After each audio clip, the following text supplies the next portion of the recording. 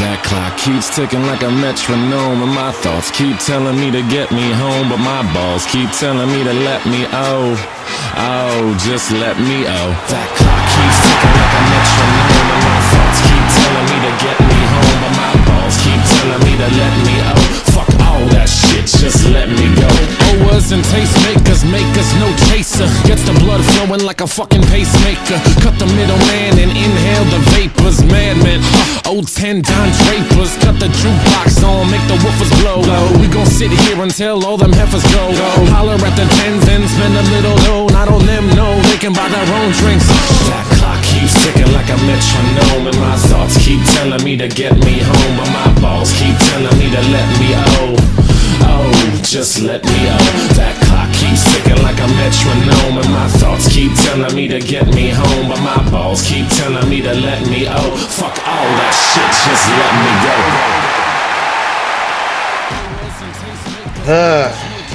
go. Well, I know this is wicked late. Sorry, holidays got in the way.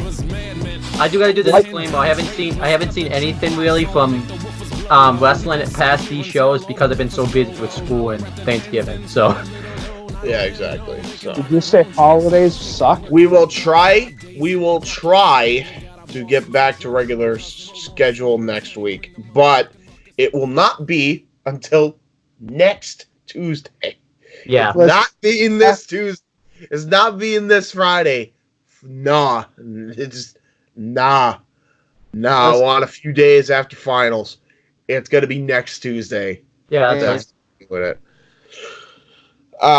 Just because Owen and I have finals, and just fuck that noise. Actually, I don't have finals actually, but whatever. You're lucky. Fuck, I do. Yeah.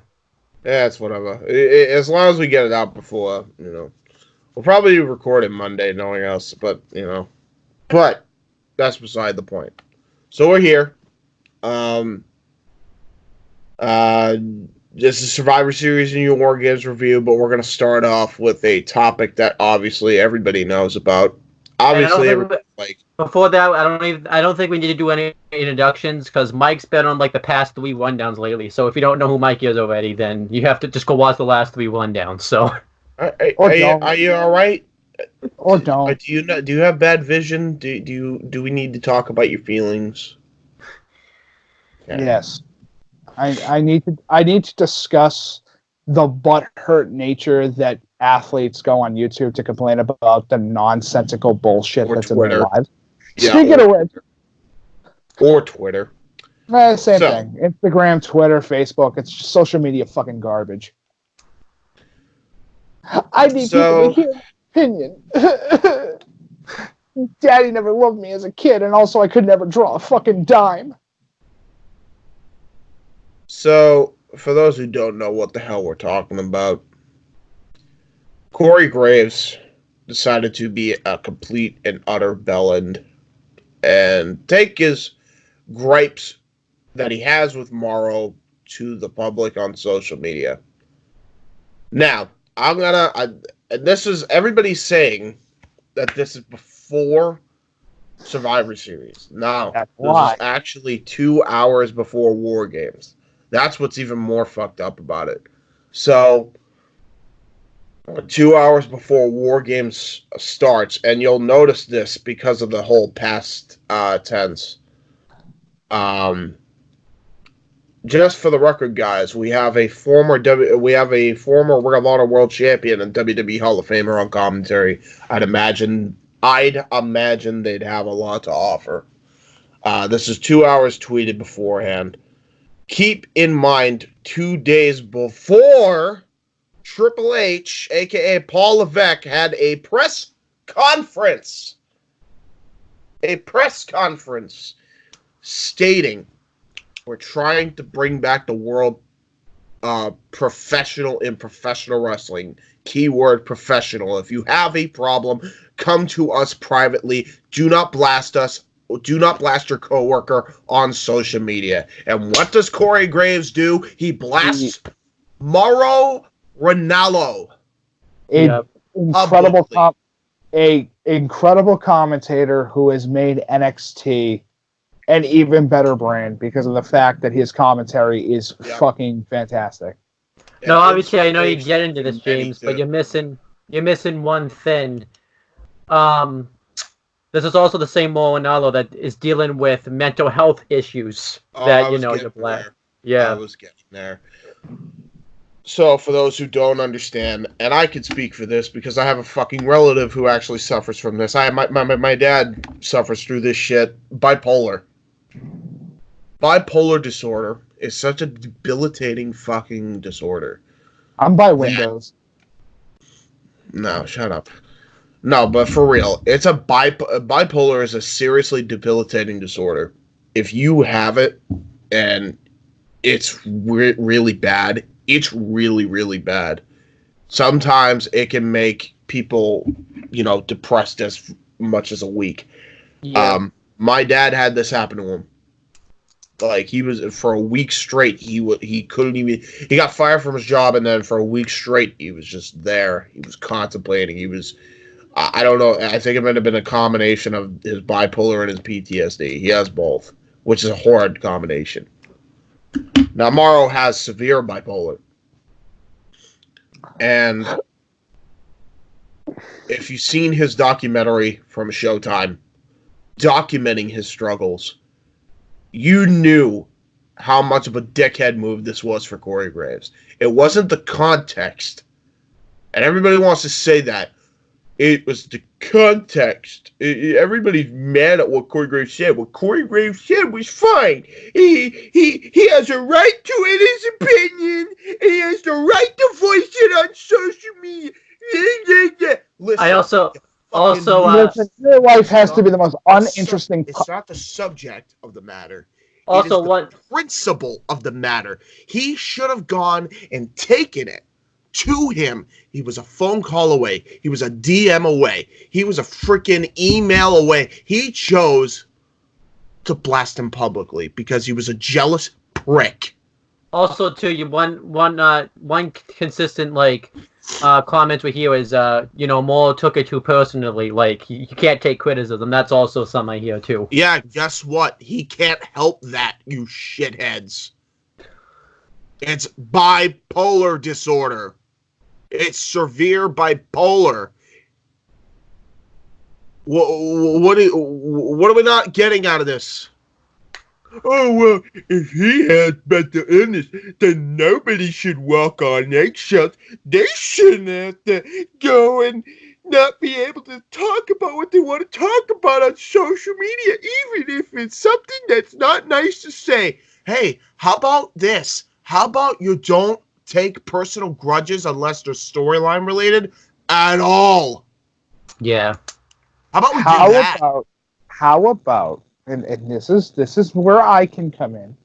How about Corey Graves sits down and goes, I've wasted about 2, maybe 3 minutes writing a Twitter message where I could have bettered my career instead.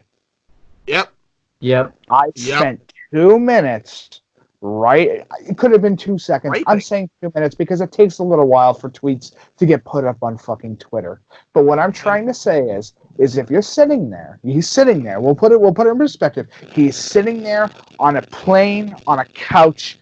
I don't care if he's on a frog on a log, on a fucking hole in the bottom of the sea.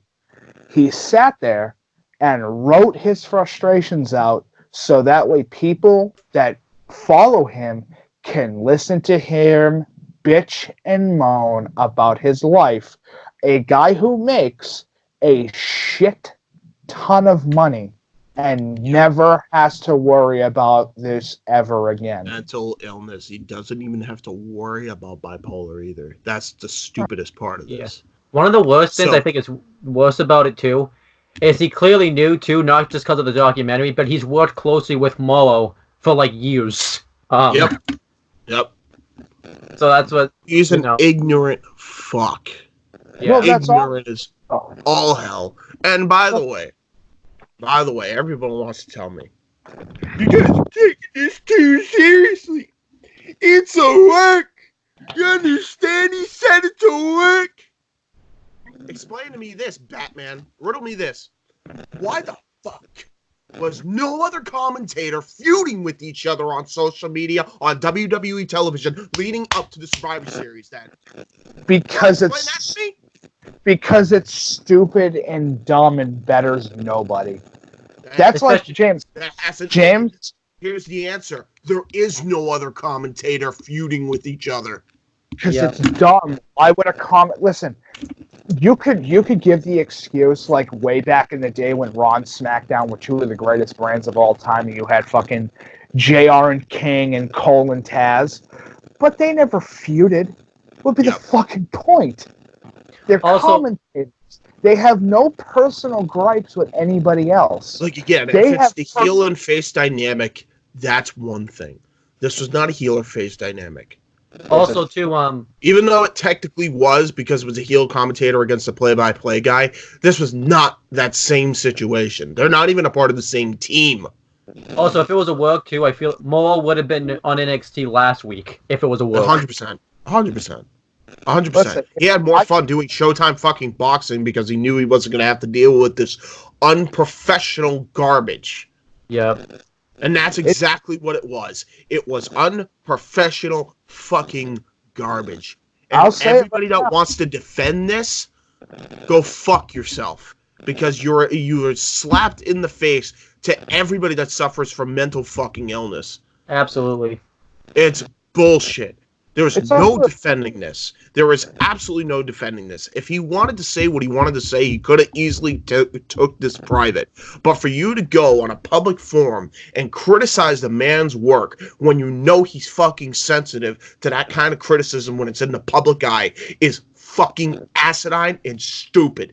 It's fucking ignorant. It has no place in this fucking business. And if the people over in Stanford really are hallucinated and bought this fucking Jamba Juice that fucking Vince is feeding you, that he was the baby face in this situation, you are out your damn mind, okay? The bottom line is this.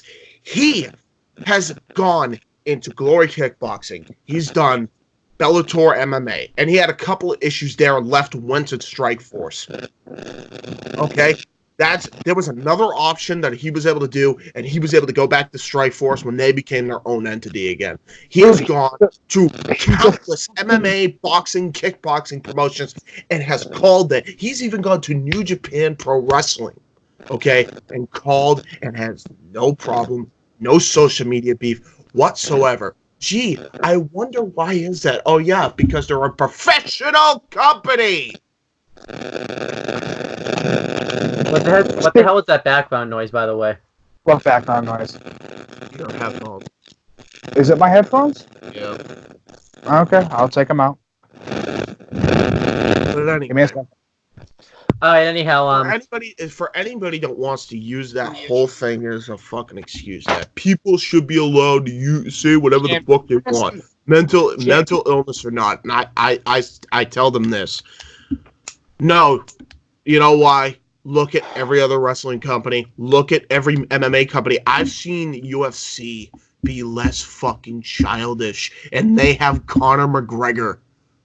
Do you understand how sad that is?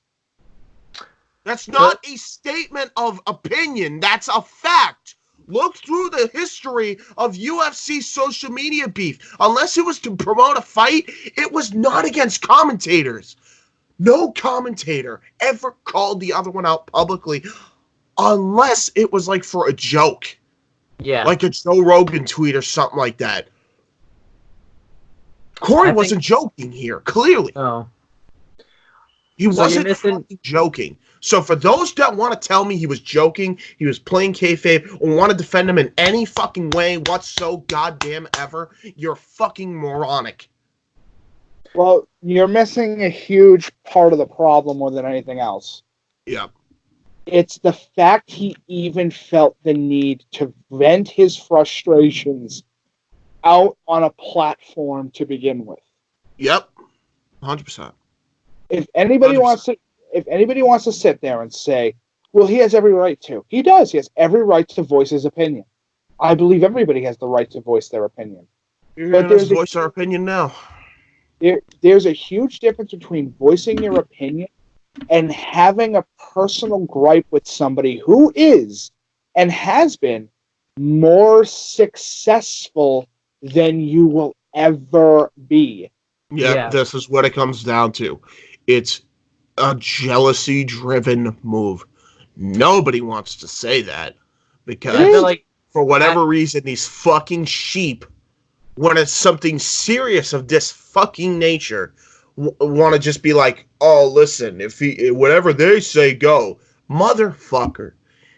Just because they say it, do you believe it, or do you actually go and listen to the context of how he said it? He apologized. They're telling me he apologized. That was. I was just finding that. Yeah, that was a fucking disgrace of an apology. That was worse than the goddamn Logan Paul. Logan Paul sounded more sincere than this fucking twit.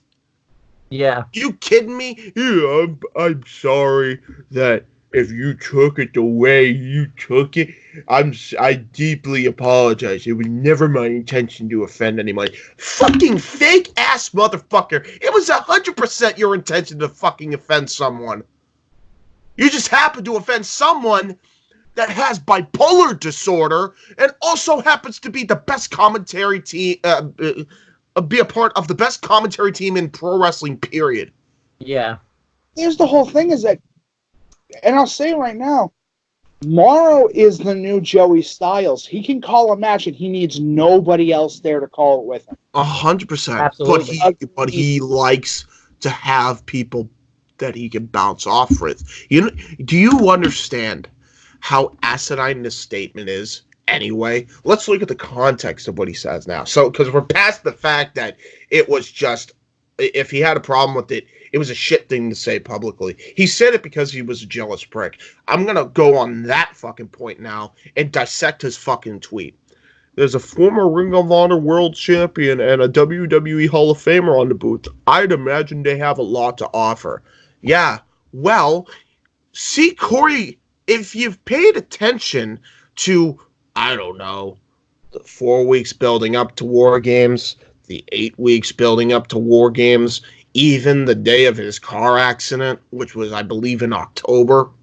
I think I heard a lot from Beth and Nigel. Yeah. I'm pretty sure I heard a lot from those two. And Yep. I'm pretty sure if they had a problem with Morrow and Allo talking over them too much, they probably said something like, hey, just chill out a little bit. I'm excited too. Let me get my excitement in there. You know, I'm sure they talked to him about it privately, but I don't see any gripes. In fact, when Morrow returned, and in spoiler alert, because at this point everybody wants to know that, even the people that haven't watched the show, he does return, and Beth Phoenix gave him a big old hug. If she had such a problem with him talking over her, I'm pretty sure she punched him square in the face, since Corey Graves thinks he's such an asshole. Now, here's the whole thing, by the way. Fucking moron. Does he even watch NXT anymore? Or is he too big for his britches now? James, hold on. You're getting there, and you're cutting everybody off that's trying to say something. What are you, Corey Graves?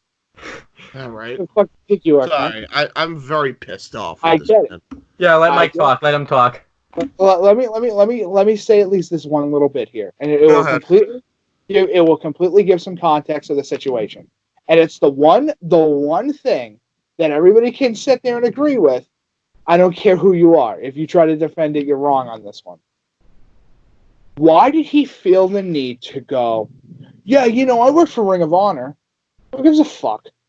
What does working as a wrestler in Ring of Honor make you a better commentator?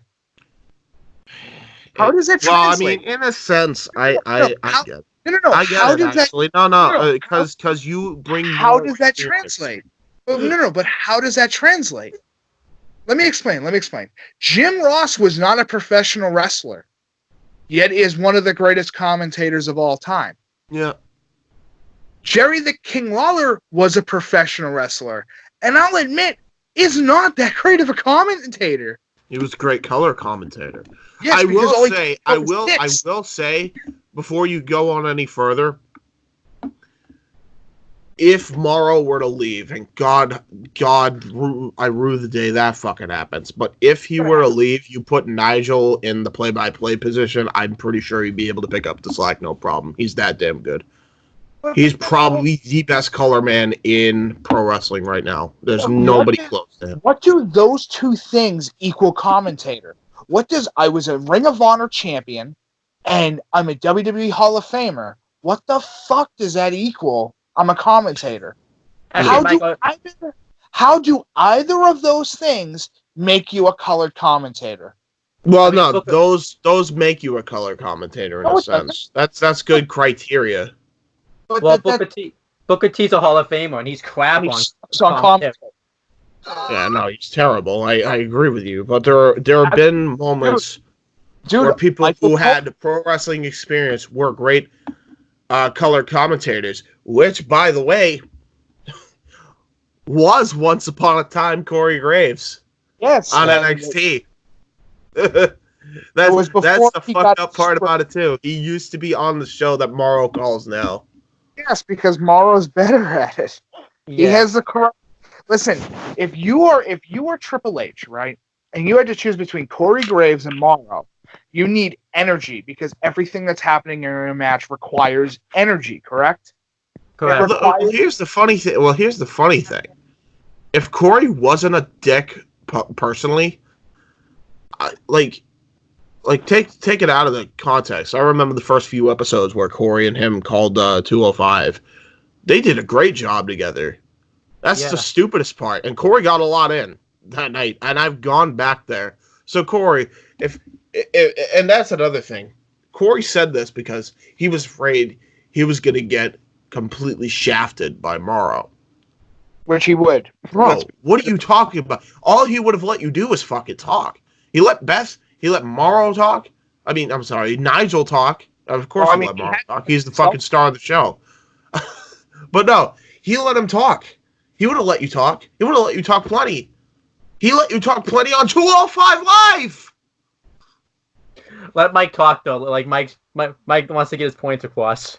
But all I'm trying to say is, James, is that if you have to give an example of your career, and none of it has to do with. Well, that's the other thing too, Mike. I actually do have to cut you off there. It wasn't even them.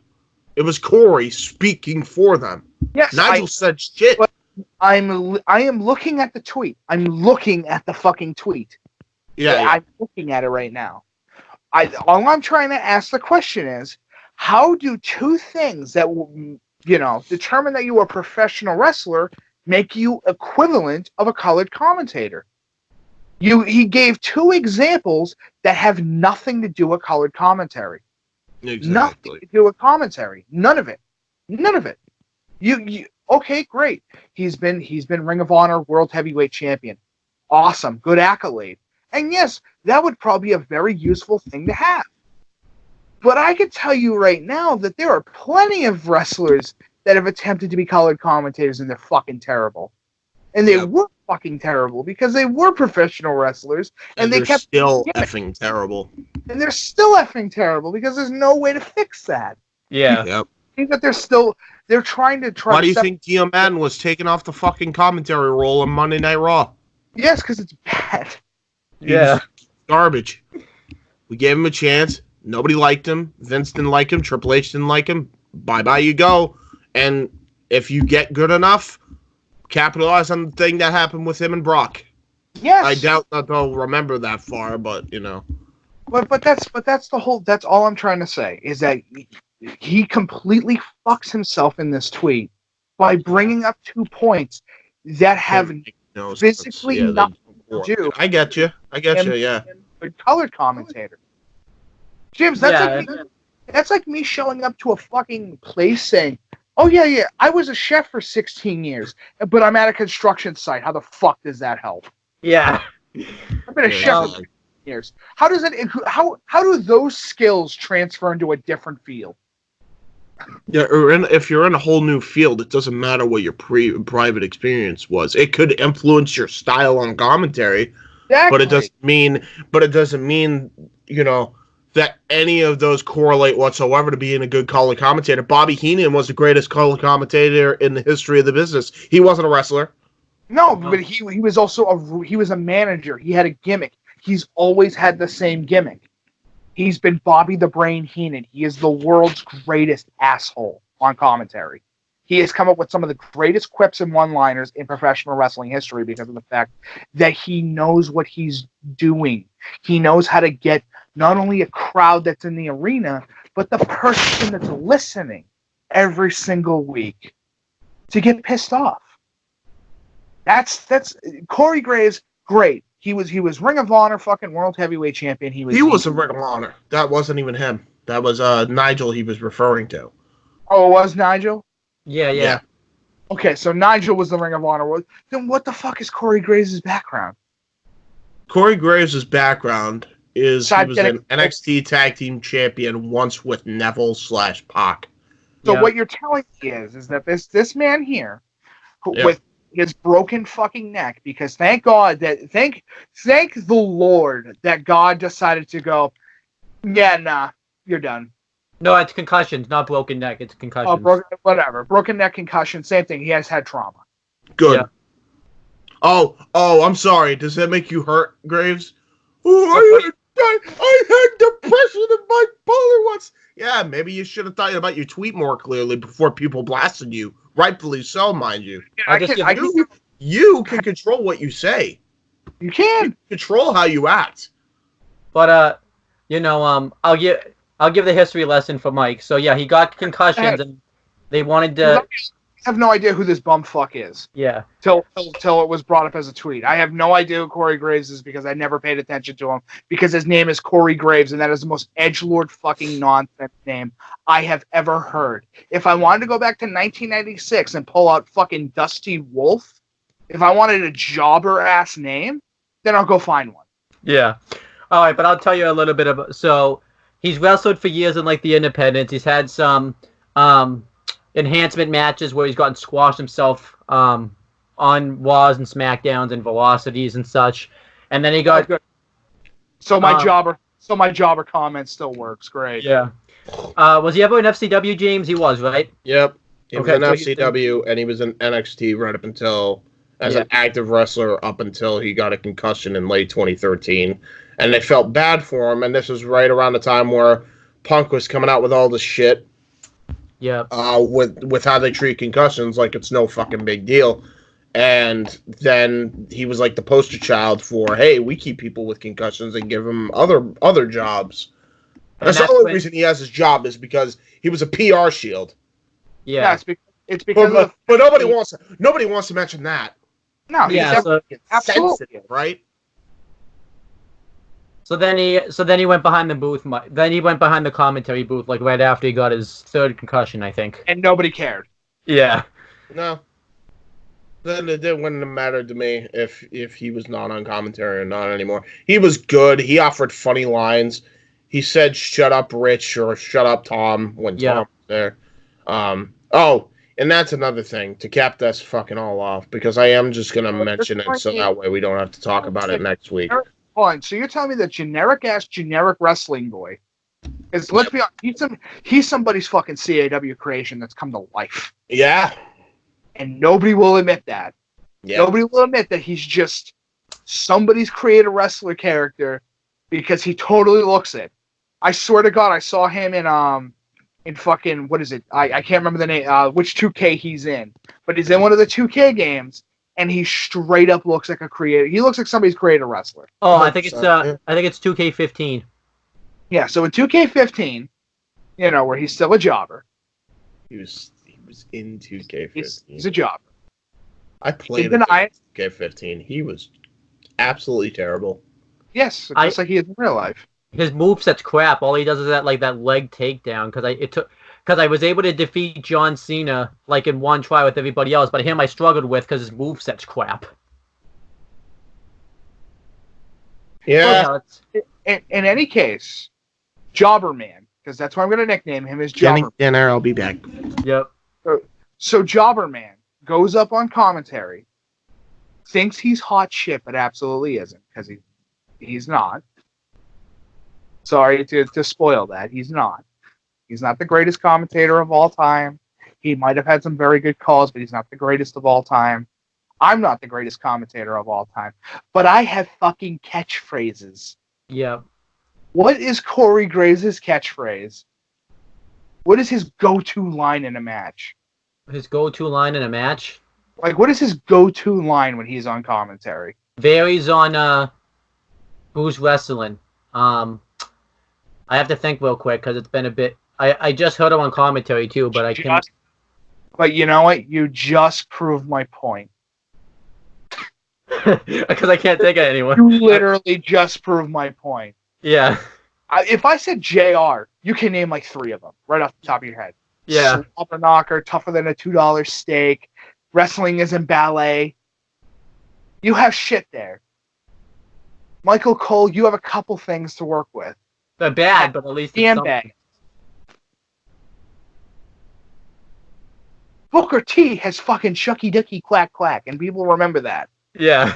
For fuck's sake, Booker T has a commentary line that's hilarious. So does Mauro Ranallo. Yeah, he's got good shit. Yeah. And you're telling me, because that's how you know you're a forgettable commentator.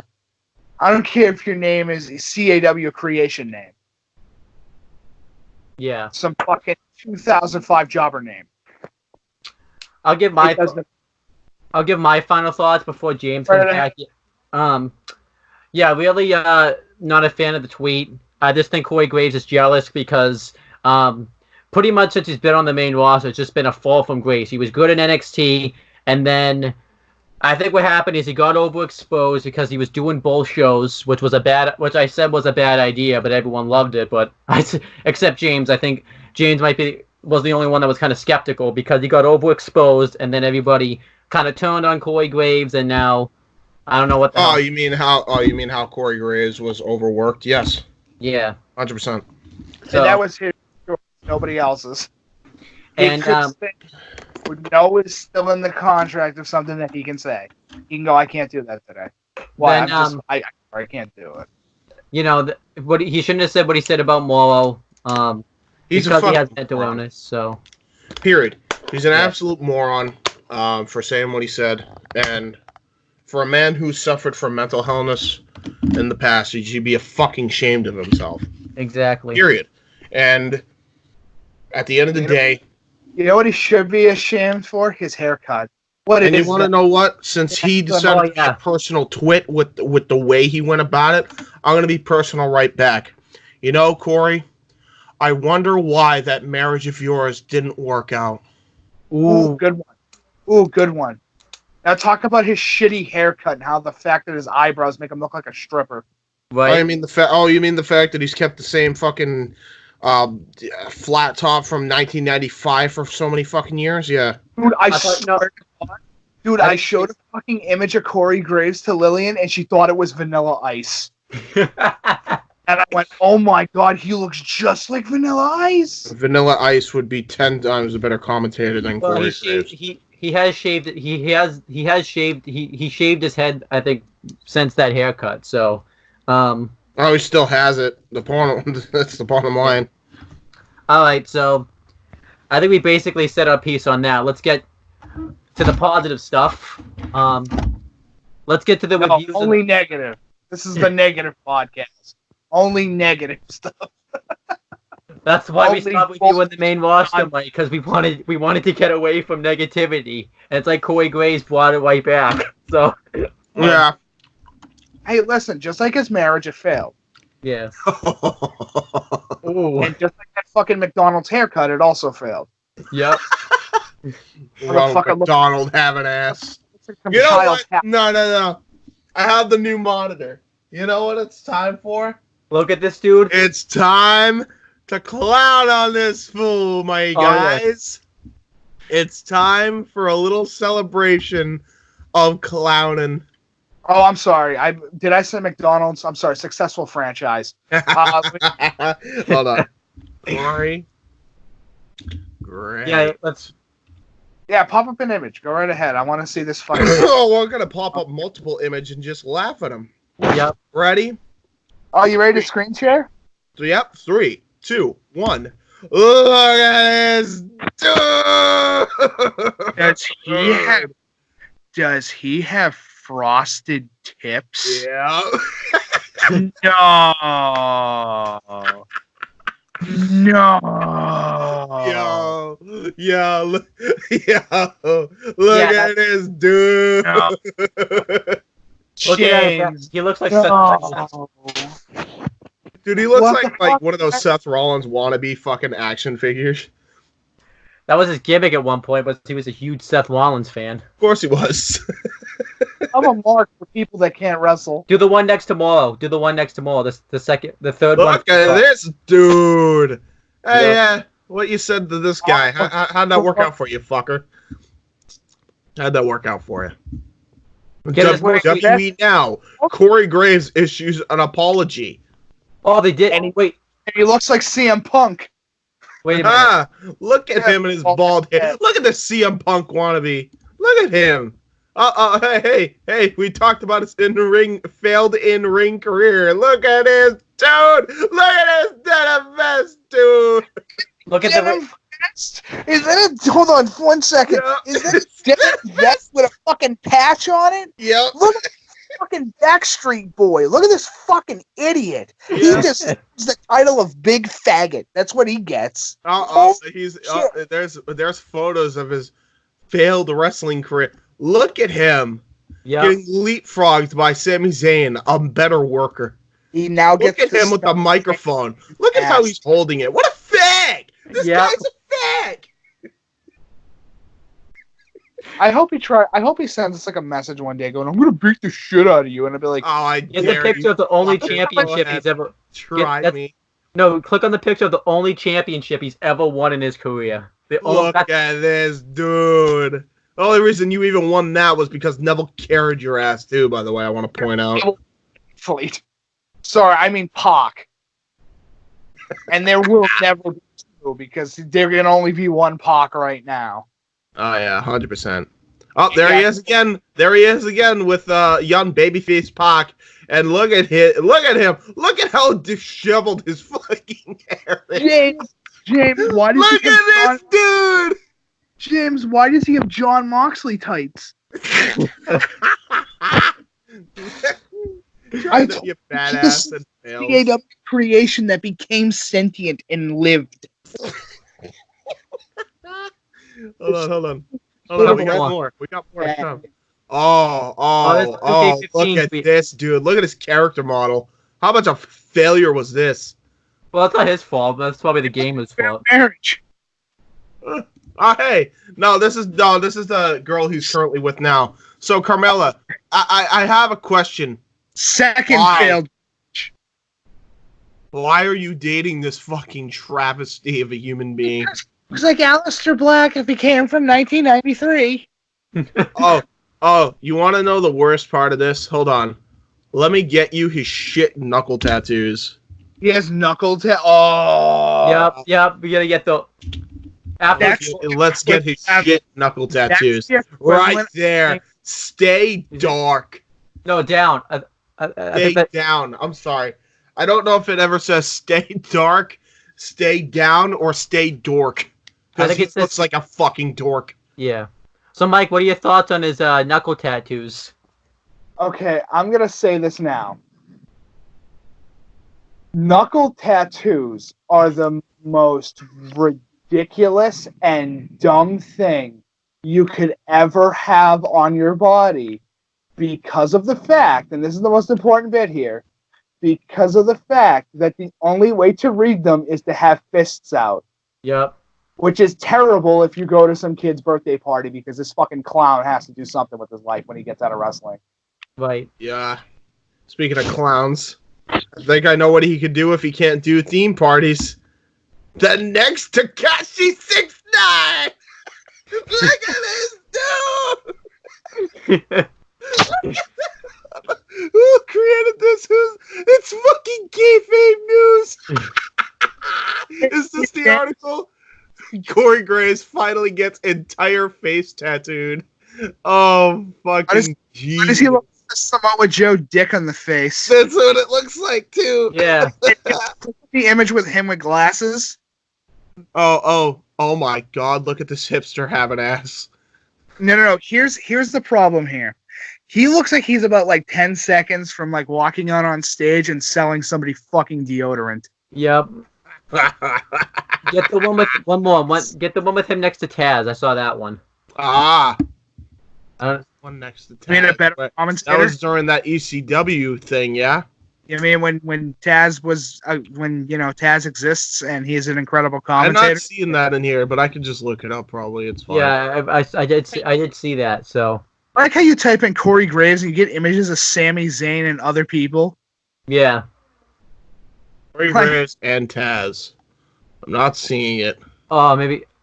But there it is. I mean, Yeah. that's close enough. Yeah. So he interviewed this man, a better color commentator.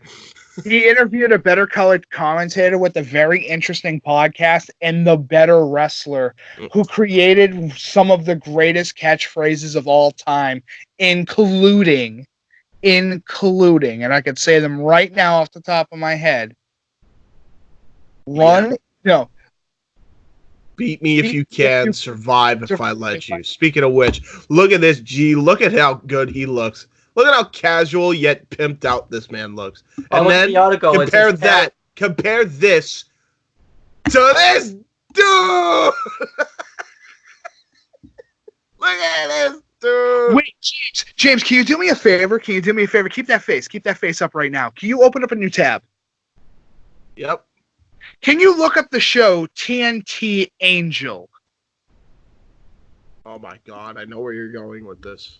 Because I think I know what he's a reincarnation of. Yeah, just select it. Oh my See if you God. can find. There he is. Go right down to the one that says Angel. Look at his fucking face specifically. Oh my God. Yep. Oh my God. Oh my God. Is Corey Graves a vampire? Confirmed. I mean, people do ask that sometimes.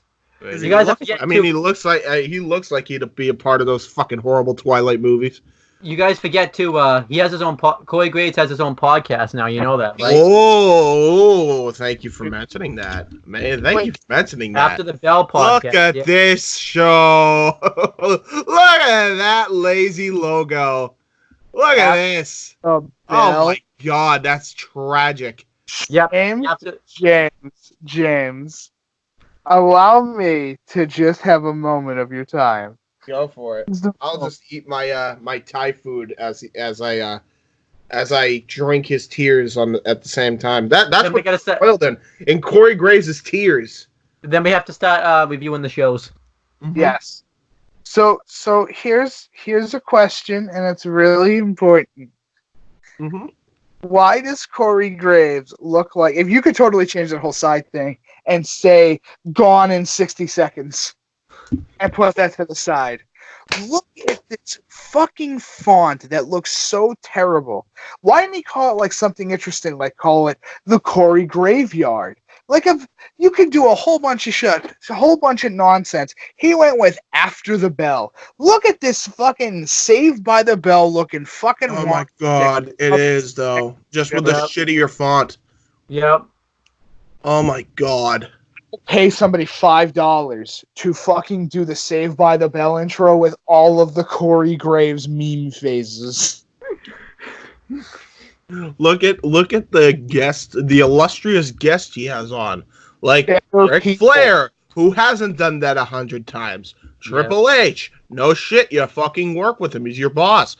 Bayley, oh boy, can't wait to hear how her heel turn is an absolute failure. Seth Rollins, another failure as a babyface or as a tweener.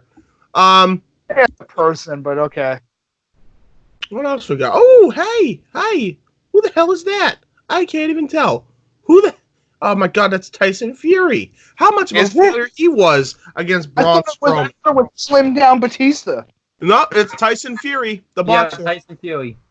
It's Cesaro and Adam Cole. The only successful member of this group, Adam Cole. The most underrated, Cesaro. The most overrated, well, I mean, there's no doubt about it. It's Corey Graves. So can I read you something that he said on his podcast, and you guys will laugh at it? Go for it. And you know what? I'll just have this up right here as you're reading out his clown-like statement. During his latest podcast, Corey Graves mentioned on how WWE... Oh, sorry, hold on, I read it wrong. Corey Graves commented on how Charlotte Flair has been utilized in WWE. This is his quote from him. Charlotte Flair has never felt less important than she does right now. The whole tag team with Charlotte finding a partner, a different partner week after week, it doesn't click. And then he continues. I'm not feeling it, and it looks to me like Charlotte's not feeling it. Charlotte Flair carried the main event of WrestleMania this year because she is a pro. She is highly talented, and when she's motivated, dare I say, untouchable. I miss the queen, my queen. The villainous is just kicked. Like just kicked at everybody's ass because she was superior. Graves continued. I know I'm supposed to explain myself ad nauseum, but allow me to reiterate one more time. I want my queen back. For some reason, despite the fact that they spent the better part of the last year trying to kill one another, she and Becky are all of a sudden just pals. I don't know how you bring it back. I don't think it's a tough thing to fix. Let Charlotte Flair take a little bit of a break. Let her take some time off and disappear from the public eye for a few months. Let everybody remember why they miss Charlotte Flair. And then that's it. Oh my God. So, this overall argument of Charlotte being involved in this tag team thing, I don't necessarily agree with, but the fact that he's missing one important aspect of this. What's that? He's a thought. Correct me if I'm wrong, but isn't she at the same time of feuding with the Kabuki Warriors? Also feuding with Becky Lynch right now? Correct. Look at this dude! Mike, what? Hold on, dude. Did he say the words, I want my queen back? Yes. Look at this social justice fuckboy. Uh-huh. Yep. All women are queens. If she breathes, she's a fuck. All right, so I feel like we've gotten ourselves in a good mood now. Fun. We had our fun. I don't know if Mike had, I don't know if Mike had fun because but James at least had fun. So I had plenty of fun roasting that fucking twit. Why don't you start us off, Owen? I have to get drink because it's hot. But, all right. But James, now have Photoshop opportunity because from now on we have the Corey Graveyard. Every one of his tweets will eventually You made a grave mistake, Corey. You're a faggot, Corey. Sorry, Daddy didn't love Shout you. out Ross Twiddell from Cultaholic.com. Yep. All right, so let's get to the review of the two wrestling shows that it aired 3 weeks ago. Starting with NXT TakeOver War Games 3. And we had the pre-show. We had the hosts of Charlie Caruso, Pat McAfee, and Sam Roberts. Pretty good panel.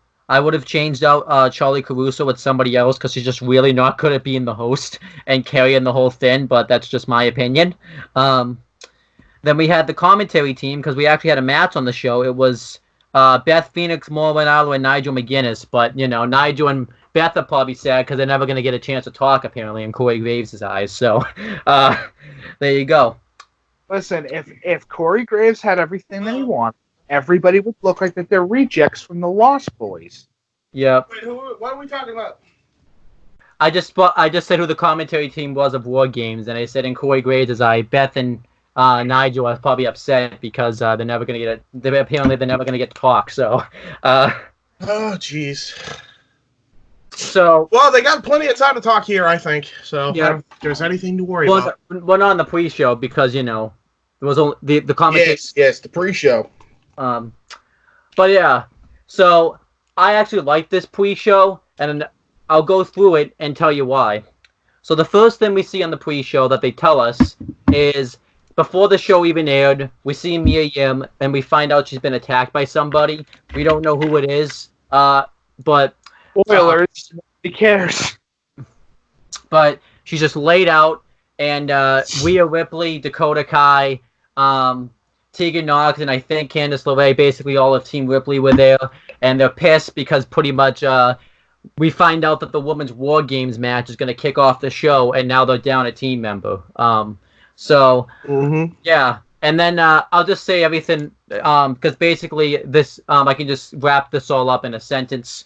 Mia Yim's being loaded in the ambulance. I like, too, how William Regal could have made the call because he's the GM, but he's like, you know what? You're the captain. You make the final call. You say what's going to happen. I actually kind of thought that was kind of cool because on the main roster, the GM would have said, he just would have picked somebody for her. So I like that he let Rhea Ripley have the final call.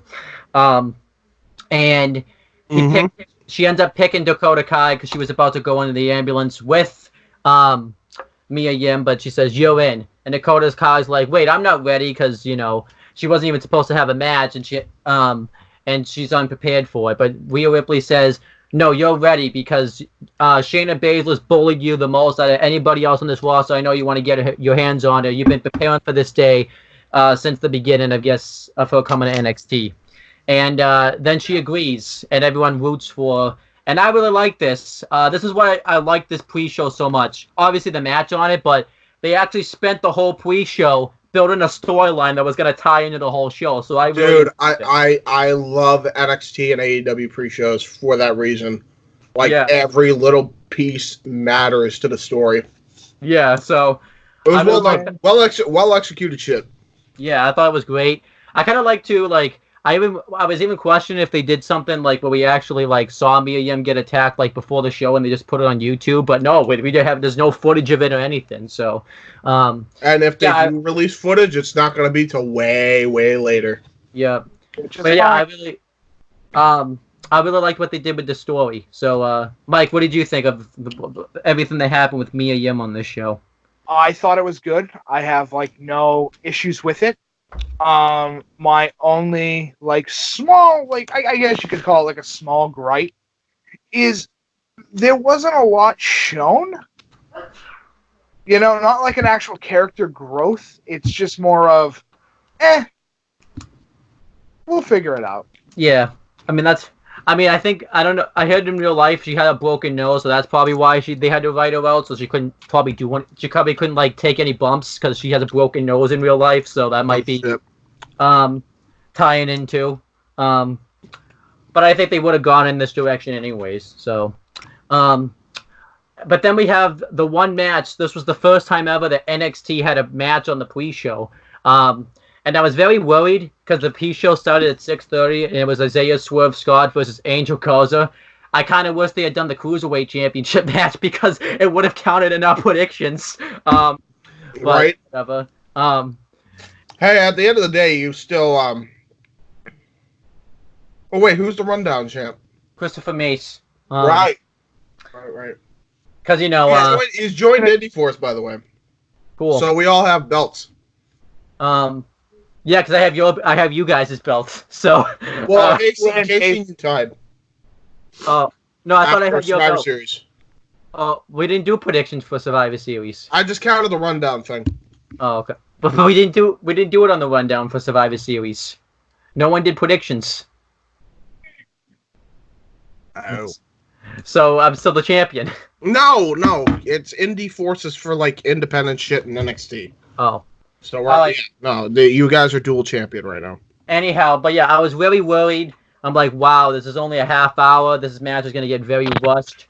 But one thing I like that they did is they just started the show pretty much right with this match, which allowed the match to actually have the proper time. This match was fucking insane, dude. I thought it was very good stuff. The only reason I could come up with why they did this match is because we had ranted about it. I think this was Triple H's way of making it up to the Cruiserweights that the show got canceled, so he wanted, to throw on a match for them, so that way they I feel bad for Triple H when it comes to Vince canceling his shit. Yeah. I can't imagine how that must feel. So yeah, the match was very good. Angel Garza goes to do the gimmick where he rips his pants off, but Isaiah Swerve Scott stops him and he beats him up.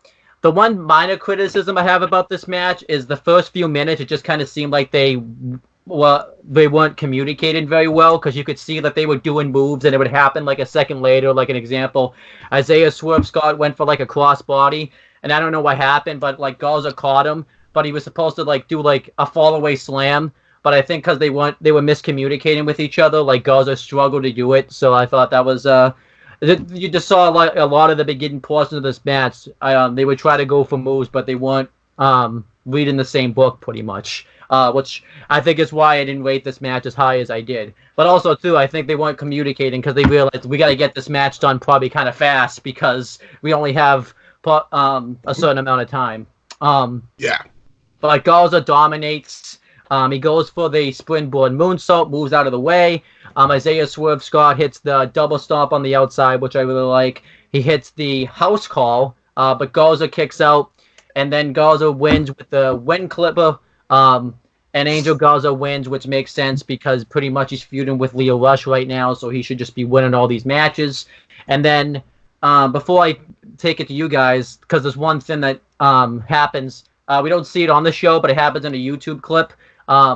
Lio Rush, when Garza goes to the gorilla position, just comes over and just palm strikes Angel Garza, kind of continuing that feud, which I thought was great. Match I thought the match was very good. Like I said, the only criticism I have is it seemed like the first few minutes, Swerve and Scott were just not really communicating well, so a lot of moves weren't done as smoothly. So I gave it 3 3/4. What did you think? Yeah, same here. 3 3/4. It did feel very rushed. Ironically, Lio Rush is your cruiserweight champ. Well, it'd be more ironic if he was in the match, but oh well, still, he runs the division right now. So, anyway, no, this match was really good. Angel Garza always fucking impresses. I mean, he was fucking over. There was no doubt he was not going to be over in Chicago. I mean, he was too fucking over anywhere he goes. Absolutely. He's really well received for NXT. Like, in a short amount of time, we've had the cool heels. We've had the serious cool heels in Imperium. We've had the cheeky kind of cool heels in the Undisputed Era. And now we got a mixture of both in Angel Garza. Yeah. And that makes him the coolest heel. Like, because he doesn't give a fuck. Absolutely. And I don't know. I think that's why people have taken a liking to him. He's just, he could be Smash Mouth. He could be high flying. He could be technical. He could be Smash Mouth? Yeah, Smash Mouth style, like Strong style. Oh, okay. I'm like, so he doesn't stop coming in, he don't stop coming in, he don't. Yeah. I can't believe, James, you didn't see the reference you just made.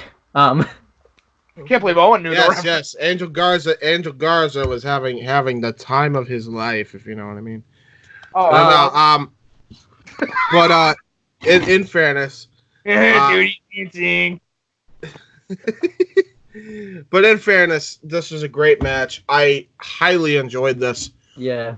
I wish we got Lio Rush versus Angel Garza 2 Electric Boogaloo, but it's okay. Also, too, one final thing I'll say.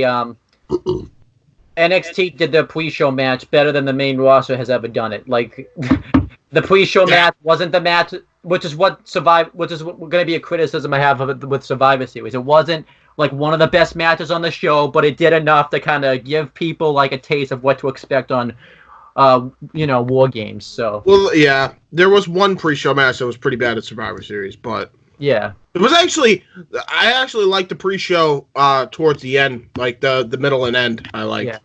But we'll get to that. We'll get to that later. Mike, what did you think of the match between Scott and Garza and such? I'd have to give it 5. I thought, not 5. I was about to say 5. Whoa. Sorry, I'm trying to. He's a real big fan of Angel Garza. Oh, super good. I love the fact that his name. I love the fact that he sounds like some type of Italian dish. And Angel Garza. Perfect. You want to suck on my dick? I'll have you suck on my dick. No one's perfect. Like everyone messes up. What's your actual star rating? Hey, I give it a guys, put them in a box. Deliver it to my house and put it in the ring, the ring, the ring, the ring, the ring, the ring, the ring. Hey, the guys and goats and flies and all over the ring. Hey.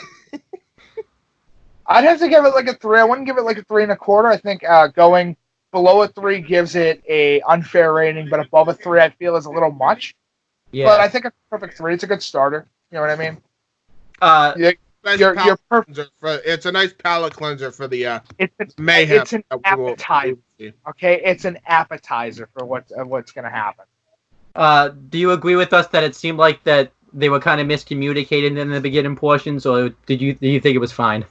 I thought it was okay. I mean, it's going to happen from time to time. No wrestling match is going to be perfect from start. So I got to give it some like a little bit of leeway, especially since the fact I haven't seen these guys go like one-on-one in like a while. So, well, see, Mike, I got to talk about that type of stuff because if I don't say it here, they'll be like, "Oh, you would say it if it was on the main roster." So I got to make sure I'm not biased. So, well, hold on. So here's a funny thing. The main roster because the main roster's fucking garbage. Well, the whole main roster is just a mess in its own right. But I can tell the difference between a fake NXT fan and a real NXT fan. Here's how you can tell if it's a fake one. Do you remember the segment where Angel Garza was like talking in English? Yeah. Yeah, some asshole was like, I bet you the match wasn't as good on the pre-show because Angel Garza can't speak English. And I'm like, you fucking mook, have you been paying attention to the show the last 17 weeks? Yeah. Are you shitting me? It's kind of important to know English. Just say it. Anyhow, one final thing that happens on the pre-show is Pat. We were all wondering. There was one. They brought up a tweet from Tommaso Ciampa, and he said that they have him, Dijakovic, and Lee have the fourth guy for their team. But if he shows up, he's in. But if he doesn't, we're just gonna go to war. They did mess up getting the tweet because they didn't get the tweet up right away. But it's fine, whatever. Tommaso Ciampa equals tomato champ. There it is. I am the tomato champion. Dude. You're not the only. There was actually a segment with Otis Dozovic where he called them tomato champs. Yeah. It was the best. I'm happy. Dude, Otis Dozovic promos are what I live for. Yeah. The best. I would die for Otis Dozovic. But Sam Roberts and Charlie Caruso are wondering who could be the fourth guy. And we hear this music play, and we're like, wait, is this the fourth guy? But it's just Pat McAfee comes out, and he does basically this big promo, hyping the crowd up to want to watch TakeOver. It was actually Dude, holy quite shit, awesome. What a hype, man. Yeah. What the hell? He even talked about how he was like somewhere else earlier in the day for Sports Center, and he flew here just to be a part of War Games. I legitimately believe that happened. So Pat McAfee. I think we've given him shit a couple times because of the whole Raw thing. Yeah. But legitimately, that dude is so fucking unbelievably hype. Yeah. He's great at being a hype man. He should honestly, every pre-show, just have him hype up the crowd. Every single pre-show. He's great. I think this pre-show was just kind of testing the water because this is like everyone has to remember this is the first TakeOver event since they go on the USA Network, so they wanted to try some new stuff. And even if it and it's not that nothing didn't work, I appreciate them trying to do something new for the pre-show this time. I agree. Yeah, so it's better than a lot of WWE pre-shows for sure. NXT pre-shows have always been good. Yeah. Because they've always used it to build story to the event. Yeah. Don't shit about the main roster. It's my favorite. Don't talk shit about the main roster. Don't you dare. Don't talk shit about the main roster. I'll fight you in the street. I'll use my genjutsu. Listen, Bobby Stokes. Listen. The main roster is terrible, man. It's just.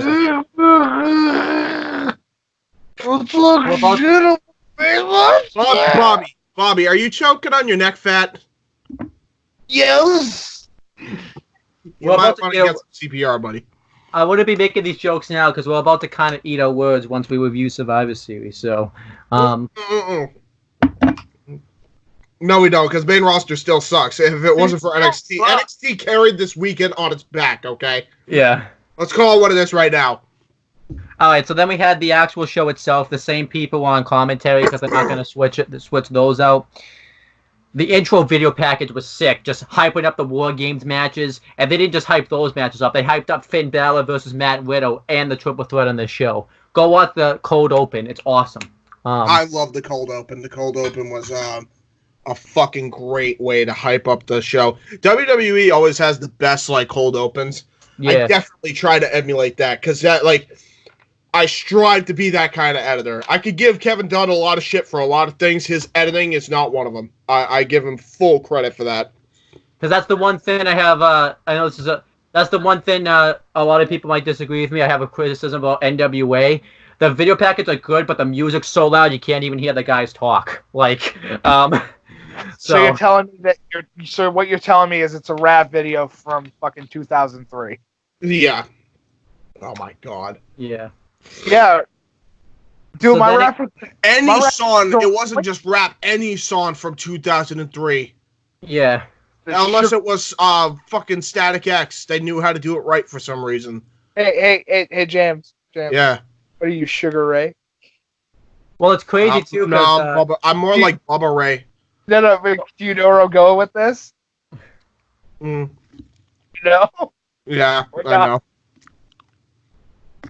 All right. Okay. So then we had Oh!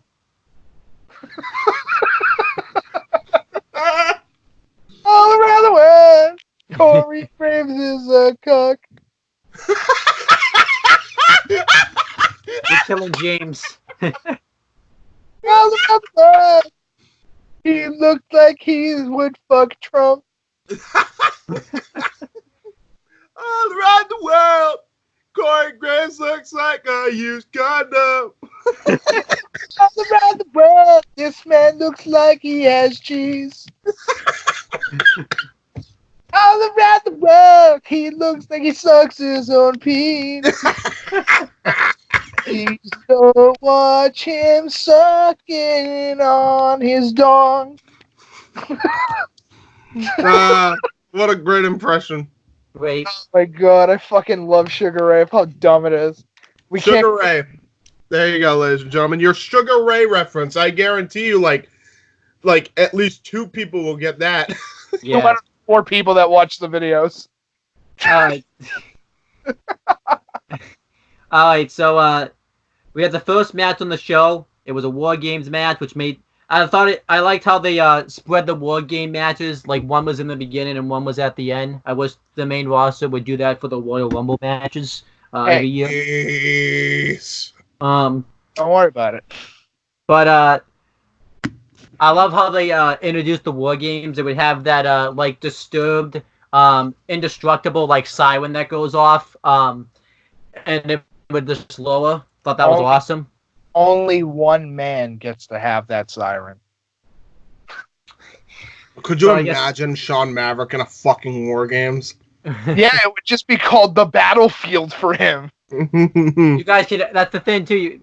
You guys can never do War Games matches, and I'm so mad now. Why? Because I'd be like, fuck the Thunderdome. We got fucking War Chamber. Anyhow, we have the Thunderdome. That's way cooler. But anyhow, yeah. So it was a War Games match. It was Team Ripley, which is captained by Rhea Ripley. Also on it is Team Kick and Candice LeRae versus Team Baszler, captained by Shayna Baszler. Also on it is Io Shirai, Bianca Belair, and Kaylee Ray.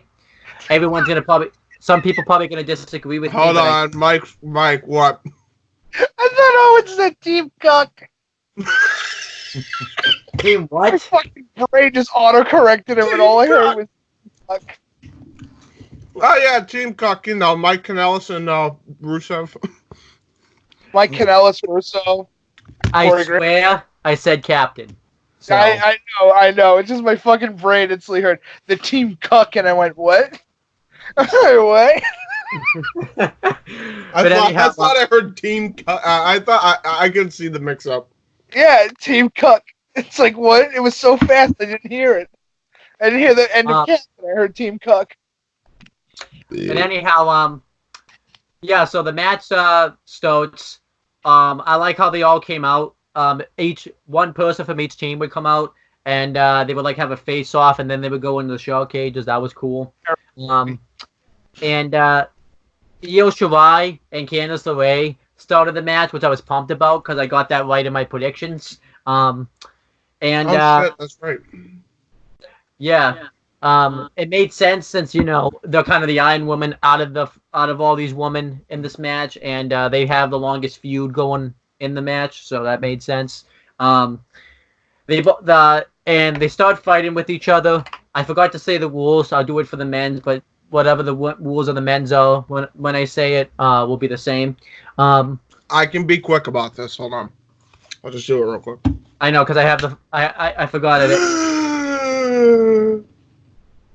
A team captain or somebody else goes in first, and the other one follows. They have 4 minutes to beat the shit out of each other, and then they have women's advantage for Team Baszler. Team Baszler then comes out, and then after every 2 minutes, the other team member comes out, vice versa, until all 8 members are in the match.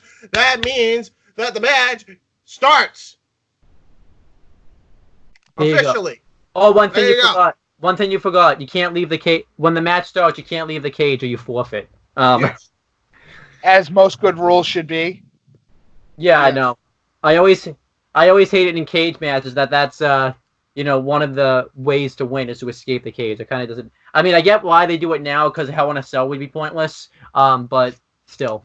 But anyhow. Cell is literally the worst version of a steel cage because you can only escape via the door. Pretty much. Everybody's just bumfuck rushing straight to the door at the start of the match. But anyhow, dude, fuck wrestling. I'm not the bolt cutters. I'm gonna just cut the chain and run.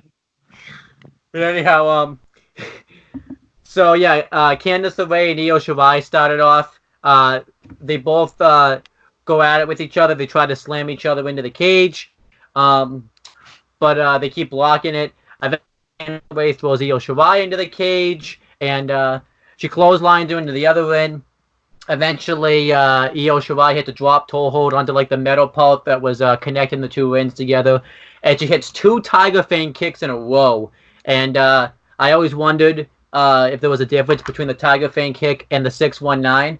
This weekend, I got my answer because I got to see them both simultaneously done 2 different days. Easy. One's a zip code. The other one sounds like a fighting game move.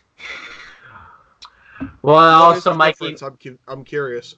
I think Io Shirai does it with like the point of her feet, and Rey Mysterio like uses his legs to do the 619. Oh, the knees, yeah. Rey Mysterio has a knee brace, so yeah. 2 knee braces and 6 surgeries. And then ask Cody Rhodes. Yeah. Poor fucker got his face broken. Io Shirai hits the missile drop kick from one side of the ring to the other, and she did the Rey Mysterio spot, which was a classic. Love that callback. And Mo always calls it out every time, which I love. And then Io Shirai throws him into the cage. And basically, like, most of the rest of the match is kind of Io Shirai beating the crap out of Candice LeRae. But then Candice LeRae mounts a comeback. She throws him into the cage. And I was kind of laughing in a way because right when Candice LeRae got the advantage, it was time for someone else in Team Baszler to come out. So I thought that was kind of funny. War games. You don't have much of an advantage, but when you got it, you better make the most of it. Yep. So the next if you don't have the advantage, just run. Where to? They'd have to hide in the corner. Next is Or my orphanage, man. I hide in the corner for the orphanage. The next entrance is Bianca Belair. She comes out, and Candice LeRae does the best she can at first to try to fight them both off, but since it's 2-on-1, she fails. Dude, and Bianca Belair is fucking freakishly strong. Holy shit. She hits 2 power bombs in a row, and then she hits the third one right into the cage. She hits the Gorilla Press Slam onto Candice LeRae, And then there's this spot where she's just holding Candice LeRae up, and Io Shirai just runs back and forth into the ropes for 3 minutes, and then just finally takes her head off with a drop kick. Like, that was cool. Oh, that was great.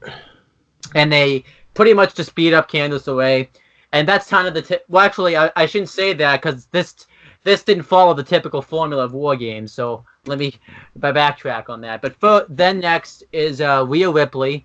She comes out. And she goes under the ring and just grabs a ton of weapons. Kendo sticks, trash cans, trash can lids, a bunch of I was hoping chairs. she'd pull a Terry Funk as she's grabbing the plunder and just aim for one of their heads. Yeah. That would have been great. I thought you were going to say, I hope she pulls a Terry Funk and grabs a branding iron. I'd be like, dude, what the fuck? But, She hit it! She's hitting Io Shirai with a flaming branding iron! no, James, sorry, Casey has to be here for that. You Alright. don't even try that. So, But anyhow, what was I gonna say? Oh, I thought it was, Oh my Lord Almighty! I thought it was weird that they brought the weapons out early, so I thought something was amiss here. But then we find out why the weapons got brought out so early. But Rhea Ripley takes Bianca Belair and just drops her face first into a trash can. She opens up a bunch of chairs and she's gonna suplex I think Bianca Belair onto them. But she's about to do suplex on them them bitches. But this is where Rhea Ripley get another weapons ended up being a hindrance because they didn't get to use the time they had to even the odds because she wasted all of her time getting the weapons, so it ended up being a hindrance. But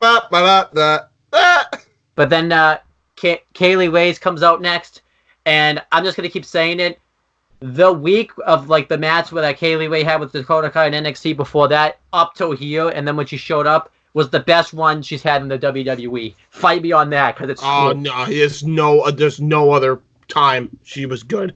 Other than Mae Young Classic, she honestly, I think in regular NXT was her best run just because of this fucking saga that was told. Honestly, I wanted just to go at UK TakeOver Blackpool this year, or next year anyways. I wanted to drop the title and just go to NXT, because honestly, he'll go back to UK. I really don't want that to happen, because she's just not good in UK. She's presented like a fucking superstar here. Yeah. There's a particular spot that I was shocked by. We'll get to that. But she attacks Rhea Ripley. She hits her with a steel chair. Actually, first, she goes to put on a table because everyone was chanting, "We want tables," and she just puts the table away. I thought that was a nice little way to get heat because it pisses the crowd off because they want to see tables and we're not getting it. We want tables. We want picnic. We want picnics. Dun, dun, dun, dun, dun. We want picnics. Where's the fucking turkey, Carol? Hey, boo boo! Look, I found a faggot in the woods. But where's the turkey, Marion? But Kaylee Ray, Io Shirai, and Bianca Belair just pick apart Candice LeRae and Rhea Ripley. But then eventually they do a Tower of Doom spot where it's just Rhea Ripley just powerbombing everyone into the chair. I heard Tower of Doom.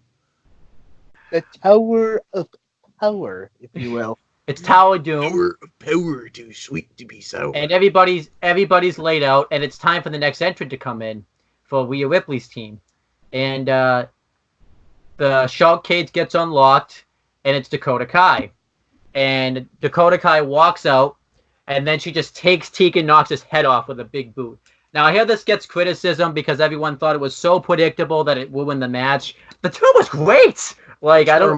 Dude, predictable never necessarily means bad as it's the execution that makes it unpredictable. I did not see them doing it the way they did it here.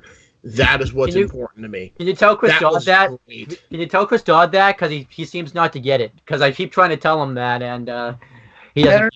Don't waste your breath. You will never be able to convert him. But anyhow, she's just beating. I said my piece on that. Yeah. I said my piece on that. Dakota Kai just beats the crap out of Tegan Nox. She takes her knee brace off, which was a nice tie-in because that was the ACL that she tore all the time ago. And She just beats her with the knee brace. She slams her into the Dude, this is such a fucking. This is a savage beating. And she's getting booed, but everyone. I think there was a joke between like Casey and I at one point. Like, is she possessed by like the demons or what? I have been exorcised the demons. The best thing about it, though, she still gets booed, but she doesn't get like. Speaking of exercising the fucking demons, Jesus Right, Christ, James. Anyhow, You're gonna kill somebody's children if you do that again. she's gonna I'll cause a 10.0 earthquake. I'll kill your kids. She finally, though, gets nuclear heat. Not when she's beating the crap out of Tegan Knox. When she pushes William Regal. Dude, she fucking clocked this dude.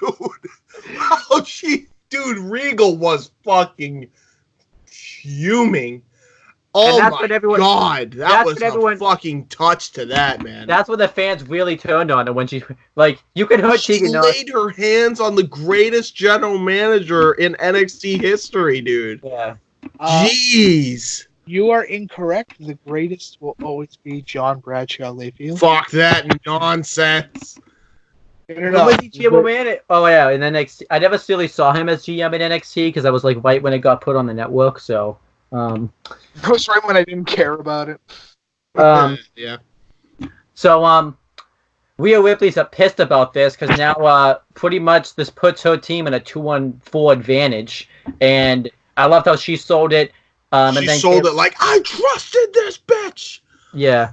I fucking everything about this was magnifique. And then Kaylee Ray, and I even love Beth Phoenix because Beth Phoenix really sold the heel turn. But I can't really because that, by the way. Wait, what was it? They totally stole that. What do you mean? Just imagine her saying the words, "You are the chosen one." Yeah, it was giving balance to the system. Hey, listen, wrestling's a copycat business anyway. It's fine. Yes, it's all that's a bullshit. But Beth Phoenix really sold it because woman had fought for years to be put in a spot like this, and Dakota Kai was like ruining it. So I thought that was great. Oh my god, yeah, I loved her. I loved her little comment there. Actually, now that you bring it up. Yeah. Oh, but she didn't get a word in entrance, right? No, Morrow cut her right off.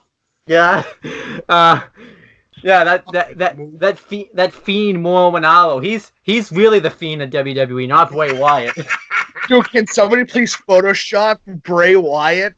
And as soon as he puts on the fiend mask, it's Morrow's face. I'll fucking lose it. I'll be like, that's the greatest image ever. Anyhow, I'm catching flies in my mouth. Like a Tony pizza pasta. Can you believe what we just saw? But anyhow, Autopay. John Cena? Suicina. John Cena commits suicide. Anyhow, what the fuck just happened? I don't know, but I want the meme to exist forever. John Cena suicida. Oh shit! The biggest fiend in WWE, according to Corey Graves. But anyhow, James, you need to add that as the thumbnail. You need to add that as the thumbnail of this video. Just Morrow as the feed, and Corey Graves being an asshole and flipping him off. Yes. Photoshop his mouth to have the upside down Batman face. Anyhow, let's continue. Catching bats in my ass. I can't believe it. Tope John Cena. John Cena's at the top. He's got a gun. Tope suicida. Anyhow, I gotta get back to the match. Kaylee Ray uses this distraction by Rhea Ripley just being pissed that Dakota Kai turned on. Wait, I got one more. I'm sorry. I got one more. Do you know my favorite book is known as The Catcher and the Rock? All right, we gotta go back. We gotta get back to normal. That's the All around the world, I'm missing to catch you in the right. All right, but I'm gonna send an image into the chat, and then James, just if you feel like doing it for the video, you can do it. I don't care if you decide not to. Please put Corey Graves next to this man and see if anybody can tell the difference. Okay. all right, yeah, but Rhea Ripley's distracted by the fact that Dakota Kai just turned on the whole team, so Kaylee Ray hits her right in the back with a steel chair, and then it's time for Shayna Baszler to come out, and Shayna Baszler's just being really casual, really cocky. Just Oh my god, she just stands over the fucking heartbroken and knee destroyed corpse of fucking Tegan Knox. She's like, yeah. I love how one of the refs was like a bitch. What a fucking bitch! I love it. I love how one of the refs was like flipping out too, like get in the cage now, like he was pissed, dude. Everybody was on their A game tonight, man. Even the refs got some acting time. Good shine. Good shot by John Cone. Rhea Ripley comes into the win. Sorry, not Rhea. Shayna Baszler comes into the win, and oh, she can come whenever she wants. You what? I'm sorry. What? So I'm not the only one. Haha, penis jokes. Haha. But Shayna Baszler closes the door, and we find Molinaro receives word from someone backstage that the match is officially started, since Tegan Knox can't compete, and Dakota Kai was thrown out of the building pretty much with in her ring gear, which is the worst part about all of it too. She didn't even get to pack her stuff up and leave. So, oh man, that's not a good idea. When where were they for Survivor Series? Chicago. Oh god, that's a bad idea. Have sending her out in a ring gear in Chicago. Oh boy. But Kaylee Ray and Bianca Belair are holding Rhea Ripley in place, but Rhea Ripley tries to fight them off, but eventually the numbers are too much, and Shayna Baszler just takes her head off with a knee, and basically the match just spills into chaos. You see, there's the image. I don't think that's going to pop up in the video, but... It won't pop up on video, but James can throw that up there. Throw it up. But, are you sure this is Corey Graves, or is this Corey Graves? All around the world, which one is Corey Graves? But anyhow, No, it's all around the world, which grave is Corey? That's a better one. That's better than mine. I'll give you credit where credit due. Shit. But anyhow, Io Shirai hits a moonsault onto dude from the top of the cage. No, that's later. That's later. Oh yeah, that's right. She does a moonsault here too. She's like, yeah. Oh, this is easy pickings. Yep. And I'm just gonna go over the spots. There's this one spot where Rhea Ripley puts Kaylee Ray into the reverse cloverleaf, and Shayna Baszler puts Candice LeRae into the Karafuda clutch, like on the turnbuckles, like facing off side by side. I love that spot. That was a great fucking spot. And I think Rhea Ripley has Candice LeRae fights out of it, but Rhea Ripley has no choice but to let go because it's 2-on-4. So pretty much, she has no one can break it up really. No can break up the finisher. But Kaylee Ray hits the not the goalie special, but the goalie bomb Yes. on a chair onto Candice LeRae. Bianca Belair just whips Rhea Ripley with a ponytail. And after that, Candice LeRae just pops up and just whips her with a kendo stick. I thought the way Bianca Belair was selling that was great. I think one day we're going to get a hair versus hair match, and Bianca Belair is going to lose, and she's going to have to shave that or cut that hair off. No, dude, okay. that's a fucking great part of her gimmick. Who the hell else uses her fucking sprayed up hair as a fucking weapon? It's a good thing she's not in AEW. That'd be getting scalped in a second. So. Yeah. You're not kidding. But anyhow, continuing. Hey, Daddy.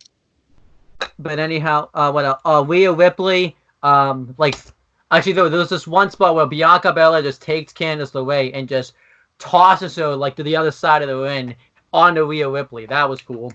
And there's all types of stuff happening. One spot, because I have to talk about it because it ties in later, is Shayna Baszler pulls out handcuffs and is going to handcuff Rhea Ripley to the ropes. And this ties in because it ties into the finish of the match.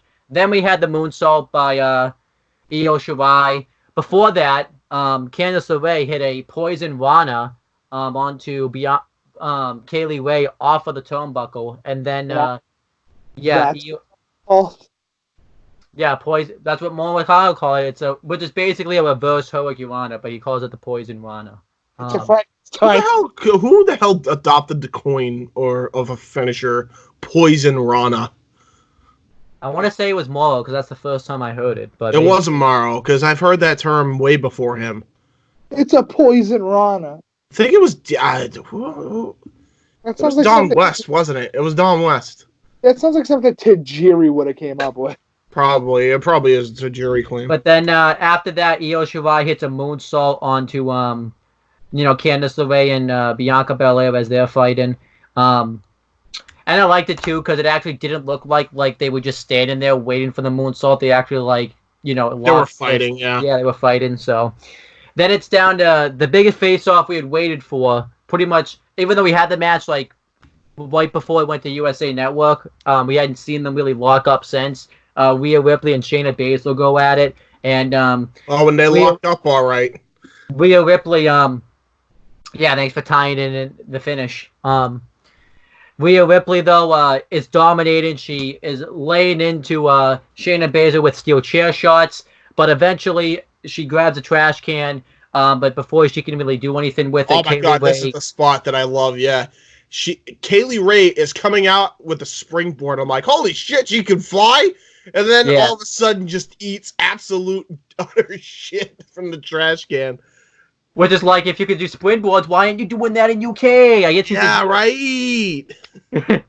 Jesus Christ. I think Mike knows the answer why she's not doing that in UK. But anyhow, let's just keep going. It's a shit.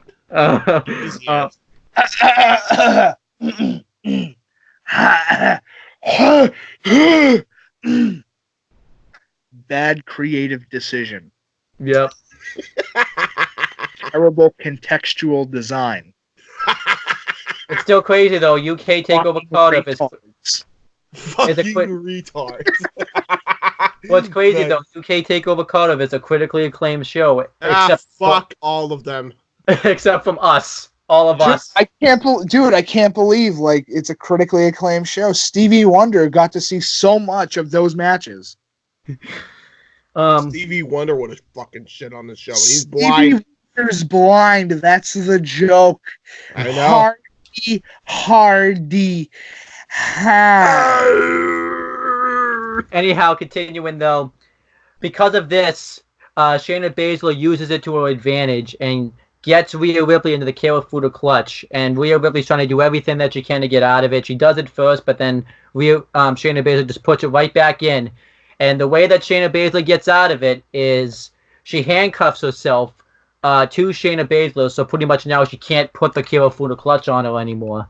And then she kicks her in the face several times, and Shayna Baszler tries to go for a right hand. Rhea Ripley counters it into the Riptide through two chairs and pins Shayna Baszler and gets the win. And that was such a brutal spot. I mean, it's not the most brutal, obviously, but oh god, yeah, just, metal on back, ouch. But it was great. I enjoyed this match. A lot of people did enjoy this match, but I think a lot of people didn't expect the first ever Women's War Games match to be like this. But I really enjoyed it. It was Shayna Baszler and the heels being smart heels, trying to do everything that they could to stack the deck against Rhea Ripley. You want to know what I love about it too? They did have a first ever female War Games match, but they didn't make it 4-on-4. They didn't force it down your throat. They didn't be like, oh, look at them pretty women. We don't like the pretty women. Here's the match for the pretty women. No, it was a story-driven fucking thing where it was, wow, this is something intriguing. Wow, I didn't expect them to go this route. Yeah, and that's what I liked about it. Now, the only thing I could see getting some criticism is, Rhea Ripley and Candice LeRae still win it anyways, even the Oh, heels. well. I Yeah, actually like that a lot better because Rhea Ripley's supposed to be a badass. yeah. You So can I get away enjoyed with that with her. it. So I enjoyed that. I enjoyed this match greatly. I gave it 4.5 stars. It was a great War Games match. It was great. Fantastic shit. 4.5. So I really enjoyed this. What about Mike? What do you think of this match? I'm gonna give it 4. I know I'm on the lower spectrum on this one. I think the half point, I can see where you guys are coming from, but for me, I feel like it dragged like a couple seconds longer than it needed to. Yeah, that's fine. Just a little bit. And I went, You mean a couple minutes? Because if it was a couple seconds, I'd be concerned why you're talking at like 2.5 stars. No. Okay. 2/4 stars. It's not even a half a star. I fucking literally just went. Yeah. I have it at 4. You guys have it at a 4.5. I have it at a 4. No. I was just my joke is you said 2 seconds too long. No, to be fair. You should have just said 2 minutes. That was the joke. That's why I said that, because I'm like, I would have been concerned if you're talking down a whole half star for like 2 whole seconds. You know what I mean. It Yeah, just I went know on what it means. a little bit longer than it needed to, and I feel like it could have been wrapped up in a nicer bow than what we actually got. What was it that did it for you? That was it like 4.5? Was it the moonsault or? No, the moonsault was fine. It's that fucking Hurricane Rana that I went, that is so dumb. What, the Hurricane Rana? Or is it the Poison name Rana. move? It's a fucking Frankensteiner. Yeah, they should have just called it the Frankensteiner, to be It's a honest. Frankensteiner. Yeah.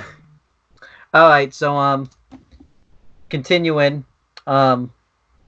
Then we had the next match. It was an NXT Championship #1 contenders match where the winner would face Adam Cole the next night at Survivor Series. It was Pete Dunne versus came out and fought Adam Cole.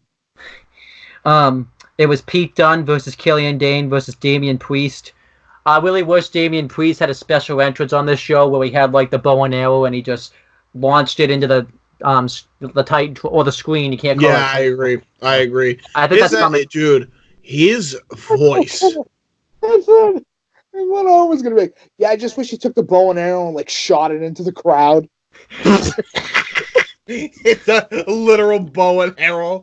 Somebody died tonight at NXT TakeOver War Games, but not in the double cage. In the audience. No, you got to do the Trisha Takanawa. Hold on, Mike. And now we go to Trisha Takanawa for the latest War Games report. Trisha? Hello there, James. I'm here outside of the facility of NXT War Games. Here at this current event, there was a tragedy that happened, but not in the ring, out in the crowd. You see, one of the athletes decided to pull out a medieval bow and arrow and shot it into the face of the 14-year-old in the front row. He then decided to say when he shot him in the face, "Boom, bitch, headshot." Wow. What a fucking retard. Anyway, back to Ollie with the AccuWeather forecast. Ollie, I'm at the wrong airport. That was a pretty damn good impression of the Family Guy news team, actually.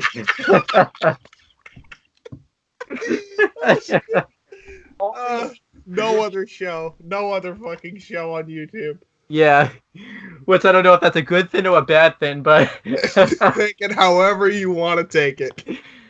But yeah, one thing I like that the commentators kept putting up where Nigel McGuinness was questioning, are they going to want to end this match quickly and just kind of not really go as hardcore because they know Adam Cole's going to get softened up in War Games. And then Moore was like, Moore Manalo was just like, I don't think these wrestlers are going to be doing that, Nigel. So I love Morrow. And you need to have better wording. Oh, Jay, because he said hardcore. I just realized why. He goes, These guys gonna go as hardcore as they need to. they gotta I don't think this is Pornhub, Nigel. anyhow, I was more. Matthew Moore said that instead. That would have been awesome. So I don't. No. You know what would have been funnier? Just for the fucking memes of it. Nigel, I do not believe this is coolmathgames.com. I'm standing out here with Nigel, believing that he is the greatest man, but he has been stuck trying to figure out how to keep logging back into Club Penguin. The servers were shut down like 5 years ago. I really wish they did a reference. I get they wouldn't. Well, like, Nigel would have just said jokingly, and Maul could be like in on it. Like if Maul was cool with it, when Nigel was like, "Not Maul, let me talk, buddy," just to get it into Corey Graves. Just to rub it in Graves' face. But I guess that would be. I guess Corey Graves he'd probably come back and twist it and say, "You're just proving my point." So It's just proving. Hey, listen, my neck tattoo says you're proving a point. Fucking prison. I believe your neck tattoos scream faggot. That's the point I get. I have a question for you, Corey Graves. How come every time I hear your name, I think of a graveyard? That's where your career went, and so did the fetus. Hey, Animal, what do we call Corey Graves in these here parts? Faggot.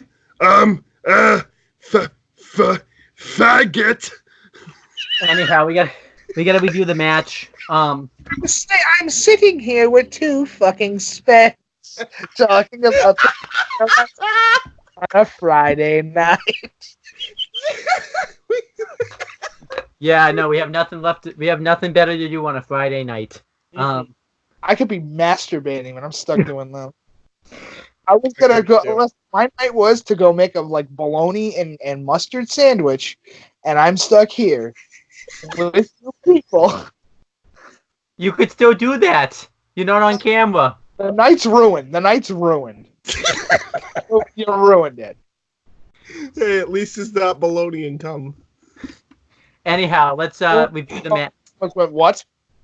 I just said at least it's not bologna and cum. I'm standing here with James for some reason having an obsession with male ejaculated fluid.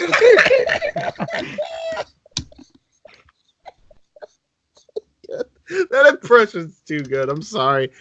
Anyway, all right, we got to review the match now. The match starts right away. Everyone tries to go for some type of insecurity or something on everybody, but everyone just keeps ducking, and it just looked really damn cool. Cool. What I liked about this triple threat match, and I like that NXT does this. Usually in triple threat matches on the main roster and such, the typical formula is the two heels work together to take out the faces, and then they have a falling out, and then the match just breaks down. Everybody hated each other, so no one was even really working together at all in this match. Everyone just wanted to. Oh my god! You mean that NXT has this thing called continuity? Yeah. Oh my god! Hey! Oh my god! Hey!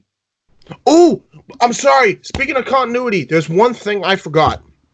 As much as I hate Bayley Azeel, I did like the continuity of this factor, which made it unpredictable when Dakota Kai turned heel in a sense. Because, you remember when Bayley was attacking all those fucking females all that time ago? Yep. And then it was happening again. One could argue it could have been Bayley before Dakota Kai did what she did. I like that. It's continuity. Anyhow, I like continuity.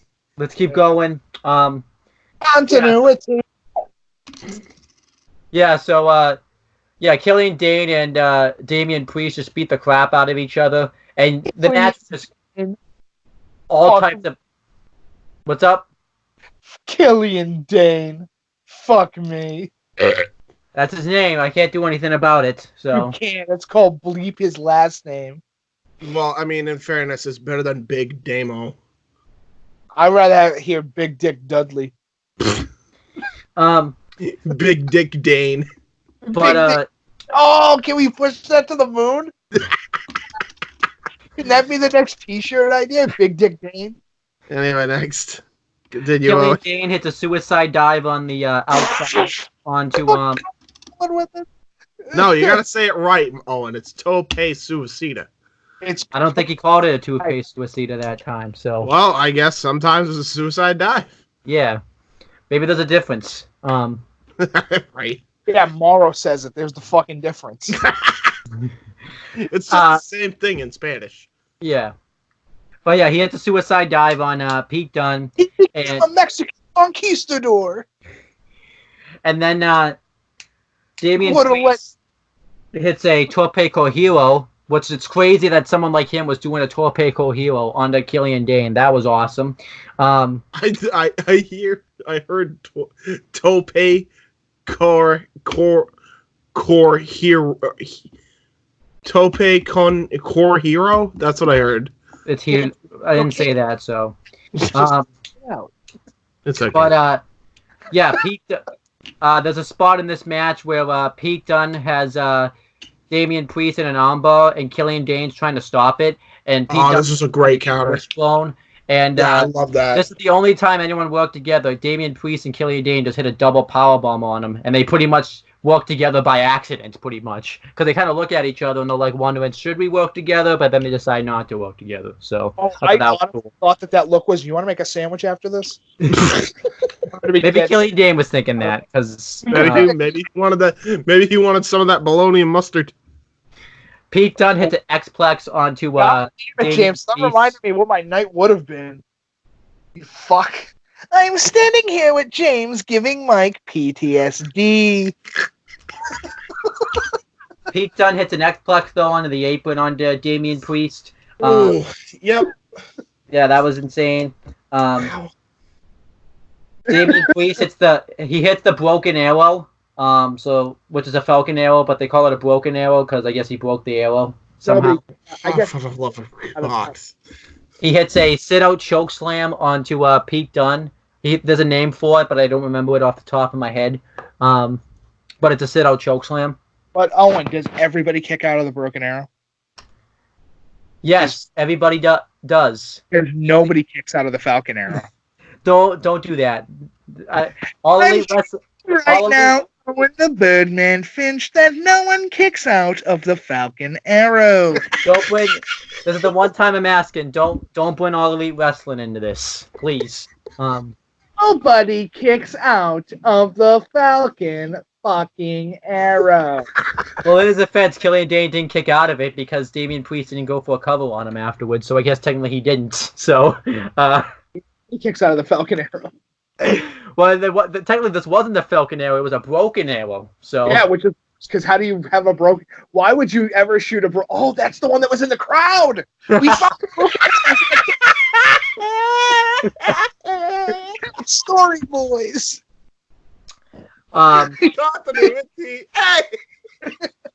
He killed him. Pete Dunne though hits basically the Baszler stomp.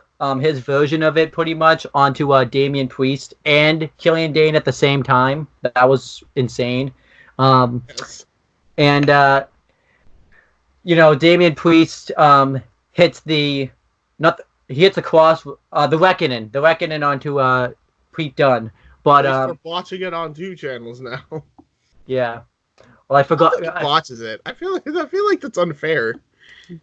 But he kicks out.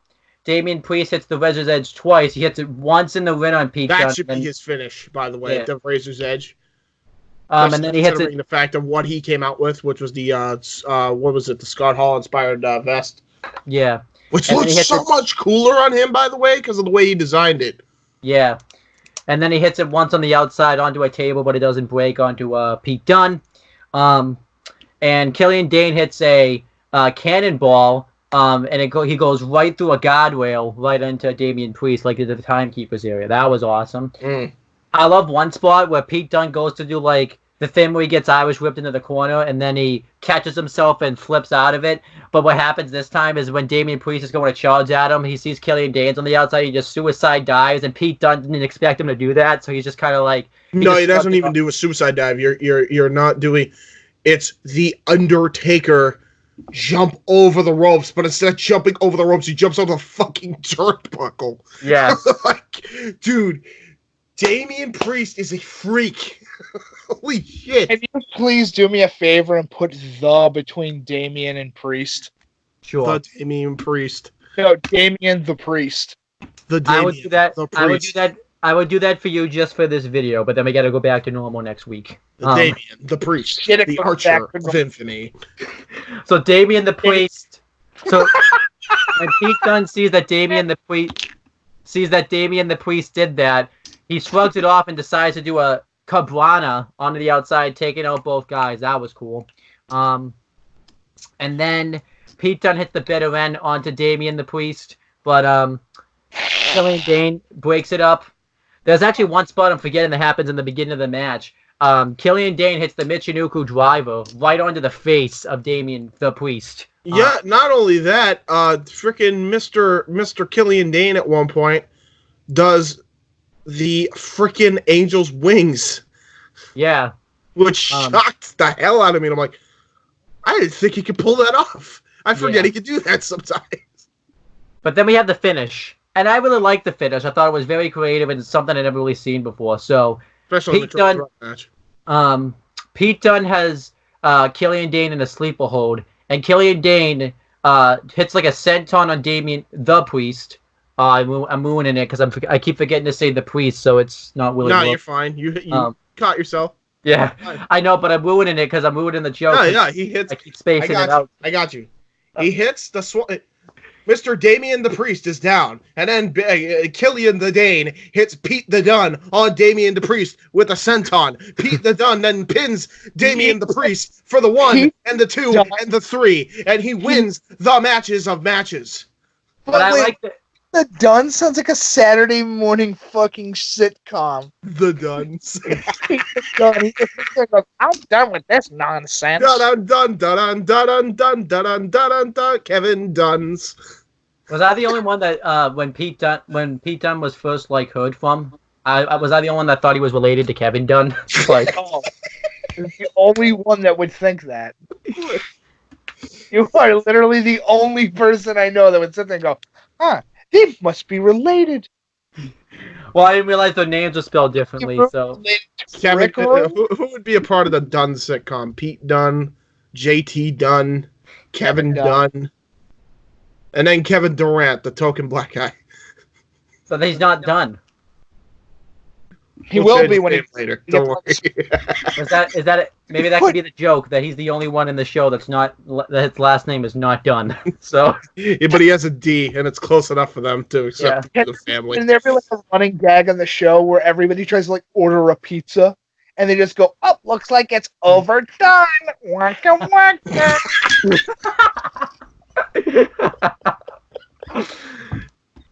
All right, but zingers. What I really liked about this finish though was when Killian Dane did that move, it actually hurt him more than it hurt Pete Dunne. Pete Dunne took advantage of it because he hurt his ass. Yeah, so it made sense. This match I thought was great. The only real criticism I have of it is I feel like they should have ended the match a little soon. It's basically the same criticism that Mike has about the War Games match that I have with this match. I feel like they should have ended it 10 minutes before, 10 minutes. That's the NXT problem though, is that they don't end it at that appropriate golden mark when they need to. Yeah. And it momentum because you're sitting there going, okay, I gotta go to work. Okay, last year's War Games was perfect because you had all the matches were epic fucking showcases. That was a whole other ballpark. Plus, I agree. This match was still great though. I still gave it 4.5. It just got knocked down. Huh? I agree. It is 4.5. Yeah. It was good. It was very good. I enjoyed it. Great threat match. Another thing I loved about it too was everybody was in the ring at some point, and then the times they weren't, they made it make sense. Yeah, I actually thought too. Imperium minus Alexander Wolf was gonna get involved because it showed them in the crowd before this match. So I was so pissed. Yeah, I was so pissed they didn't. But then again, I guess they don't want to. You know what pissed me off about this? Actually, in reality, I really wish that even though we got this great match, triple threat, I really still wish we got that 3-way War Games that I pitched with Imperium, Gallus, and fucking British Strong Style. Nope, because UK sucks. UK dropped the ball. I mean, we're still not only that too. If they had 2 War Games where Undisputed Era lost and then Imperium won theirs, that would have set up for Worlds Collide. Yeah. Especially too, This would God, set that up. was This insane. would set up the Walter Joe Coffey match they're trying to set up if they had that Mhm. one match. Because now I don't. I'll be honest, I have no interest in Walter versus Joe Coffey now because Joe Coffey's. I mean, I guess they're trying to rebuild him, but I don't know. Decaf. Huh? Joe Coffey's become decaf. Yeah, pretty That's much. a good one. That's a good one. Thinking on your feet, I see. But Dude, I'm on my fucking game, dude. afterwards on the YouTube exclusive, Pete Dunne basically calls out Adam Cole ahead of their match. He also talks about like the history that he has in Chicago with winning the UK Championship for the first time ever and such. It was quite a good interview. Continuity. Hey! Then we had the next match. It was Finn Balor versus Matt Riddle, the only singles match on the show. Which shocks me Yeah. for an NXT show. Wow. Well, actually, I guess not the not. I guess. Well, I mean, yeah, I can't. I mean, we're talking about main show, yeah. I guess. We got to count the pre-show because it's actually worth the time. But one thing I really liked about it was the video package. I love the video package they showed of like Finn Balor turning heel and like him cutting that promo where he's sitting down and he's basically implying that he's now Prince Devitt, but they're not saying that he's Prince Devitt, but he's like saying, you're gonna get like a visit from the Prince and stuff like that. Oh, yeah, I hate the way they're spelling it, though. Yeah, but I guess they can't. Prinxe. Well, I mean, they have to work around it because New Japan owns What do you mean? Well, they can't use it. The New Japan owns the Prince by itself. Are you what? They don't own that specifically. Get out of here! I don't understand that, man. I can't get out of They're it. calling him the Prince Devitt. They're calling him the Prince Finn Balor. But yeah, I really like, and I like, how Finn Balor Prince. was talking about how Matt Riddle, basically is all of these new NXT recruits that he doesn't like. Skittle Riddle. And I love the shots Matt Riddle was taking, saying that he's gonna get revenge on Finn Balor for trying to injure him. And I even loved how he truly shot in there that when you come to face me at NXT TakeOver War Games 3, make sure it's Finn Balor the Prince and not Finn Balor that I've been seeing on Raw and SmackDown. That was a great shot right there. That was awesome. I love Matt Riddle. He doesn't give a single fuck. I want him and Van Dam in a match together one day just to see what it's like, or them as a tag team. I want to see too, like Matt Riddle cutting a promo on him like he did on Finn Balor. Then RVD do the promos he's been doing on Impact lately on him. Like two of the highest motherfuckers in pro wrestling history, just chatting shit against each other. And then we had the match. I think the one criticism everyone's probably going to have with it is that Finn Balor wasn't the Demon, because I could see that. I mean, in a way though, I'm disappointed, but I'm actually kind of glad in hindsight because it shows now that he turned heel, he can win without the stupid fucking demon paint. Exactly. So I'm fine with it. Yeah. I feel like, too, like, he's got to... I mean, it really wouldn't validate his heel turn if he still just came out and won as the Demon either. Like, he's got to win without the Demon paint. True. Maybe it's a stupid idea to even do the Demon gimmick to begin with.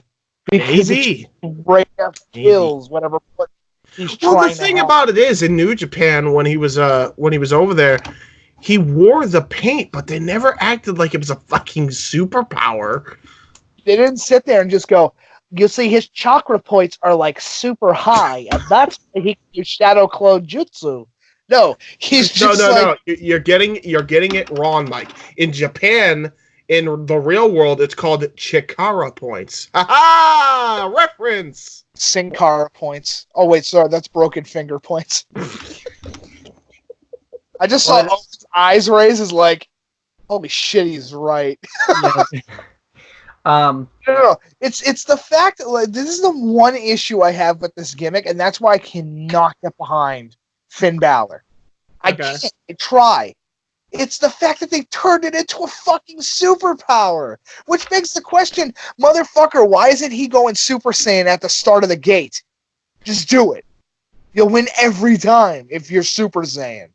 Well, Fiend proved that. Well, that's what makes no sense about all of it, too, Mike. He didn't do it against Brock Lesnar at the Royal Rumble last year, but he did it against. That pissed me off. Um, That pissed me off. And I even said, even if he loses, it gives Brock Lesnar fucking credibility. yeah. No. But anyhow, Fuck it.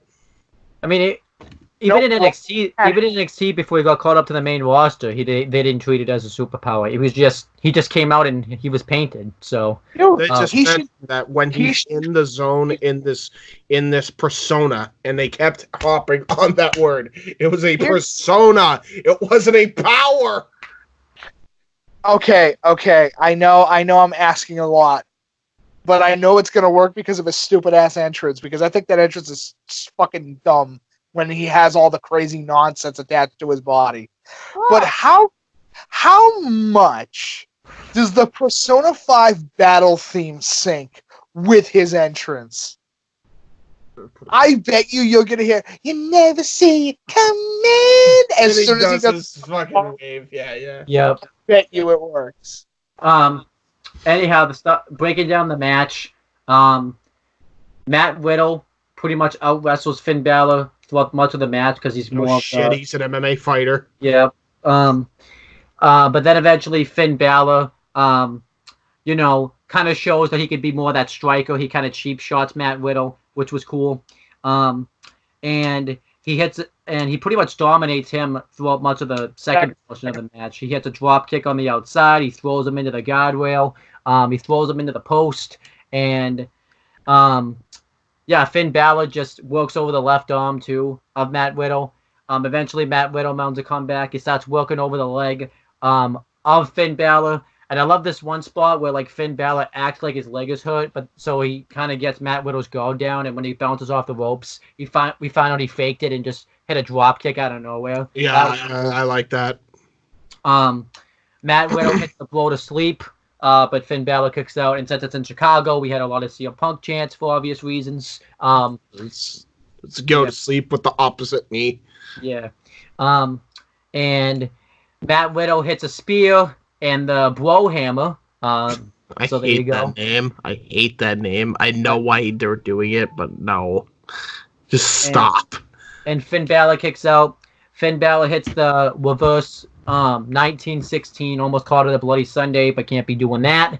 And Matt Riddle kicks out. He hits a slim blade and then a drop kick into the ropes. But Matt Riddle kicks out of that. He goes for the coup de grace, but Matt Riddle catches him and puts him into the ankle lock. And Finn Balor gets to the ropes. And because it's a traditional one-on-one match this time, it's a rope break. Then Finn Balor eventually gets the win with the 1916 after doing the coup de grace. And he wins. Made sense. Finn Balor just turned heel. You got to vindicate that heel turn. And it just made all the sense in the world. I see a lot of people don't like this match. They still love it, but they don't love it as much because it's Finn Balor's getting used to being down to the NXT style. But I thought this match did everything that it needed to do, and I thought it was great. I gave it 4 3/4 stars just because I love the new heel Finn Balor. I believe at one point, off the apron, he hits a double stomp right across the spine of Matt Riddle. That was cool. He stopped giving a fuck. Yeah. I loved it. I love the new heel Finn Balor, and I think once a babyface beats Adam Cole for the title, he should contend for it and win it and hold that title pretty much a long time. A lot of people, I think, were thinking when Finn Balor came to NXT originally, it was just going to be temporary, but now with this heel turn, it's definitely not going to be temporary now. No. He's going to be in NXT, I think. I'm not going to say forever, but for a while at least. Hey, it's the right call. Yeah. It's absolutely the right call. So I thought that was fantastic for 1 3/4 stars. James, what do you think of this match? I enjoyed this very much. Great match. Great showcase for the new Finn Balor. Great showcase for Matt Riddle as well. Really back and forth. Really enjoyed the innovative offense that they bring to the table. I think this is the first time they actually worked against each other. So this was pretty cool. Great shit. And yeah, I agree with your rating. There you go. Mike, what about you? I agree. I'm also eating a potato. That's random. Well, not really, because Finn Balor is Irish, so Not kidding. I'm actually eating a potato. There you go. Yeah. All right. It was a potato. I went, fuck it, I'm going to eat the potato.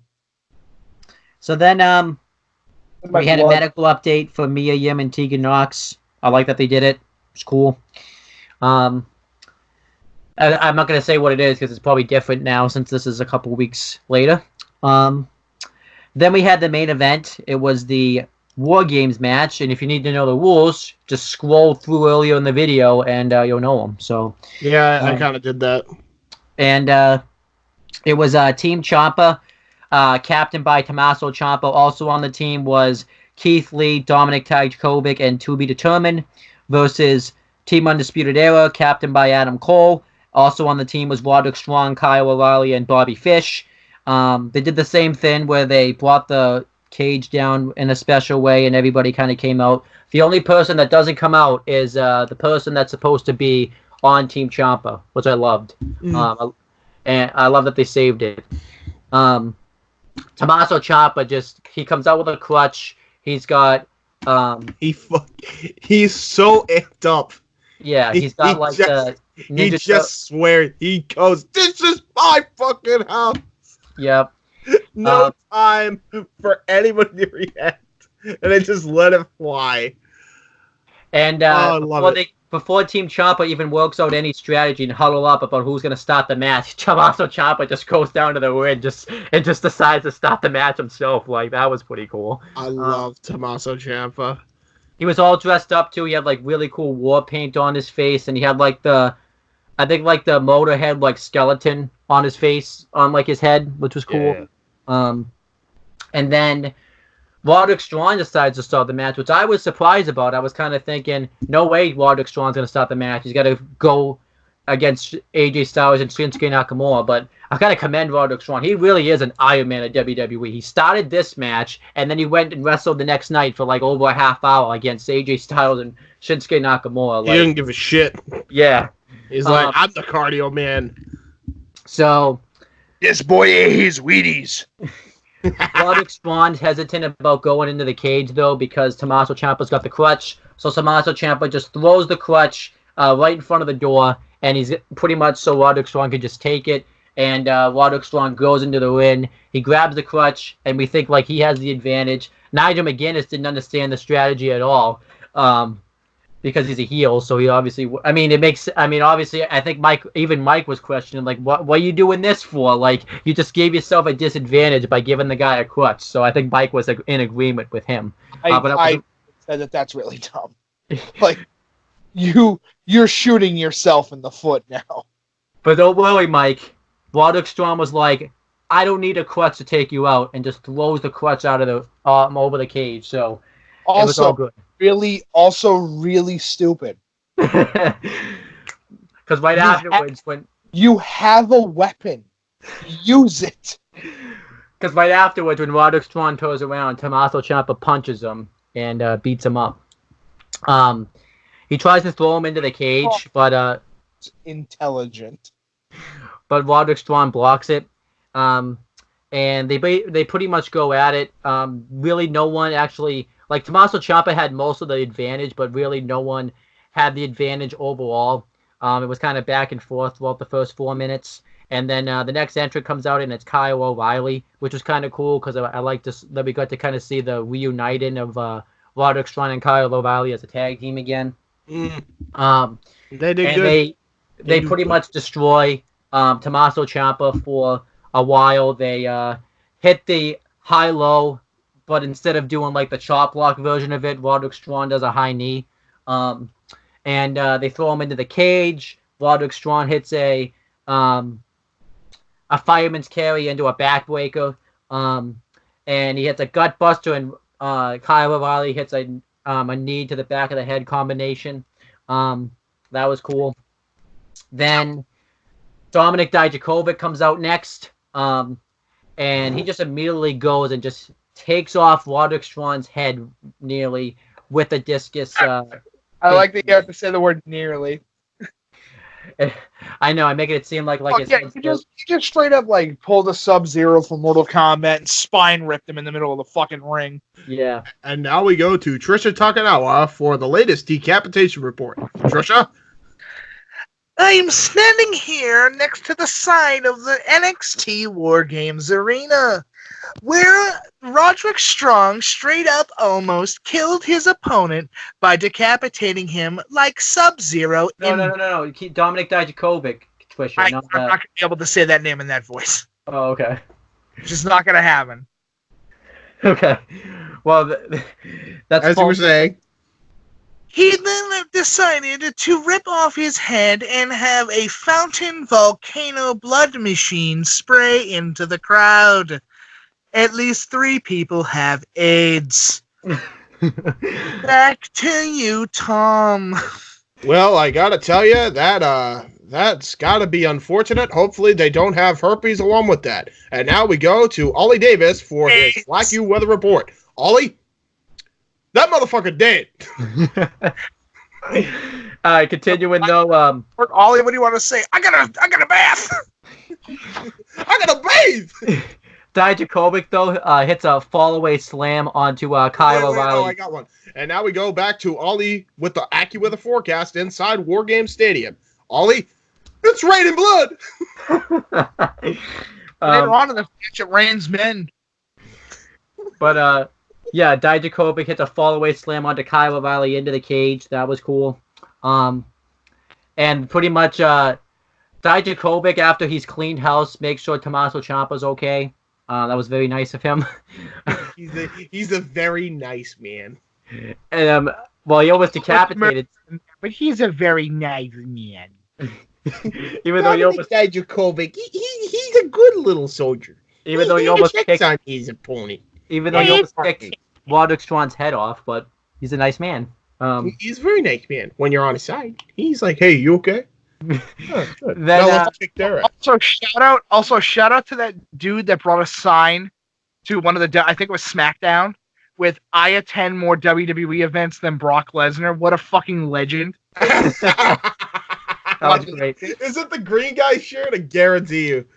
No, I don't think he's wearing a green shirt, but I can take a look again. Yeah, then next, Bobby Fish comes out, and basically, yeah, Mike's not a fan of that name, but you can't. There's nothing you can do about it. That's what his parents named him. It's not his fault. So no, you can fix it. All you have to do is give him a fake. Wait, name. hold on. Is that what his parents name him? I'm gonna feel so bad if that's legit the case. Hi, my name is Bobby Fish. You also may know my brother, Mackerel Fish. Bobby Fish. Fish. Hold on. We're about to find out. I won't break this match down anymore until we get. Oh my God. Robert Anthony Fish. Oh, he got it. He got the bad one. Jesus Christ. Continuing though, Fish, O'Reilly, and Strawn just pick apart Dijakovic and. Is that why his fucking mustache and goatee combination always looks like it came right out of a sardine can? Maybe because he is a sardine can. At one point, Roderick Strong hits the Strong slam onto Dijakovic. Stop calling it the Strong slam. I just call it the Olympic slam. It's not that hard. I don't know why. The Olympic slam. Right up the Olympic slam. Yeah. Then next, Keith Lee comes out, and he takes out all 3 guys with a wicked high cross body. That was awesome. And it, you leapfrog over motherfuckers, dude, to do this cross body. You're underselling it. Kyle O'Reilly tries to punch him in the face, but Keith Lee just looks at him mad. And I'm just gonna give it advice to anybody: if Keith Lee's mad at you, move out of the state. You don't want to be in the same state of Keith Lee if he's mad at you. But I want to be in the same state so I can shit all over him. No. You want that dude? You want that dude mad at you, Mike? Dude, I don't care. Well, Mike never cares. Mike finds it funny when anybody's mad at him. I don't know. If you can have a real reason to be mad at me, I'll laugh. I don't know if you'll be laughing once Keith Lee gets done with you, but I'll laugh. Anyhow, He'll turn you into the bologna and mustard sandwich. eventually Keith Lee tries to go for that fireman's carry into a jackhammer, but You got Ky- that correct. He'll turn Kyle you into O'Reilly hits a chop block right to the leg, and Fish, Strawn, and O'Reilly like just beating the crap. I even love too how Broderick Strong was making fun of Dijakovic's Feast Your Eyes. Then he said, "Feast your nobody gives a crap, nerd." That was great. And Bobby Fish was like screaming at Adam Cole, "We got this. This is our not our kingdom. That's Gallus. Our Yod. No, that's the Bob, Shield. it- What is it? Bobby Our NXT. That's what it is. Our NXT." Bobby Fish, you know. Then Adam Cole comes out next, and he's just grabbing tables. He grabs like 5 tables from under the ring, and he bridges one up between the steps and the barricade. And before he gets into the ring, Tommaso Ciampa pushes him off the steps, and he lands through the table. That was not wise. No one said that. Mr. Fish, that's not wise. No, that was Cole. That was Cole. I did that. Mr. Adam, that's not wise. I mean, I wish Nigel had said that, but he didn't say that. He just said like that was a grave. I think he said that was a grave mistake by Adam Cole not to capitalize with a man advantage. So, I wish he said that's not wise. Then Tommaso Ciampa leaves the cage, but I guess because the match hadn't really started yet, it was allowed, and he puts him back into the ring, and everybody starts fighting with each other. Eventually, it leads to like this big face-to-face confrontation where it's Keith Lee, Dijakovic, and Tommaso Ciampa going up against the Undisputed Era. But because it's 4-on-3, Undisputed Era wins the numbers game every time. The numbers game wins every time, so that's a lesson that everybody should learn. Then it's time. I know where the biggest flaw in that. I hope you know. What's the huge flaw in that? Okay, if I have like 3 6'10" guys and 4 midgets, the midgets fucking lose. Yeah, true. Game doesn't matter when height gets involved. 1 Big Show versus 7 midgets. Weapons. Cool. Weapons. Don't care. I'm just saying, weapons. I like how I literally just said that, and Rhea Ripley and Candice LeRae just won a War Games match 2 versus 4. So, So there is flaw in your fucking statement, my dude. yeah. Anyhow, Hey, listen, it's pro wrestling. It's okay. The numbers game always wins, except for handicap matches where the one guy beats the. Never mind, my fucking logic is flawed because professional wrestling does whatever it wants. then it's time for the surprise entrant of Holy Ciampa. shit.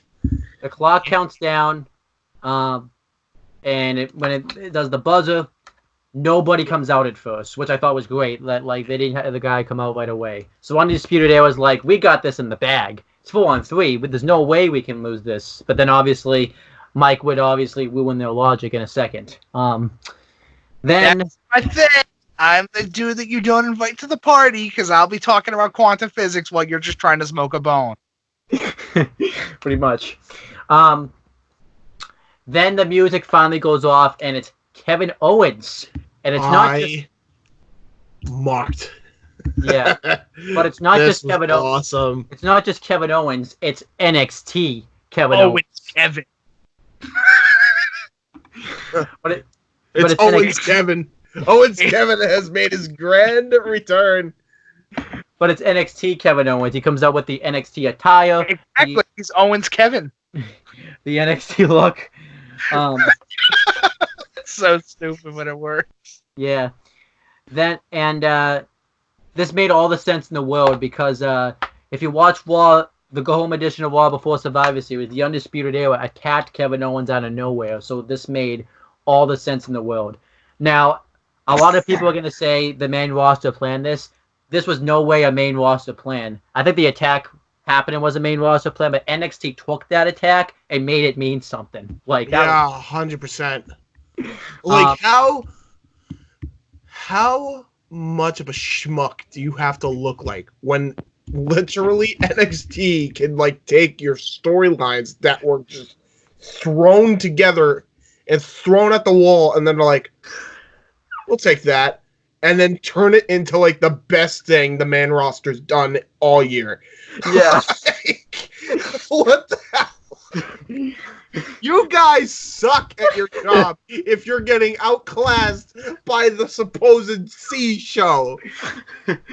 Jesus. And Kevin Owens, Unbelievable. Kevin Owens gets into the ring and he just starts cleaning house. He power bombs Kyle O'Reilly onto Bobby Fish, or vice versa. I forget which one. He super kicks Roderick Strong and lays him out with a sit-out pop-up power bomb. He then grabs the broom and he sweeps everything into the dustpan. He grabs the spray bottle and cleans the windows. He cleans house. Barbed wire broom on everybody. Oh, this is a gear. And yeah, that's hilarious. Kevin Owens has a face-off with Adam Cole, and Adam Cole does his pose, and everyone had predicted for a while that Kevin Owens maybe someday could join Undisputed Era. Glad they didn't do that, because that would have been stupid, because then the surprise would have been ruined. And Kevin Owens is about to do his pose, and he just says, "Suck it," and he stuns Adam Cole. And yeah, pretty much he goes for the win, but Undisputed Era break it up. They beat down Kevin Owens. Adam Cole hits a super kick into a fireman's carry neck breaker onto him. And pretty much the match is just all types of chaos. We had Kyle O'Reilly do like an arm ball, and it gets broken up into a submission. One scary spot is Dijakovic and Keith Lee like threw Roderick Strong into everybody, and he hits like the knees of some of the rest of the era. It's scary because of Bobby Fish's recent knee problems. It's like, it's kind of scary. Yeah, right. I wonder if that's what caused him to be injured. I mean, a little spoiler, but he did get re-injured, I think. He re-aggravated the knee issue. Although I think he's better now, I think. Tommaso Ciampa hits a fairy tale ending, and then Kevin Owens comes in with a swanton bomb, but whoever he hit it on kicked out. Tommaso Ciampa cleans house for a bit. He just hits running knee on everybody, like while they're in the cage, and Adam Cole tries to come in with a super kick and tries to hit him with a fireman's carry neck breaker, but Tommaso Ciampa throws him into the cage and hits a running knee onto him. I actually thought in this match we were going to finally see Kevin Owens hit the package power driver, because he's yet to hit it in WWE, and I'm like, he was like getting up Adam Cole for it. I'm like, he's going to finally hit this move, and I got teased, and I was still sad, but we still got the Panama Sunrise, and he hit it like in between the structures that hold the two rings together onto the steel. And Kevin Owens was basically out of this match until the very end, which is great. And then we have the finish where pretty much Dijakovic chokeslams Roderick Strong through a table. Kyle O'Reilly gets Keith Lee into a triangle choke, and Kevin Owens hits a frog splash on him, which he didn't learn from last year, because literally that happened to him last year, and I guess he didn't learn. And Keith Lee hits a powerbomb. Continuity. Hey. Yeah. Keith Lee hits a powerbomb. It was a powerbomb, and powerbombs Fish, because he's the only one that hasn't gone through a table yet. So Fish through a table. Then it's down to Tommaso Ciampa and Adam Cole. And Adam Cole tries I legitimately became so fucking terrified because I know what was coming. Yep. And I was like, no. Tommaso Ciampa, you fucking moron. No. Tommaso Stop Ciampa, this. Adam Cole tries to lure Tommaso Ciampa on top of the cage so he can just throw him out, and Undisputed Era would win. I love that Nigel calls it. Continuity. Hey. Because Nigel McGuinness calls it out. He tries to do it every year. And literally, it's Nigel that calls it out every year, too, when he does it. Like, it's so funny. It's always Nigel that points it out. That's kind of funny. But then Tommaso Ciampa hits the air raid crash off of the top of the cage through 2 tables, and because he just happens to land on top of Adam Cole, the ref counts 3, and Tommaso Ciampa and Team Ciampa just win War Games, which makes sense because you can use this to set up a title match between Tommaso Ciampa and Adam Cole. I'm all fine with that. The match was awesome. I gave it 5 stars for the match alone and for the Kevin Owens surprise. That was awesome. And everything just made sense. I love, too, even when Kevin Owens was in the match, like his performance in the match didn't overshadow Keith Lee, Dijakovic, and Tommaso Ciampa. Which I think was really cool. And it made us question what's going to happen now with Survivor Series since Kevin Owens was showed up here. Where is his allegiance going to lie at Survivor Series? Even though the conclusion to that was kind of disappointing, but we'll get into that when we get there. But it made us question that. And then we have the biggest talking point of the show in the crowd. Which was a mistake. After that, honestly, I believe it's a mistake. That couldn't have been more perfect. They tried to get a reaction shot, and they just went to her, not realizing who they were panning to. Yep. And it was perfectly done because even Morrow called it out. And it was holy shit! But it's so cool because it's added fuel to the Wednesday Night Wars, since, she's on AEW every week. Really? Okay, before we get into this, can we take the Wednesday Night Wars portion out of this for a second? And I'll tell you why.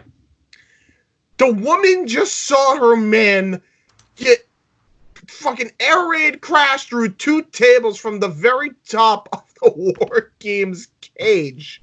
Yep. Which, if they were even slightly off, both would be paralyzed. Yeah. And everyone's like, they're doing this on purpose. This is the fuel for Wednesday Night War. No. The poor woman is horrified because her fucking husband just got murdered on live television by Tommaso Ciampa. If you're overreacting because of the fact her husband would have become a quadriplegic. Yeah, true. But yeah, still. Well, at least she can fix his teeth. You know what I like the most about it though? Crush him. I rewatched it, and they didn't edit it out of the network. It's still there. I would have thought they would have. It freaking works. Yeah. Why would you edit it? It's too perfect. You know the main roster though, where Vince would have had them edit that out of the network all day. I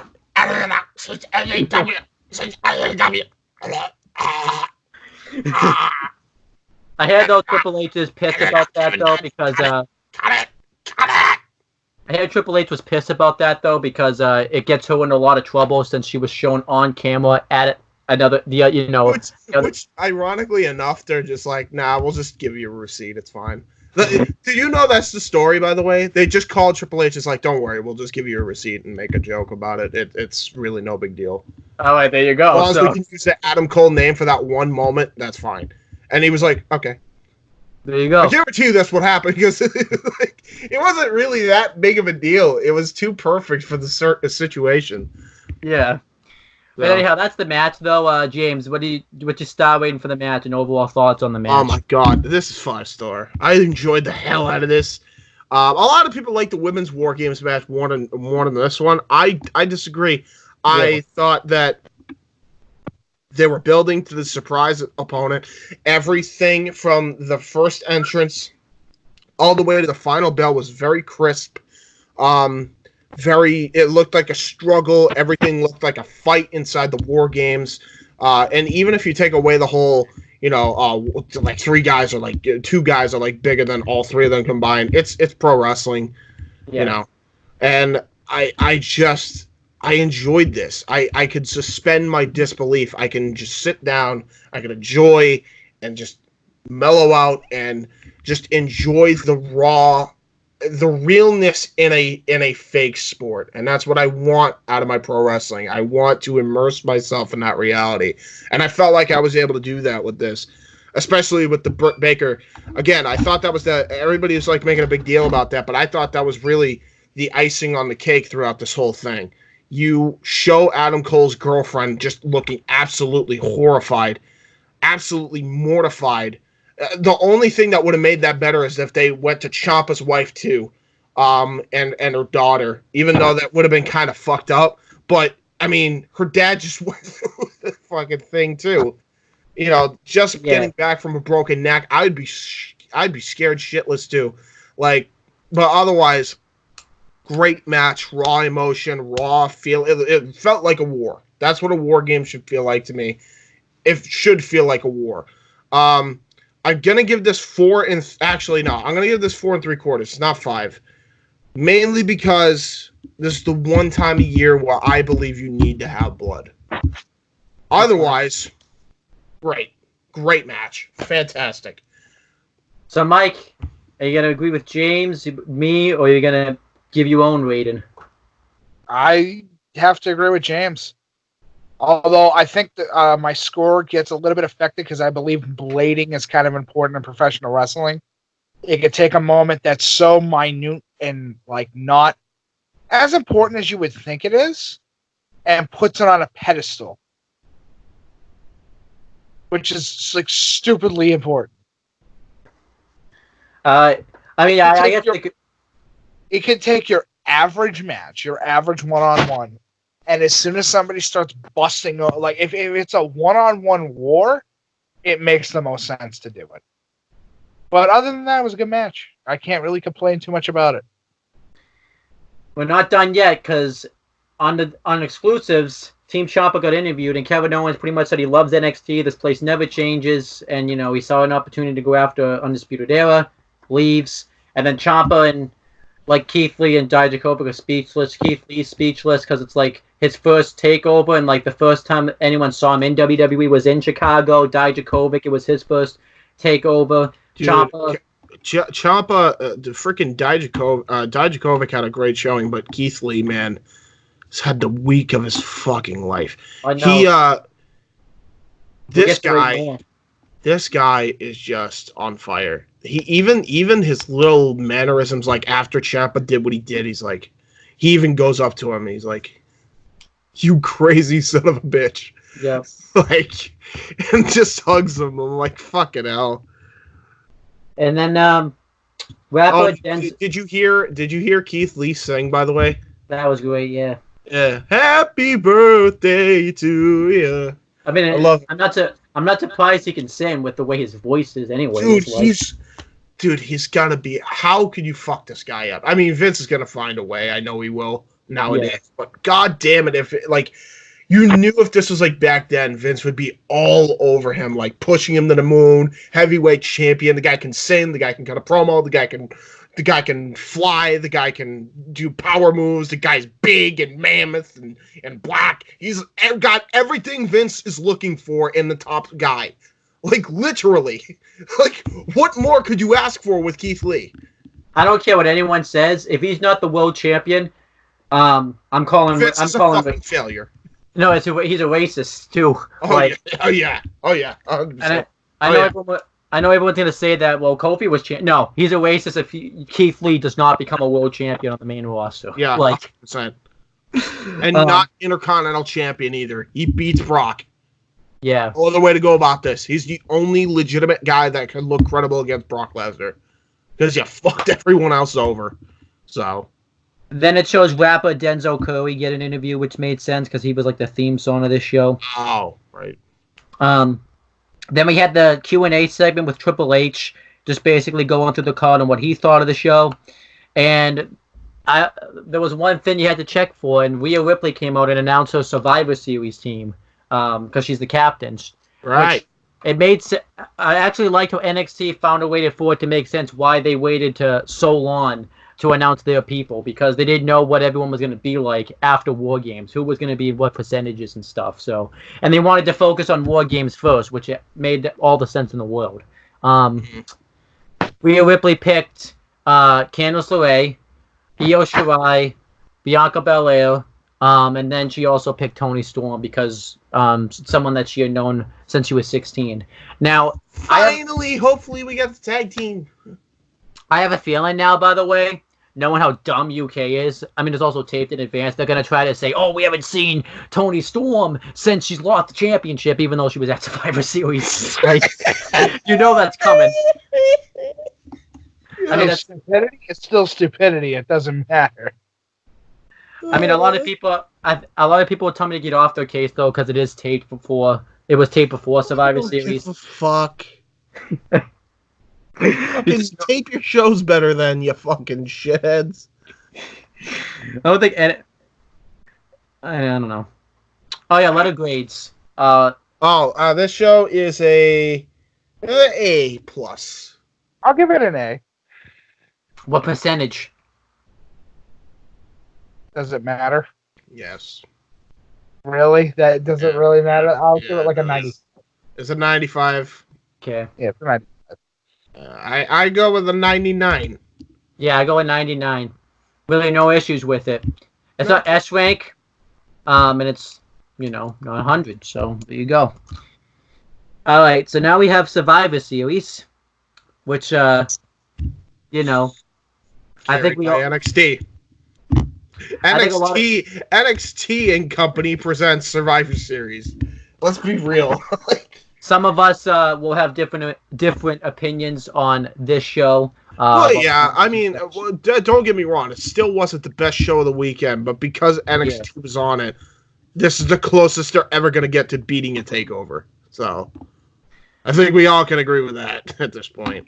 So we had the preview show, which airs on YouTube before every pay-per-view. We had the hosts, Kathy Kelly and Mike Rome. Daniel Bryan and Mustafa Ali get interviewed. If there's one thing you want to watch at Survivor Series, it's Daniel Bryan's promo before this. He just goes off like a crazy man. I heard he does, yeah. One thing he did first was apparently John Cena has some type of podcast football show coming out that I'm probably not going to listen to because I don't watch sports and I just don't have any interest in that.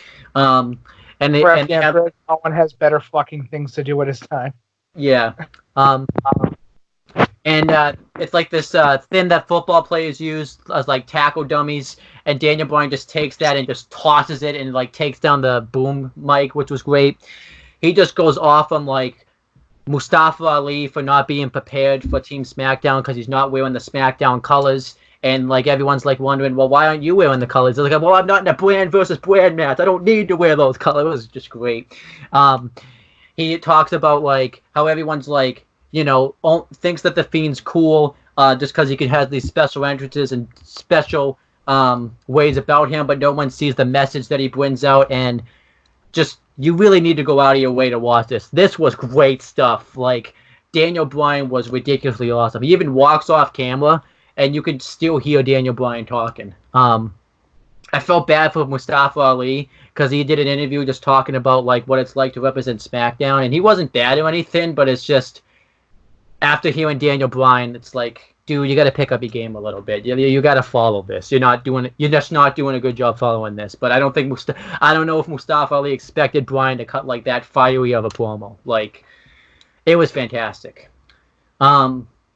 Then Sarah Schreiber comes over, and she's wearing a SmackDown shirt because I think she fucked up. She's supposed to technically be on Raw, but she was wearing a SmackDown shirt, and I think she tried to. I think she tried to cover it up by saying that Daniel Bryan gave her the shirt, but I think she just fucked up. At least my opinion, anyways. I don't know why. I don't know why shirt colors right. I don't know why Sarah Schreiber. Just get rid of Sarah Schreiber. My opinion, she's just terrible. But she announces that an NXT Cruiserweight Championship match has been added between Lio Rush, Akira Tozawa, and Kalisto. Then she leaves, and everyone's mad at her because she wore the one shirt, which she deserved to get roasted for that. Then she comes back over, and Bayley was supposed to be on the show, but then she said, "Nah, I'm not coming," but then changed her mind and decided to show up anyways. And all the interview is just her complaining that she's on the show and how Becky and Shayna Baszler should pay attention to her. It's terrible. Why was she complaining that she was on the show? You didn't even, like, it was just stupid. Why would you come on anyways? Honestly, Bailey should just, like, lose the title, take 3 months off, and go back to NXT as a original character. That's the only way you're going to salvage her at this point. But yeah, the preview show, it was awesome just for the Daniel Bryan thing alone. Just go out of your way to watch that. That was awesome. I asked you guys... What's up, Mike? However, don't, because what would be the point? Just get straight into the pay-per-view. Fuck it. Well, hold on. Wait, isn't there a couple other things? No. We have the kickoff show now. I know. I'm just fucking around. Go right ahead. I'd ask you guys' thoughts on the preview, but you didn't see it, so I can't. You guys have nothing. I don't know what you guys would say about it. So, all right. So then we had the kickoff show. We had the panel, which I didn't miss seeing this when I wasn't watching WWE, to be honest. It was Booker T, Jonathan Coachman, Charlie Caruso, David Otunga, and Christian. The first hour was Otunga, and then the second hour was Christian. I don't know why they didn't just do Christian the whole time. But I'm just biased because I don't really like Otunga all that much. He just brings nothing to the table. So there you go. And then we had the hosts, which were JBL and Sam Roberts. And Sam Roberts was good, but JBL was JBL, if you know what I mean. Just him putting up the same points for his arguments, and it just doesn't work. Everyone knows how that works. Then we had the commentary team. One thing I liked about this show is I liked that the commentary team wasn't the same every match. They changed up the commentary team every now and then, so I thought that was cool. It was so I have to say what the commentary team was for each match, so I'll do that. But the commentary team was as a whole was on the kickoff was Corey Graves, Vic Joseph, Nigel McGuinness, Aiden English, Byron Saxton, and Jerry the Kim Lawler. Paul Heyman gets interviewed. It was great. He just basically reiterates his promo from Raw, I guess he cut the week before, where he wonders if Rey Mysterio is going to have the miracle, or is it against Brock Lesnar, or is it just going to be a massacre? He actually insults Sarah Schreiber with the way she introduced him, which was cool. I thought that was funny. Just one thing I suggest: do not watch this interview on headphones because there's so many background noise in it. I don't know what the heck. I hated it. I watched this and I'm like, fuck. Yeah. At first I thought it was my computer volume speakers, but it was nope. It's the thing. So that was, his promo was still great. Yeah. I mean, I agree. It's rehashed from Raw, but I didn't see it on Raw, so this was fresh to me. So, then Shawn Michaels gets interviewed, and basically he announces the men's Survivor Series team for NXT. It's captained by Tommaso Ciampa, Walter, Matt Riddle, Damian Priest, and Keith Lee. Yay! Everyone wondered why Damian Priest was in it over Dijakovic. The only reason I could come up with is he suffered some sort of injury in War Games because, I think a lot of sense. I think he did. He did. One rant to have about it, though, is the editing when they announced the guys. For example, he announced Keith Lee, and then Walter's picture showed up instead of Keith Lee. What the hell was that? Yeah. That was Come bad. on, guys. Fucking get it together. I expect that. I know a lot of people like this promotion, but I expect that type of shit from Ring of Honor to do that or something like that, like WWE. Then Adam Cole gets interviewed, and he everyone's questioning how he's going to fare against in his match against Pete Dunne. Since he's been pretty much having the week of hell, and Adam Cole talks about that, and he says Pete Dunne. This is a great promo by Adam. I saw this. He said even though Pete Dunne's the longest rated champion in WWE, modern, he hasn't had the week like I've had. And I even like if he says, and I'm not complaining about it, that's just a fact. And I love the biggest insult that he throws. I think I took this as the biggest insult since I hate the main roster, where he says, I'm going to treat Pete Dunne like Raw and SmackDown and show him that I'm a superior champion. This was great. This was awesome. What are your thoughts on the promo, James, since you saw it? This was such a great promo. Adam Cole was in his freaking element. Absolutely in his freaking element here. Just great all around. Just delivered the point home that he's going to retain the championship. And didn't have to be a cowardly heel. Was defending the championship. What a novel concept. Yeah. Like going through 2 tables the night before. Mike, what did you think of the promo, if you saw it anyways? I did not. I got into the pay-per-view very late. Nah. Bailey gets Did you see the matches at least on the pre-show? Yeah, I saw the matches in the pre-show. Okay. I just didn't see the. Right. I completely had to like keep doing like 2 things at once. Then Bailey gets interviewed by the panel. It's just bad. The one thing I liked about the only line that she says is that I actually thought was good was when she talked about like how she was sick of being the underdog and having to go out there and like prove herself to everybody. And now she says that she doesn't want to do that anymore. But then the line kind of doesn't make any sense because she's still having to do that anyways. So it's like, I don't know. I that's like the biggest criticism I have of this show was Bailey. Then we have the worst match on the show. It's the cross-branded tag team battle royal. I'll go through the teams that were in it. This match was commentated by Corey Graves, Vic Joseph, and Nigel McGuinness. I thought they were excellent together on commentary. I wonder how Nigel McGuinness was feeling towards Corey Graves, though, but that's a story for another day. I gotta say, too, Nigel was the best commentator of the whole show. He was excellent. I think what the best thing about him is even though he was on NXT, he wasn't like Graves or Vic Joseph and such where he was pro his brand. He actually was neutral to all the brands. That was awesome. That was great. The teams in this match were representing Raw were Luke Gallows and Carl Anderson, the Street Profits, Kurt Hawkins and Zack Ryder, and I guess that's it because it's a 10-man Royal. I hated this fucking thing. I really hate Kurt Hawkins and Zack Ryder new theme, and it's not really new, but I haven't really talked about it that much. I just hate it's so generic. It's like no effort ever put in anymore.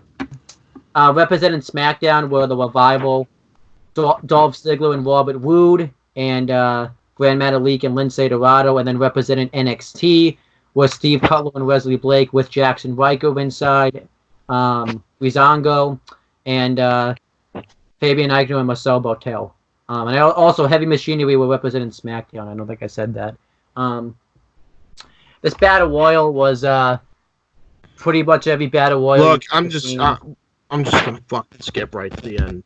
Rudolph wins, lol. There you go. And nobody cares. Nobody. This was a 2-star Battle Royal. Nothing special at all. Very underwhelming.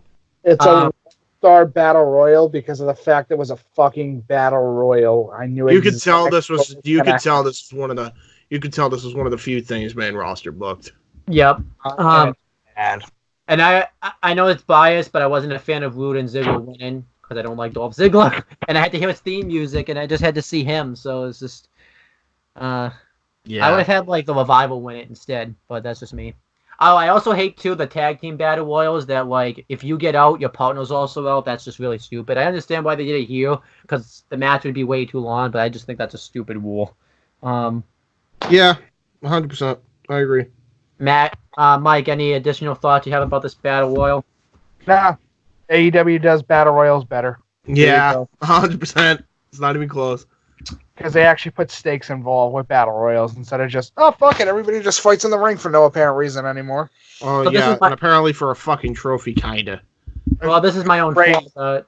A lot of people are going to say this, but I actually thought the best in the world trophy that Gallows and Anderson have, that was the prize of the Battle Royal. But, that's because I haven't been watching the show, so I forgot they won that before. So that's my own fault right there. Then we had... Right, here's, let's move on. Yeah. Then this is when the pre-show really starts to get good. The next match was a interbranded match for the NXT Cruiserweight Championship. NXT Cruiserweight Champion, NXT's Lio Rush versus SmackDown's Kalisto versus Monday Night Raw's Akira Tozawa. Byron Saxton and Aiden English did commentary for this one. I don't know if it was supposed to be more, but then he wasn't there for obvious reasons. Really wasn't a fan of Byron Saxton's commentary because he's a play-by-play guy that's not a play-by-play announcer. He's a color commentator, so that was not fun. But the match otherwise was great. I really enjoyed this match. Yeah, this is a really, really good match. There was some plot holes in it, like, since the Cruiserweight Championships represented by NXT, they didn't really address, like, what would happen if Tozawa still won this match, if they would just take the whole division to their brand. They didn't really address Yeah. And it's like, oh, is the division on the line? And it's like, no. They didn't really address that much, but, I'm a little overlooked that because of this match, because it was still great. One thing that they embraced throughout this entire show was that NXT were clearly the baby faces, all the matches pretty much.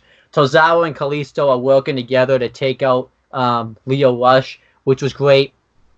And Lio Rush is fighting in his power to take them out. He hits a backspin double elbow drop, which was cool, or double elbow. He hits a suicide dive. Tozawa and Kalisto are mad at each other because they keep fucking each other up to take out Lio Rush. This is a very fun triple threat. Lio and you Rush can tell this is booked by NXT too. This is very much booked like NXT. Lio Rush hits a double hip toss off the top turnbuckle. Kalisto hits the Salida del Sol using Tozawa as like a springboard for it. And he goes for the cover, but Tozawa hits a Shining Wizard to break it up. Tozawa hits a senton and he covers Lio Rush, but Kalisto breaks it up. I like how they protected everyone's finish in this match too. Yeah, very true. And I love how improved Kalisto has been. Yeah. Like, for whatever reason. And, Tozawa's always been vastly underrated as a worker. Absolutely. And I hear, too, like, he's barely being used on the main roster. Like, he's already wrestling on main events, so there you go. Of course he is. Of course. Kalisto hits the Salida del Sol, and then Lio Rush comes up to the top turnbuckle and hits the final hour out of nowhere on him for the win. Made sense for NXT to win it since, they have the Cruiserweight title. And NXT has a point. So right now it's SmackDown 1 and NXT 1. And then afterwards, Lio Rush on WWE.com reflects on his victory, and he brings up Angel Garza. Then the panel's talking about the Intercontinental Championship match, and Sami Zayn invades it. And he's upset with everybody, thinking that they're not going to talk about this match and talk about how great of an artist Shinsuke Nakamura is. That was a great promo. I actually enjoyed this. I even loved, too, how the panelists kept saying, we were going to talk about this until you cut us off. And then Sami Zayn like, oh, you were going to talk about it now that I've already talked about it. He was awesome. He's great. He's honestly great in this role. It's just a shame he can't wrestle, too, Well, I read online, I'm assuming you've read the same reports, like, his shoulders are so messed up now from the injuries. Like, he probably... Really? He could still wrestle, but it probably helps him, it probably... I had no idea. If that must have been a him decision then. Yeah, so... if you're not going to be fucking used in the fucking ring, you might as well be managing someone you respect, I guess. And I think about it like this. Even though a lot of people don't like that he's in the manager role, I say this: it's better than him jobbing out every week. At least he's actually. It's so much better. It's not even close. I'd rather him be seen in a prominent role than fucking jobbed out on fucking Superstars or Main Event. Yeah. Well, Superstars doesn't exist, but I get your point. Yeah. But Mike, I don't know if did you see this or not? Oh, Mike, I forgot to get your thoughts on the Cruiserweight title match because I forgot you saw that match. I actually did not see the Cruiserweight title match. I had to walk away from the pay-per-view for a little bit. I by the time I got back, it was the first actual match of the night. Oh, okay. Oh, sad.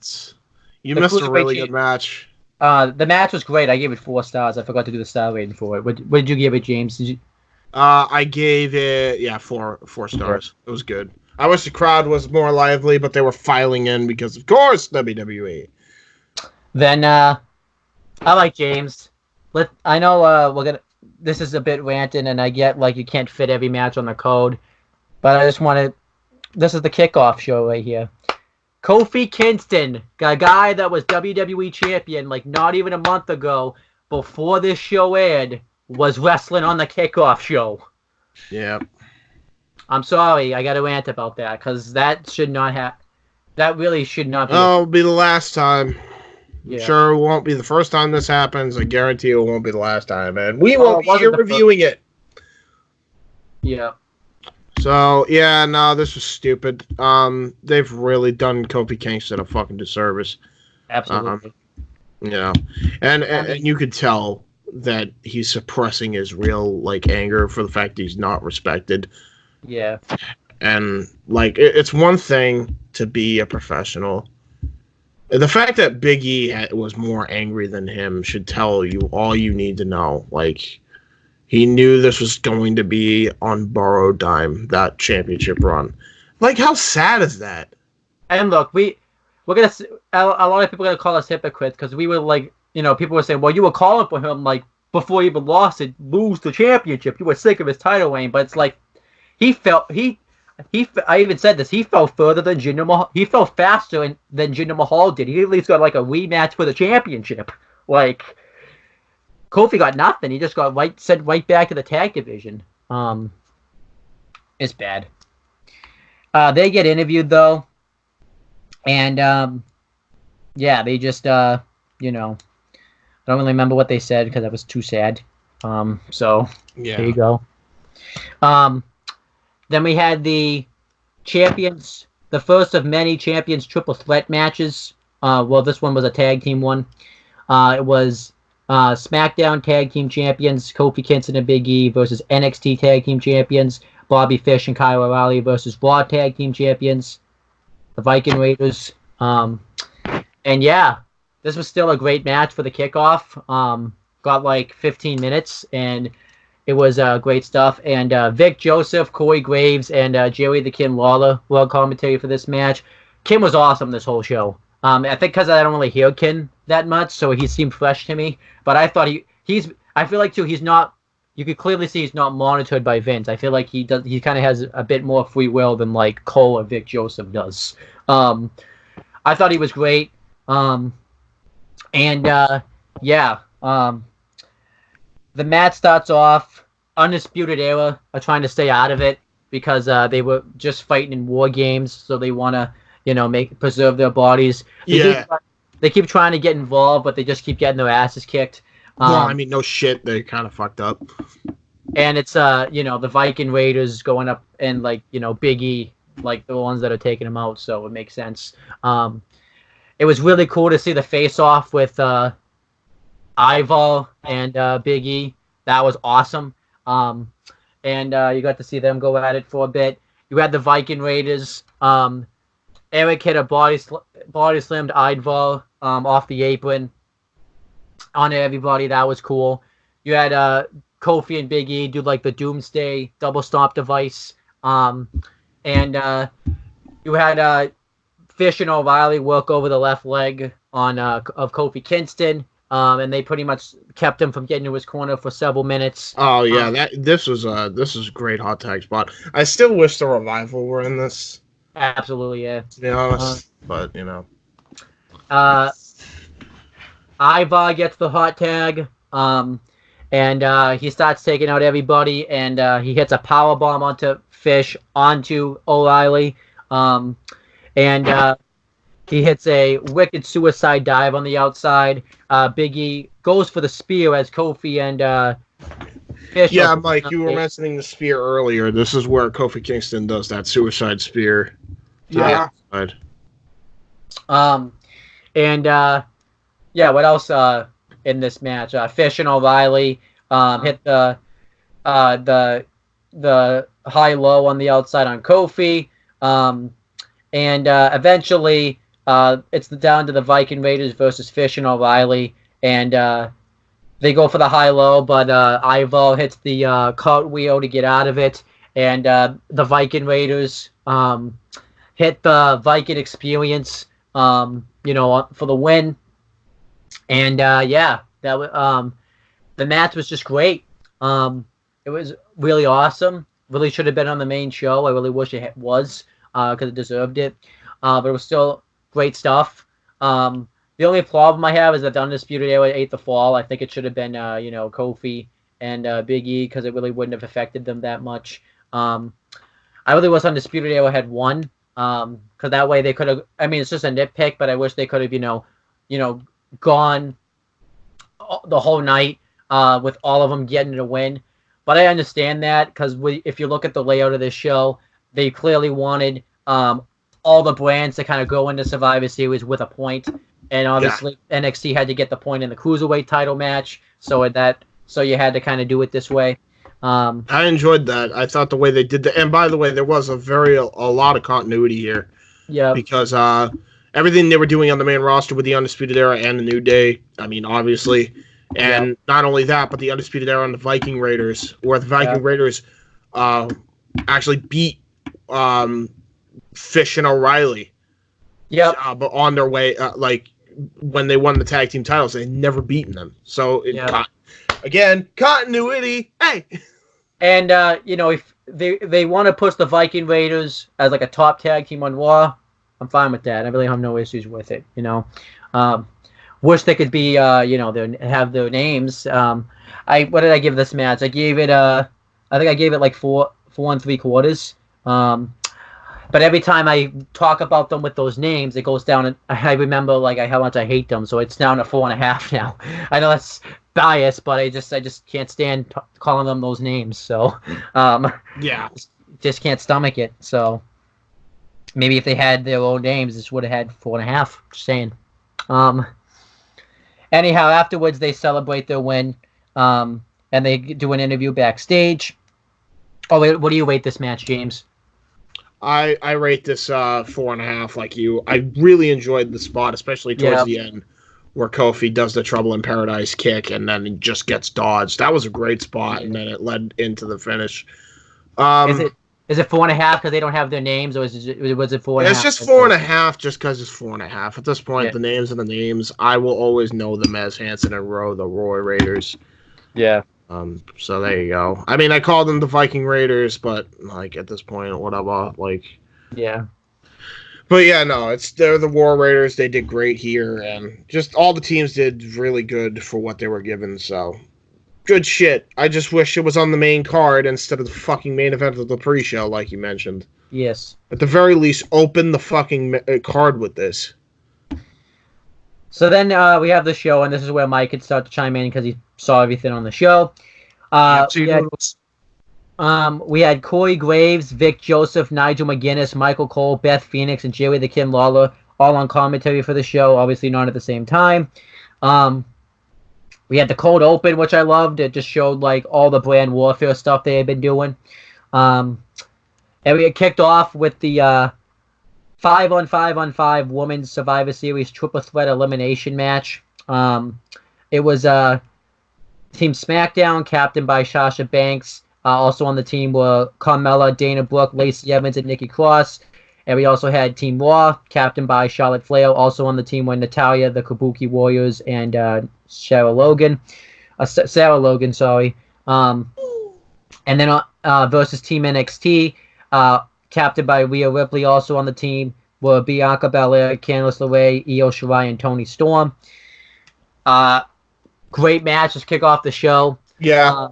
Lacey Evans, Toni Storm, and I think Kairi Sane started the match, Sarah Logan started the match, which I kind of liked because I was kind of like the originals of the Mae Young Classic in there at first. But wasn't believable. I do have some nitpicks about the match. What wasn't believable was that Lacey Evans was getting the advantage on Sarah Logan, and well, I mean, I will defend her on that a little bit because she's very taller than the other two women. Oh, one thing I liked about that they did with the Survivor Series show is they didn't do the T-shirt gimmick. They did colors they would wear some on their attires. They would wear red, black, and yellow or blue, but it wasn't the T-shirt thing because I think that's kind of stupid. I kind of like how they still had the colors. So there you go.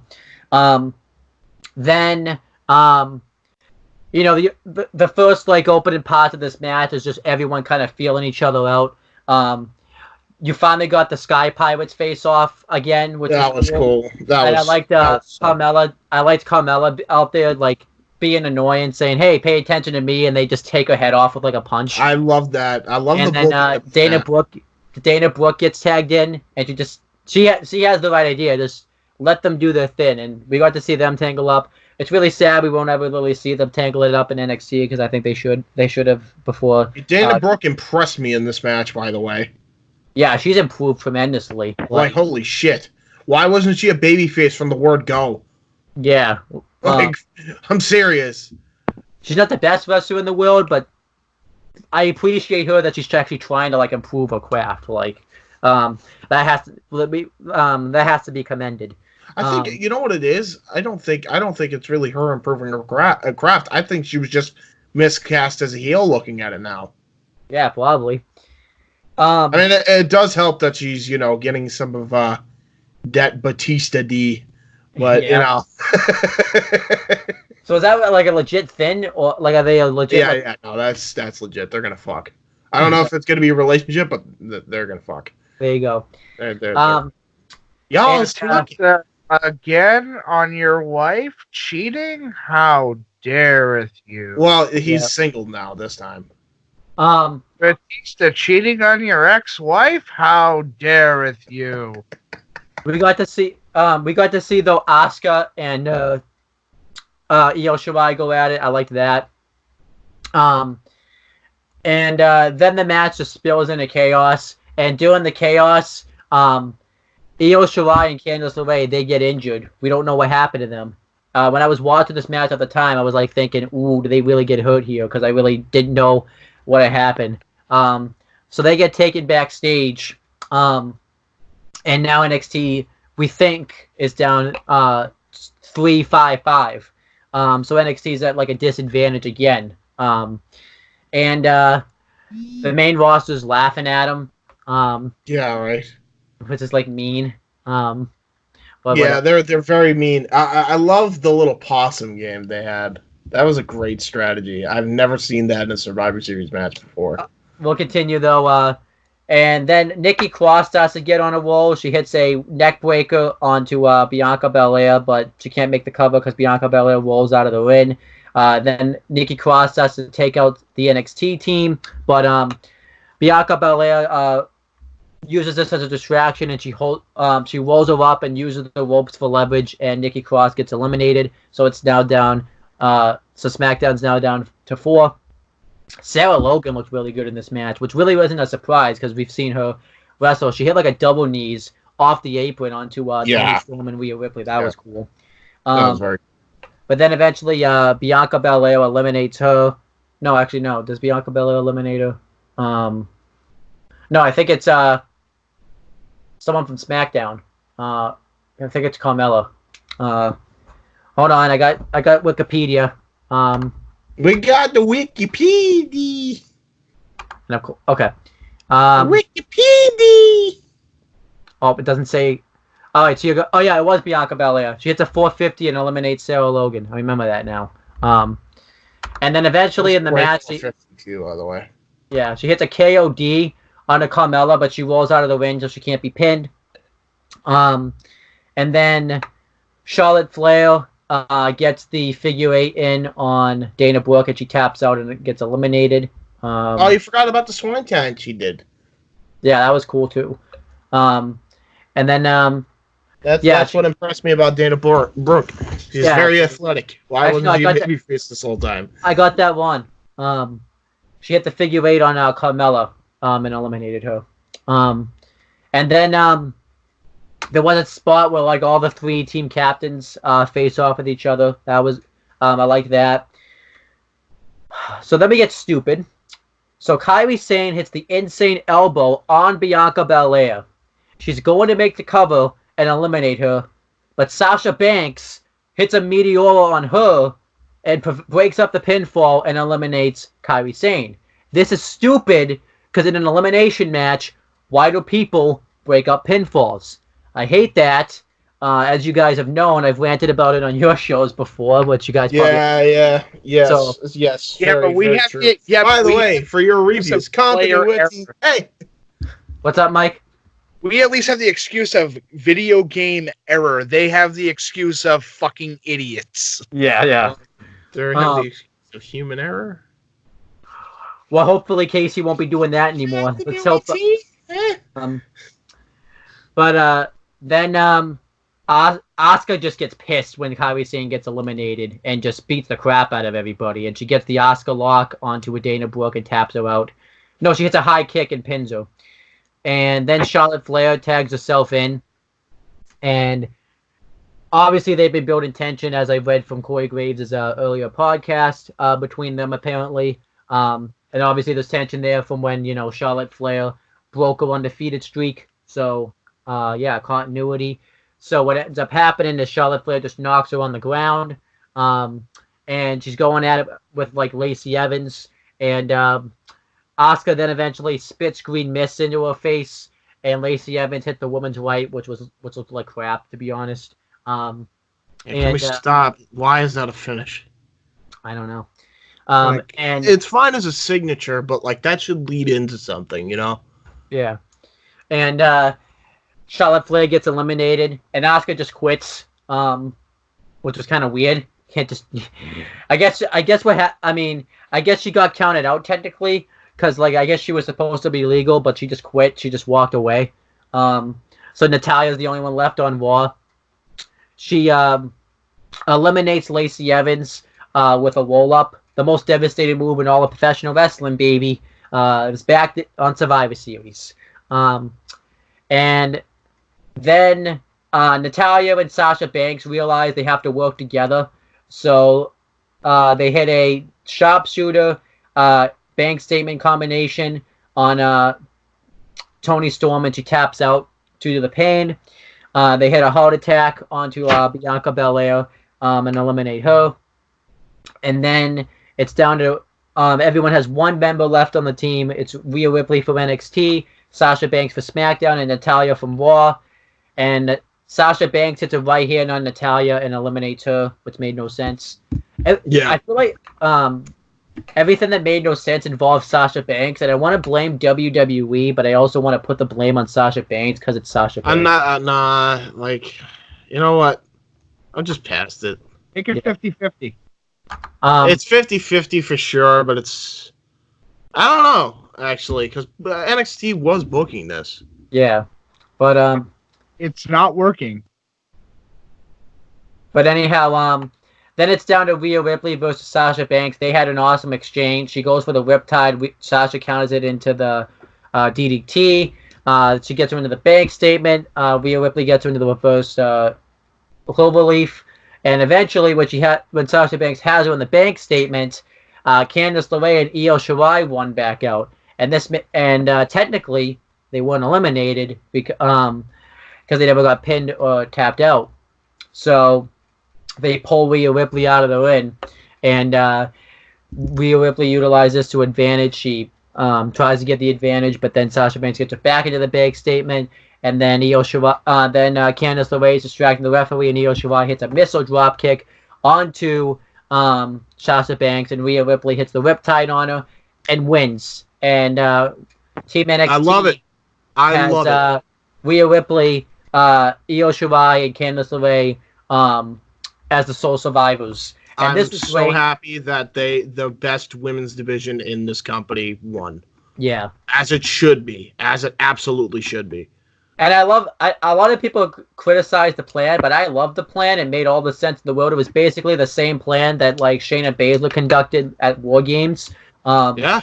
And it worked so well. It made NXT look like it really was the smart. best plan they could have ever done. Io Shirai and Candice LeRae, although they were rivals, they went to war, and they used that as an excuse to make it look like they were hurt, and then they came back later, and they were never officially eliminated.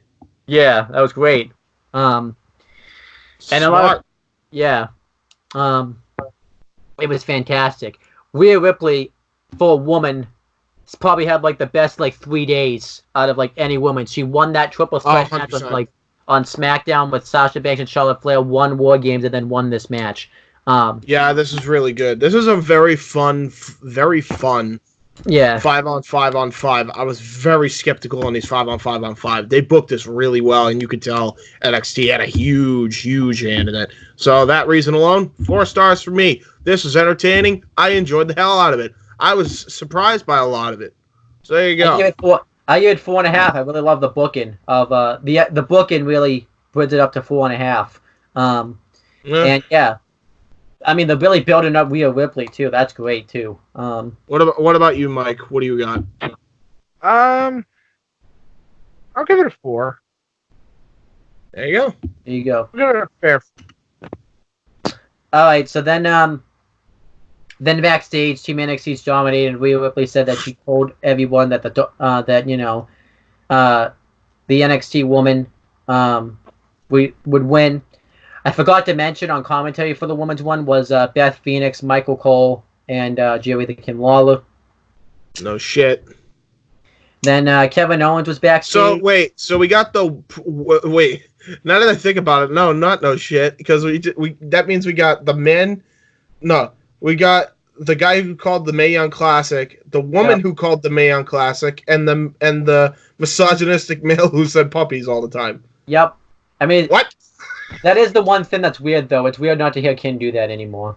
I get why he can't do that, but it's weird. James, is it continuity? Wah, wah, wah, wah. So then Kevin Owens was backstage, and Seth Rollins comes up, who got majorly booed on this show. The second he showed up on screen. Fuck him. The only thing I do know from after Survivor Series is that they finally turned him heel. No. He's not heel? Nope. They say he's heel. He's not. He's not. So, it's freaking JD from New York has a whole rant on this. I just listened to him just for the memes. He's such a great reviewer, like no matter what. So what's going on? I keep up to date with anything that goes on there, but he breaks it down very well. Well, so what's going on then? Is he just? Is it like he is? I think heel, but he's Bo Dallas. Oh my gosh. Yeah. So the worst kind of heel. Yeah. I mean, it worked for Bo Dallas. It's not gonna work for fucking. But even Seth with Rollins. But even with Bo Dallas, it didn't work. Well, in the main roster, it didn't. In NXT, it really actually worked. Because the NXT, I'll say it, the NXT crowd at that time, which is completely fair, did not know what they were looking at would have later become a fucking travesty. But yeah, Seth Rollins asked where Kevin Owens' loyalty lies. Is it to NXT or is it with Raw?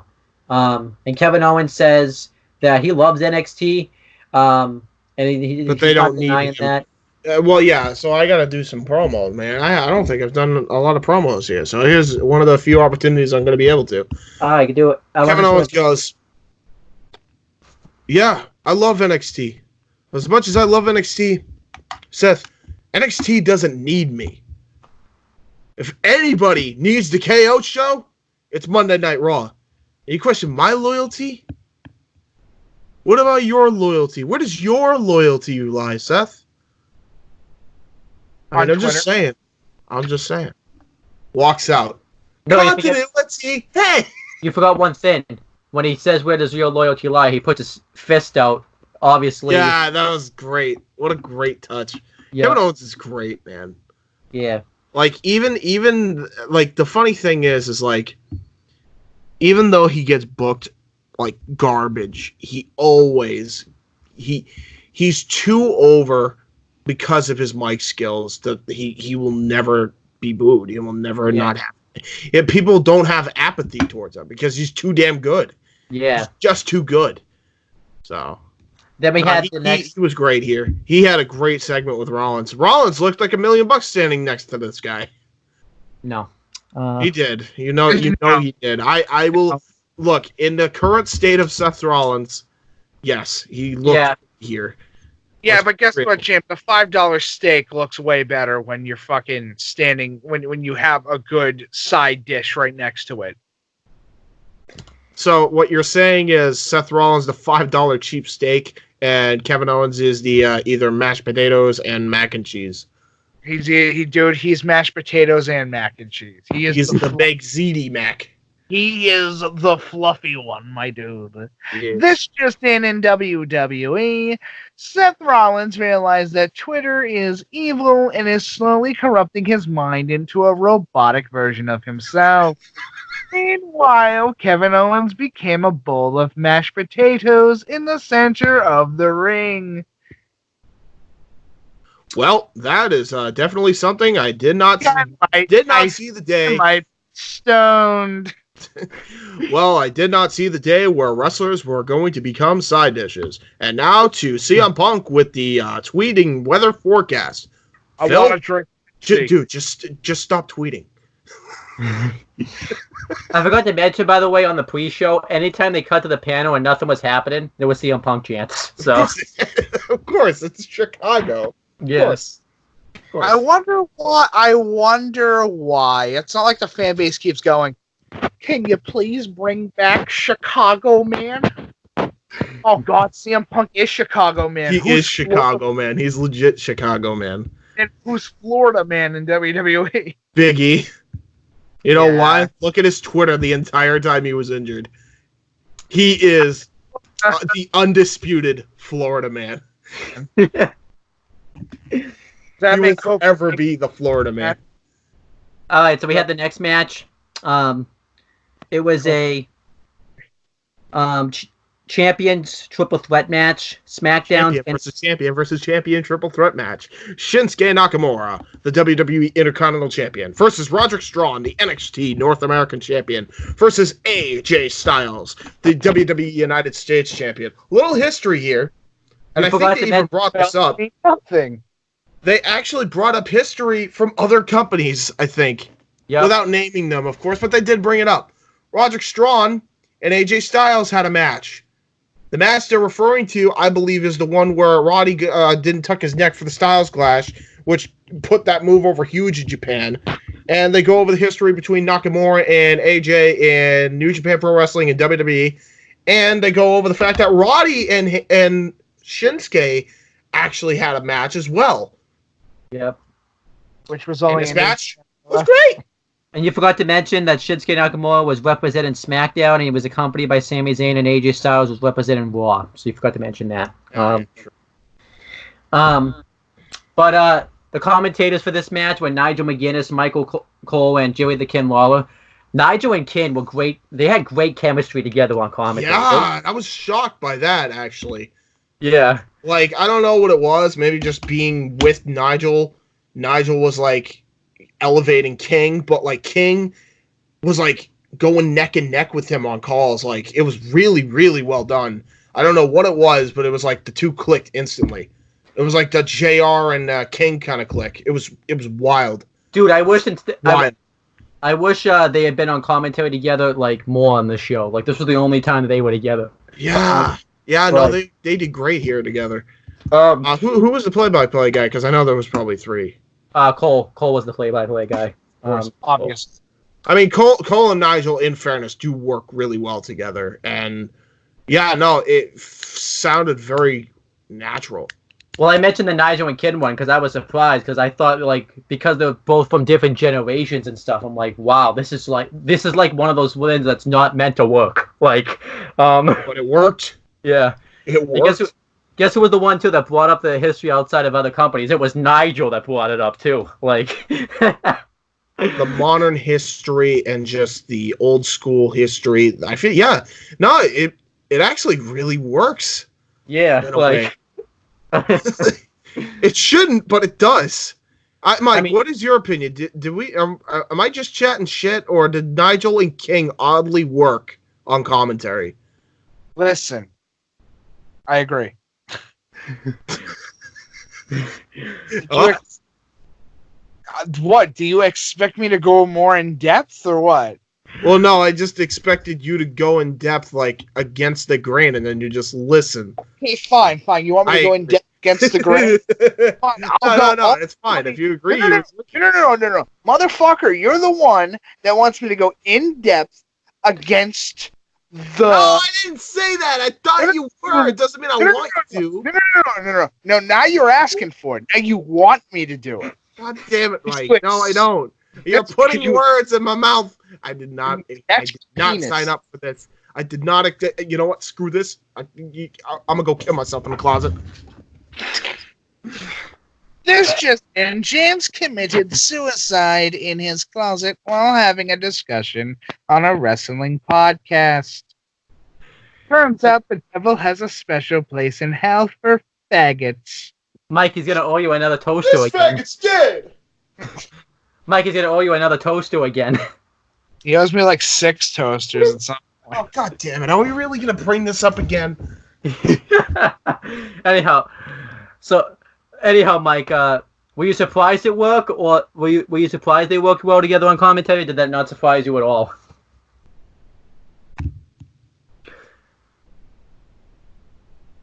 Uh-oh. Mike? What Mike? happened to him? Mike? I feel like he's got to be doing this on purpose. He's got to be. There's no way.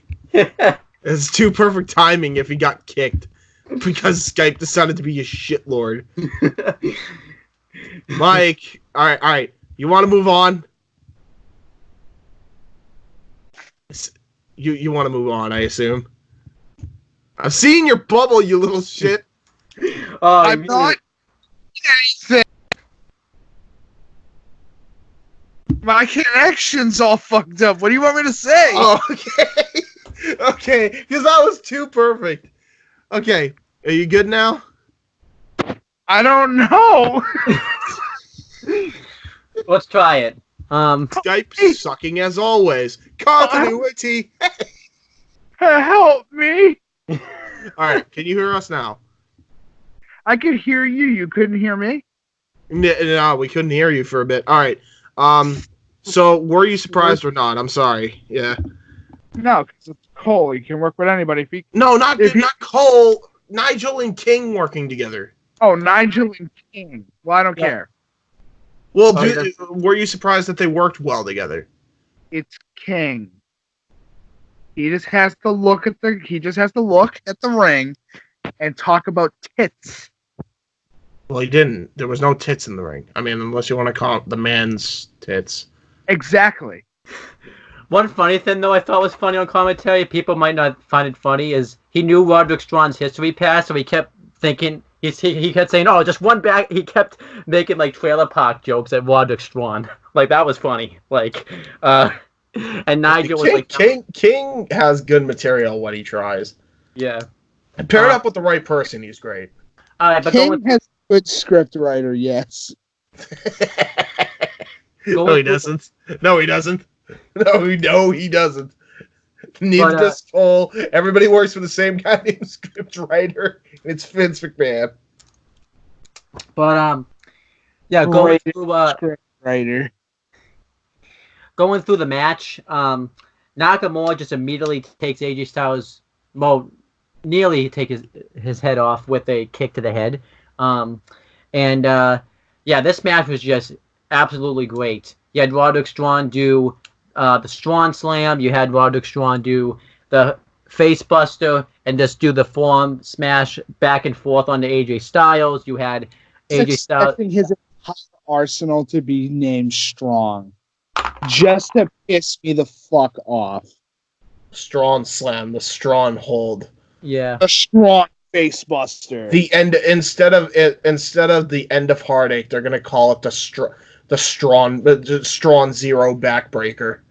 No, it's gonna be called the end of Strong Ache. The end of Strong Ache. I can't wait for this new finisher. Not so strong. But yeah, tuberculosis. AJ Styles hits a running soccer ball kick right to the head of Roderick Strong. He hits a springboard forearm off the steps onto Shinsuke Nakamura. Shinsuke Nakamura, this might be like one of the best matches I've seen him had in a while. He hit the Gia Wonder, because he's in the ring with two people he's fucking had matches with before and actually respects and can actually work a match with the two. Why is he still in WWE? Go back to New Japan when you were a bigger star. Yep. Well, I think he wants to stay in WWE because he moved his whole family to Florida, so he doesn't want to have to move his whole family back to Japan. He said he's trying to become the new Florida man. He's trying to take the crown of Big E. Florida man. He's trying to take the crown of Big E. I am a Florida man. But Shinsuke Nakamura hits he actually hits a fireman's carry into a knee to the head, which obviously got CM Punk chance again for obvious reasons. That's the GTS. They didn't call it. It's not my fault. They didn't call it that, so I can't. Oh, fuck them. It's the GTS. And then It's the GTS. Shinsuke Nakamura is setting up for the King Sasha, and AJ Styles tries to stop it, but Sami Zayn throws him head first into the post. So I like the role that Sami Zayn played in this match. He's great. I wish he did the thing on the mic where, like, anytime Nakamura did something, he like called it, but you know, I guess they don't want it. It'd be annoying, I guess, if it happened the whole match. AJ Styles hits a springboard 450. Him and Nakamura go at it for like 5 minutes and just really go back and forth. That was great. Him and Strong go at it back and forth. Eventually the finish comes when AJ Styles hits the phenomenal forearm on Shinsuke Nakamura, and Roderick Strong comes in, throws him out of the ring, and covers Shinsuke Nakamura, and Roderick Strong wins. Even though I predicted it because I was biased towards NXT, I was still shocked. Like, I was thinking throughout this whole show, like, wow, NXT actually got 3 points. I'm sad. I was going to be satisfied from this point because I did not expect NXT to score 3 points on this show. I expected them to get the most 2. Yeah, right. That's and, what I thought. In most encounters with Nakamura and Styles, yeah, Strong on top almost every time, even in New Japan. Yeah, absolutely. Very true. Yeah, so it was very refreshing to see, the some continuity. Hey, it's good shit. This match was, to shit themselves in the bathroom. It's very useful. This match was great stuff. I gave it 4 3/4. It was a great match. 4 3/4, absolutely. Great. Yeah, It's a very great good. match. Mike, what do you give it? I said the same thing. It's very good. Yeah, it's such a good match. This might actually be the match of the weekend. Are we doing this? Other than War Games. Oh, and are we doing this again? Do you want me to go against the grain? No. You don't need to go against the grain. Then Roderick Strong says that he beat AJ Styles and Shinsuke Nakamura because he's just that good, and that's undisputed, pretty much. Yay! Then James, take us through the Daniel Bryan backstage segment. This was really well done. Continuity, by the way. To Daniel Bryan and said he's not controversial. He decided to walk down the hallway and super kick every motherfucker that went into his path. Nobody tells me that I don't know controversy. You gotta be kidding me. Kneeing everybody in the face. No, that's not what I said. Take us to the real segment. Yeah. So The Miz comes up to Daniel Bryan. Good stuff. And again, everybody's going to get sick of this catchphrase, I can already tell. Continuity, hey. Why is this continuity, hey? Well, The Miz was the pro of Daniel Bryan. Continuity. The Miz comes up and he goes to Daniel Bryan. He's like, look, I know you don't like me, and I know you don't desire me either, but here's the deal. You and I have kids. You and I have this for a livelihood. And I don't know what it is about The Fiend, but it's just pure evil. It's not, though. It's not. Look, I'm giving The Miz credit. Stop. It's pure edge. I'm giving him credit. He goes and he's like, you need to bring back the Yes Movement. You don't have a choice. If you're going to have a chance against The Fiend, it's going to be with the people on your side. And then Daniel Bryan just goes, get out of my face. Yeah, I love it. This is just simple and effective. Yeah. Good shit. It wasn't overstaying. It's welcome. It was short enough. On to the next thing. And Mike, what did you think? What did you think of the backstage segment? I thought it was good.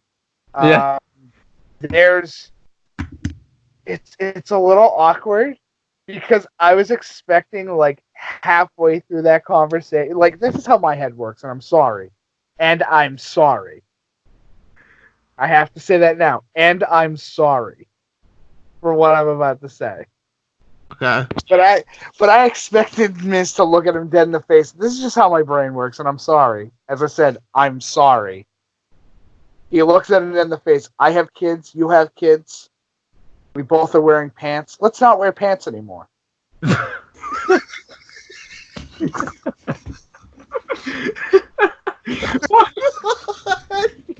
How did he get to that?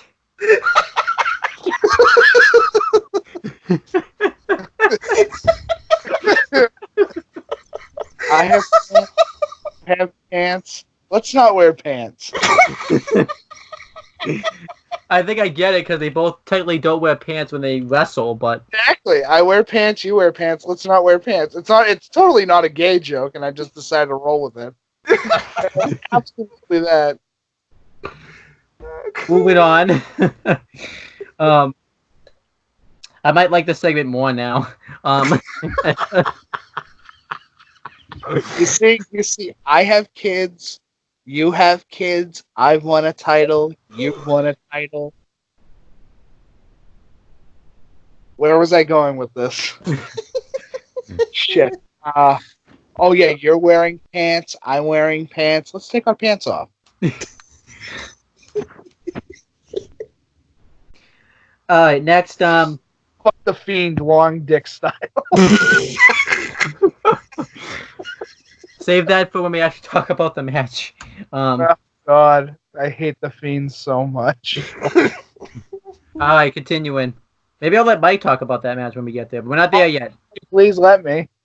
All right, so the next match, though, is the NXT Championship match. NXT Champion Adam Cole versus Pete Dunne. The NXT team, minus Morrow, commentated the reason they gave for it is because Morrow apparently threw his voice out, but we know the real Which reason. is bullshit. Yeah. Michael Cole did it instead. It was kind of sad. That was really sad. Although you could tell people were gonna be sad, and Michael Cole really tried. Yeah. I gotta commend him because he really, really tried.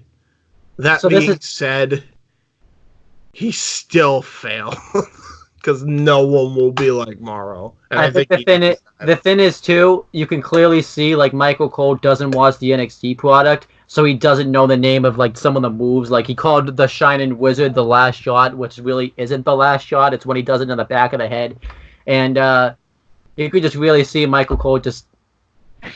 They should have done Vic Joseph instead, in my opinion. I agree. 100% I agree. But he tried though. And he actually did very good. So yeah, he did very good. It's just he's just not. Nigel clearly was the one kind of doing. He was carrying this. Yeah, here. Oh, but he doesn't get a word in edgewise. Morrow doesn't get a word in edgewise. And this brings back my point. This is where sometimes Beth just doesn't talk, like I talked about before, because there was times in this match where it's just Cole and Nigel calling the match. Maybe. Sad. Cole brought up Morrow, and I just felt bad because she just looked really sad. Like, oh, that broke my heart. No. Both men are coming in this match though injured. Adam Cole obviously taped up from the War Games match. Pete Dunne had his leg taped up from the Triple Threat, so I kind of liked how they kind of worked around that. So we're either going to see if Adam Cole becomes part of a meat grinder or if Pete Dunne gets put down. Yep. You get that joke? It's a butcher joke. Yeah. Obviously Pete Dunne, because... It was so funny. Oh, you got it? Because it's a joke about being a belly person. Oh.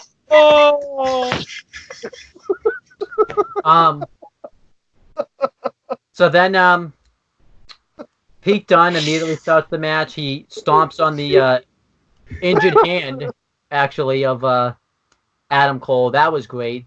I even loved how they even call him back to, like, I'm assuming Adam Cole's hand still isn't broken. It might be kayfabe now at this point, but it's really tough to know. Because NXT likes this thing called continuity. Hey, Yeah.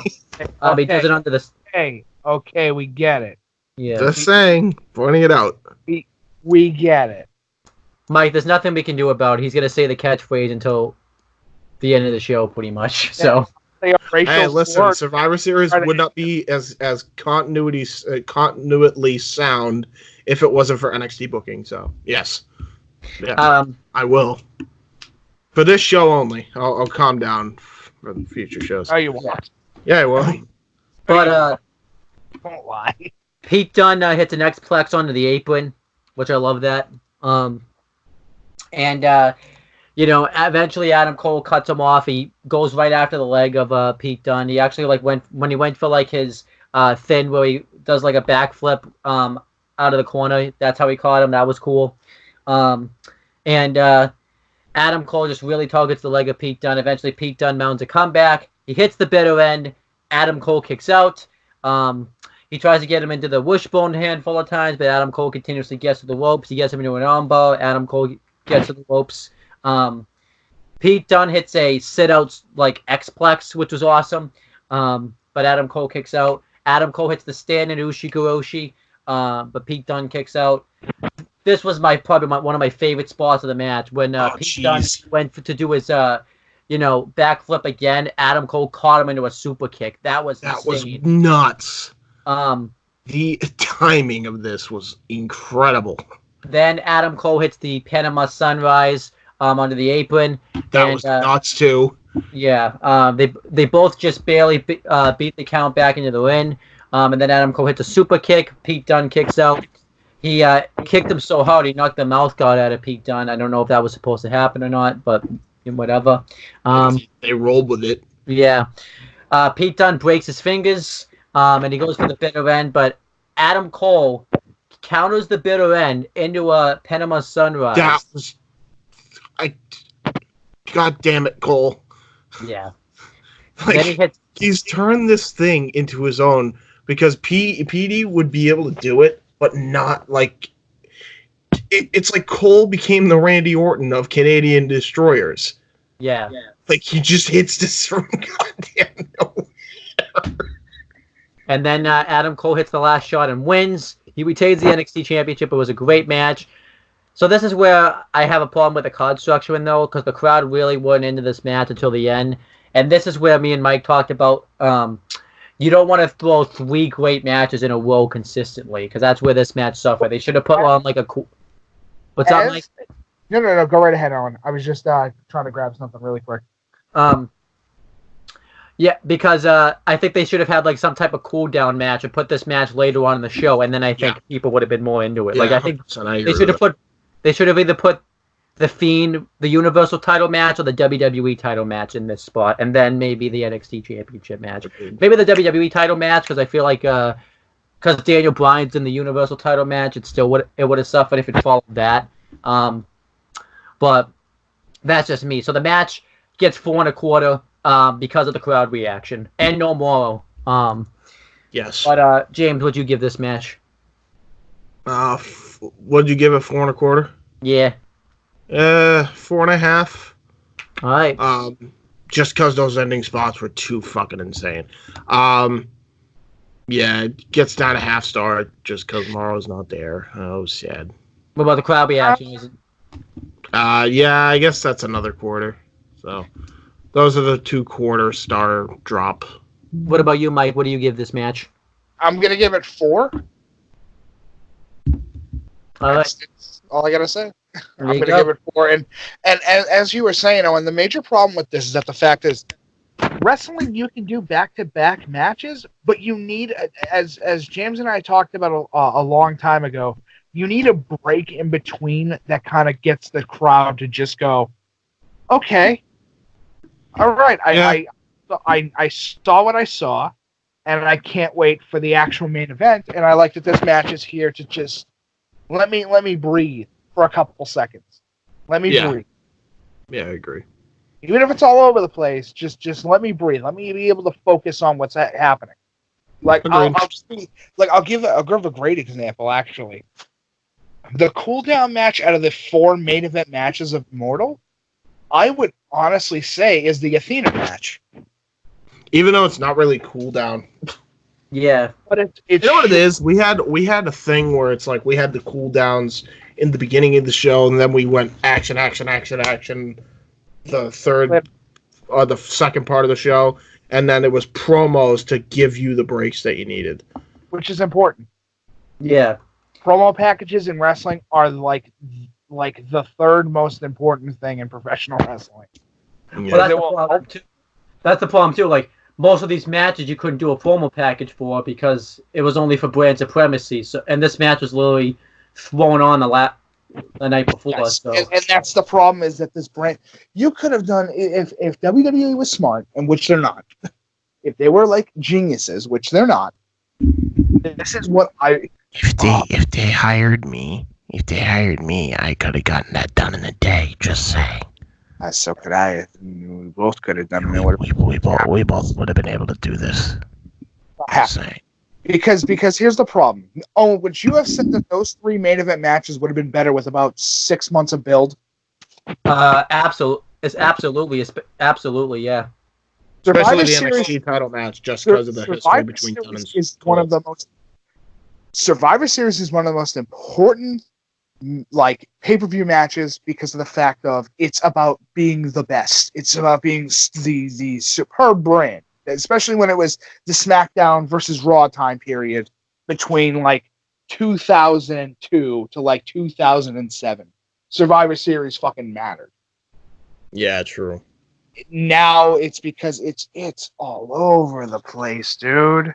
Yeah. You have 3 brands trying to go for supremacy, and they won like within the beginning of the night.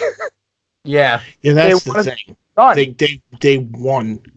They won. Like, there's no way they were going to lose now, and that was the thing. The minute I did the calculations, I'm like, okay, so they're either going to win or they're tying with SmackDown, which isn't going to happen. Which, as I said, it's like it was too predictable. At a certain point, as soon as you get to look at the score and go, okay, Yeah. Yeah. Which kind of sucks, but dude, it was the right way to go about it, though. It was the right way to go was about the it. better brand.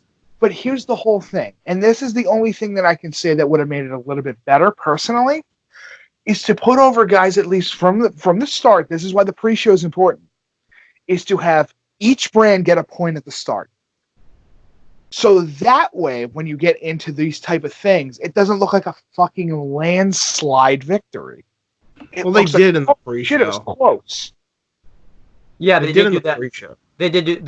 They had each brand on the pre-show get a point, but NXT won like 2 matches. Like NXT had by this point by the NXT Well, the title. problem is they have the. Well, the problem is the reason why is because they, at the end of the day, they have the better mid card and the better women's division. Yes, This and the better bottom line. and the better main eventers, which is upsetting. Yeah. They do have the better main eventers, but you knew they weren't going to go over Roman Reigns. But even then, they got a showcase. We'll get to that. Yeah, we'll get to that. It's just one of those things that there are many companies out there that could have done this better, and I feel like that it feels so. And this is why I have to give this show like kind of in a like a minus rank because of the fact it feels so fucking super glued.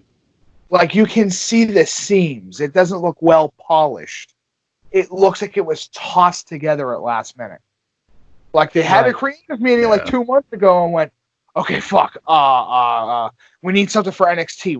Takeover is going to be a big thing, obviously, because it's a big moneymaker right now. Fuck. What are we going to do? Brand supremacy at Survivor Series. Why? Fuck. They don't even have a thing on the line other than brand supremacy, which kind of made me sad. So, dude, you know how much better it would have been if they put titles on the line and made them matter? Like, you know what? You know what should have been on the line?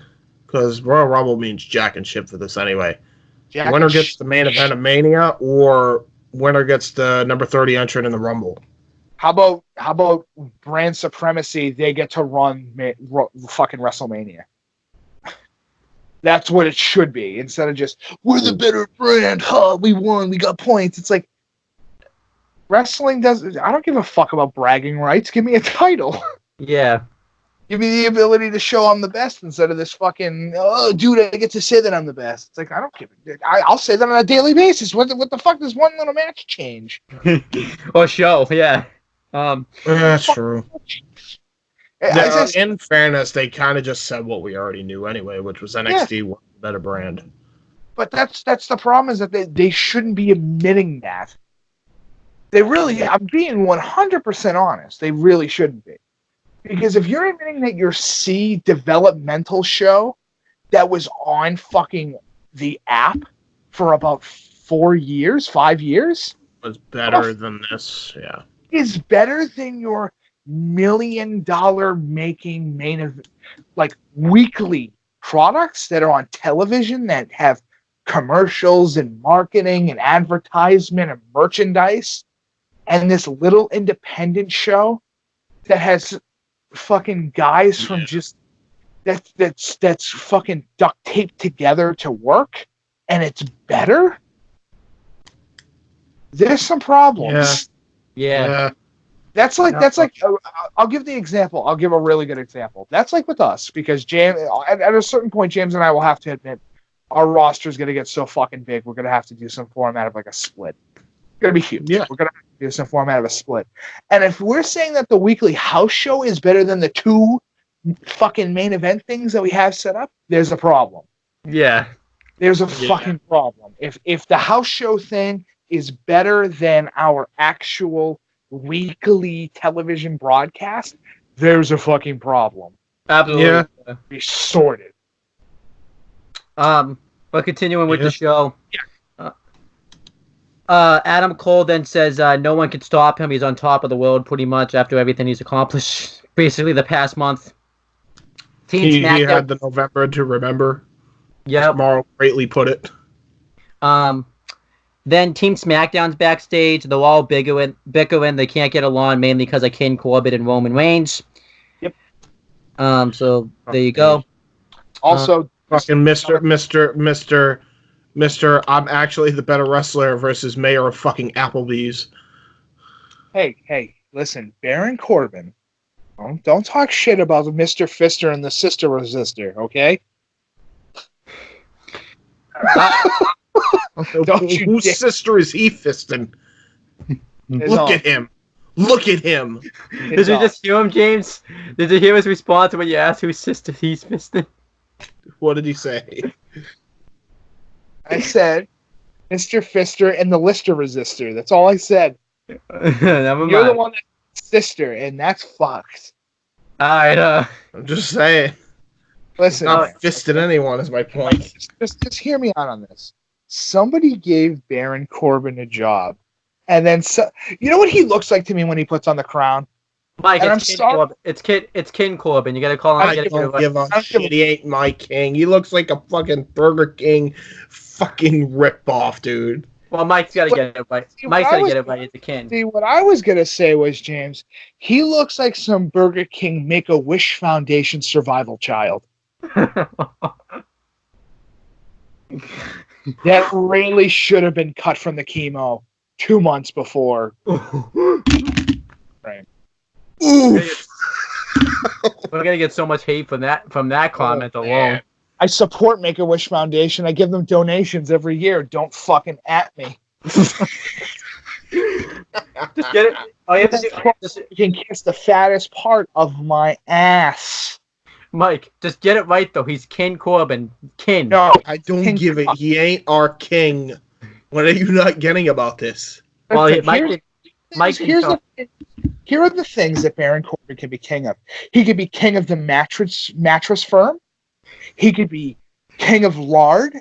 He could be king of the balls. He could be king. He could be king of Applebee's.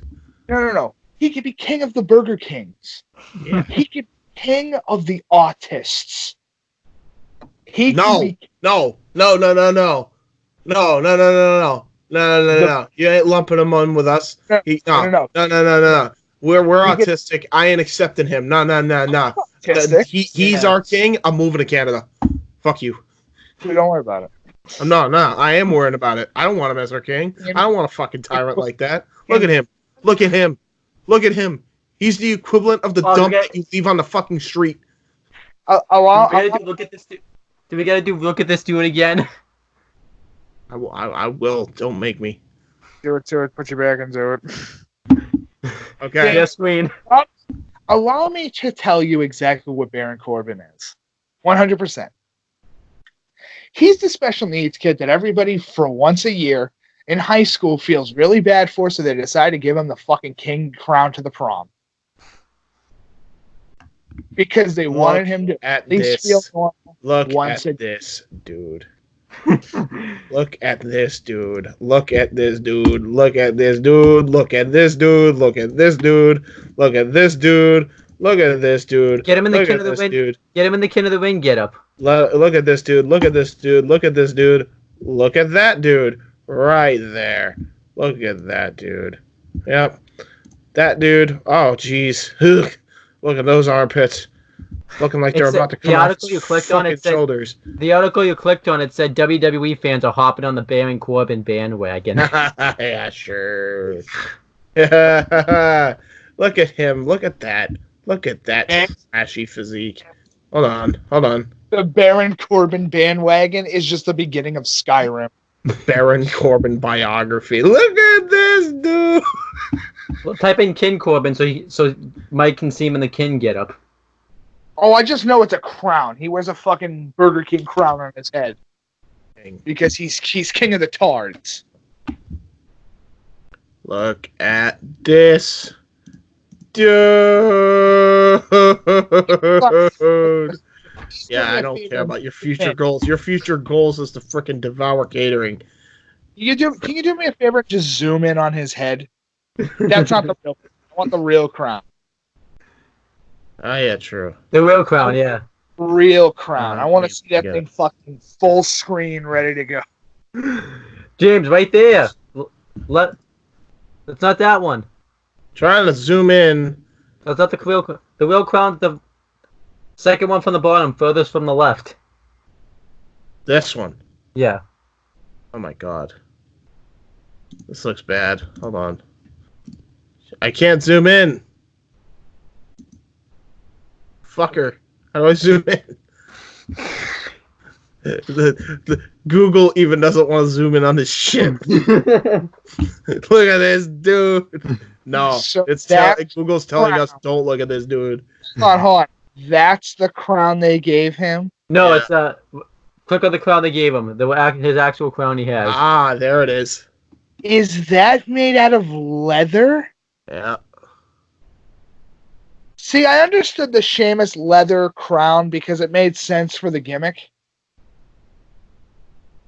I have a question. Does he have a Chicago fucking, like, robe? No, that's just... Like, why does he have a fucking tyrannical fucking Chicago robe? It looks like he got that straight out of the fucking Chicago fucking pawn shop. He said, like, he's a big Game of Thrones fan, so it's... Ah, fuck off. Now, James. I want you to look at this man. Dead in the face. Don't say anything. Just look at him dead in the face. And here is the voice that I have come up with that fits what I am looking at. Mm-hmm. Welcome to the ancient adventures of the Grungif. You want to be able to understand the powers of Frodo Baggins? I want to show you all my secret magic powers. With the bits and the boofs. You have a fucking retarded, like, high fantasy name. Like, Or Gandalf Bilbo. Alright, we gotta finish reviewing the show. bye, dude. You fucking suck. I give magical powers. Anyway. You want to kill me? So, Mike, you gotta get into a bad mood now, because I'm leaving this to you, buddy. WWE Universal Championship match. WWE Universal Champion The Fiend Bray Wyatt versus Daniel Bryan. Before you actually review, review it, I'll just say Corey Graves and Michael Cole commentated the match. Yeah, All right, so Mike. I muted this. It- I enjoyed the match. It's a fucking travesty. This match? Because both of these men could be doing better things with their time. Instead, they're having a match for the Blues Clues title.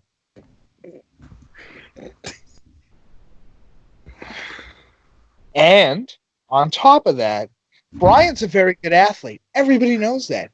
And everybody knows that Bray Wyatt can do very good work.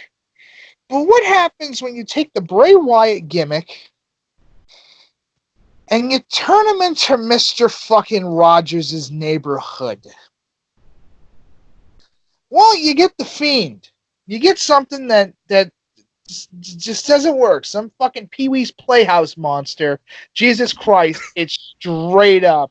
He's straight up the woman that lives in the fucking semi-truck that Pee-wee sees in the movie. He's straight up that. He's Large Marge, okay?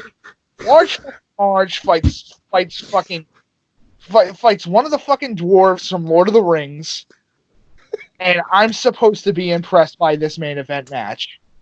Now, moveset, they did very well together. The problem, I gave 0 fucks walking in, and I had 0 fucks walking out. I'm supposed to care about a title that looks like it was thrown into the blue M&M factory. I think the give a shit about some fucking dude that wears a full mask. Ooh, his creepy, scary mask. Ooh. I could buy that at a costume shop for a weekend. I could rent that. Oh, but he's super scary. He carries down a lamp that has his face on it. Yeah. You know who else does that? Nobody, because it's fucking dumb. In order to show him the Fiend, I put my hair in dreads. You nappy-headed fucktard. Listen, if I wanted a mop, I go to the store and buy one. If I wanted to see one on my television screen, I go watch the fucking Cleaning House channel. Now, I'm supposed to be scared by some fucking Five Nights at Freddy's reject. I'm supposed to be scared by some dude that looks like he was made by a 4chan 13-year-old on his Trapper Keeper. Let me tell you what's scary. Life. Ooh, let's see. I have hate on one hand, and then I have something even more retarded on the other one. No, hurt and heal. Hurt and heal. Good for him. He was able to do the John Cena word life fucking knuckles on his fingers. Amazing. Good for him. Yeah, for 4 days going, wait a minute. I'm going to become the thing that every wrestling fan says I am. I have become the Carney.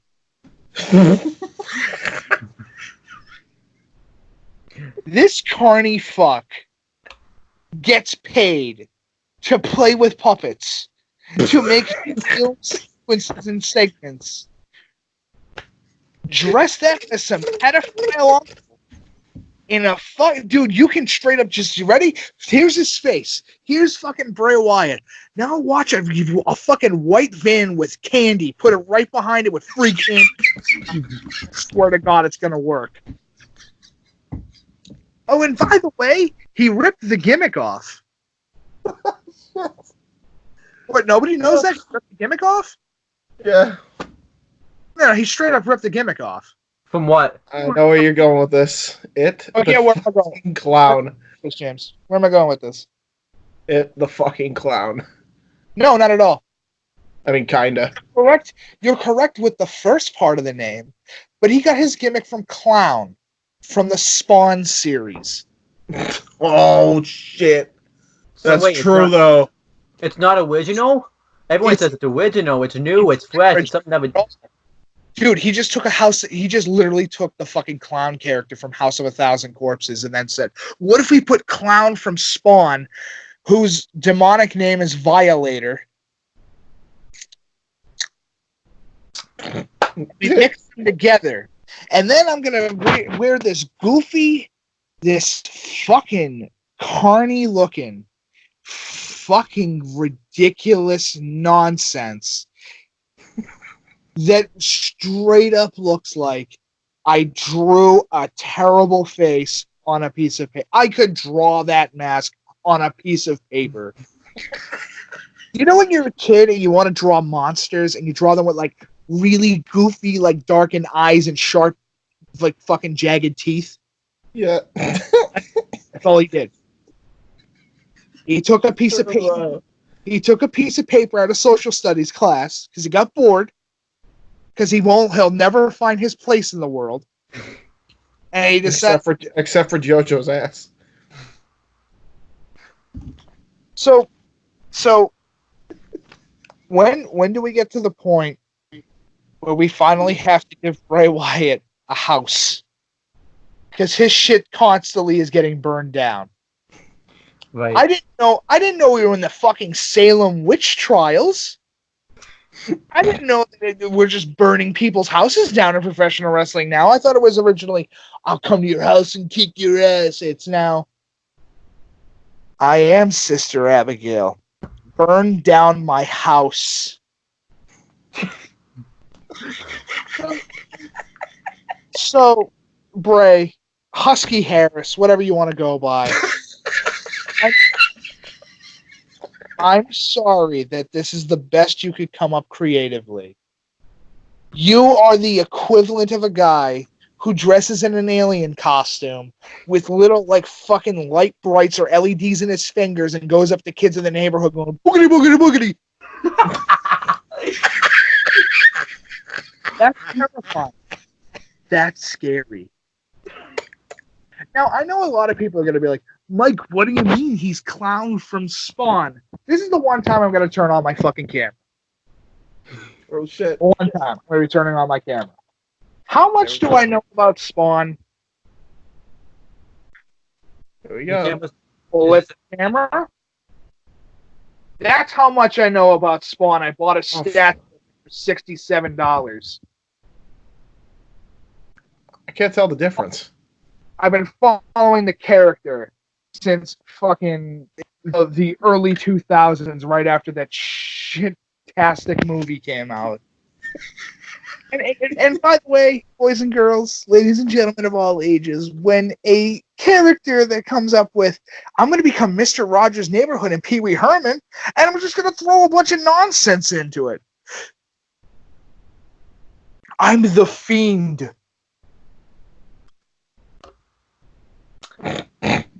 So you're missing one rant I'm surprised you glossed over. I'm not glossing over shit. I just really, really wanted to rip Bray Wyatt an asshole. Yeah. That's fine. Look into that, so that way I don't have to look into that vagina-sized mouth that's on his face. So He's Clitoris the Barbarian. Dude, if you flip Bray Wyatt's mouth sideways and put it up on a thing and said not safe for work, somebody go, dude, what's up with the vagina with teeth? So the one positive I like about this feud alone, before Bray Wyatt would just attack someone and never give a reason. This time there was actually a reason where he wants Daniel Bryan to give the DS movement. It just sucks it's under this gimmick versus the last gimmick. So here's the problem: he's already fucking done that. He already did this. People are shocked that he does it again. He likes bearded people. What do you want me to say? Bray's already fucking done this. This whole attacking him and trying to get him over into his cause and his movement. Yeah, he's already done it. He already fucking did it. He already made him wear the goofy jumpsuit. He did it. He got Randy Orton in his fucking stupid flock. I'm sorry, Raven. I can't compare Bray Wyatt to Raven because Raven actually has character. Oh yeah, by the way, if you want to do the comparisons to what Bray Wyatt's gimmick straight up was, it's just Raven. It's just Raven. Texas Chainsaw Massacre fucking nonsense. It's just Raven. He's just Raven. You also missed the one rant I'm surprised you didn't rant about is the red light that that Feud makes no fucking sense. See, here's the problem. He's supposed to be a horror character. Why do you need a reason for the monster to be a monster? That's it. yeah. Would it help you if you just found out? You see, the elder god Cthulhu hated humanity because they didn't let him do his taxes at H&R Block. So he said, "Fuck the Earth. I'm gonna finger beam the planet from space. I'm gonna make so much tentacle porn the Japanese will think I am a god." Does that help it? No. Does that help it? No. It doesn't. Would it help if Satan just showed up and just got mad because somebody pissed in his Cheerios, and that's why he came to Earth to fuck everything over? He got really mad because somebody pissed in his Frosted Flakes. I wanted Frosted Flakes, not pissed Austin Flakes.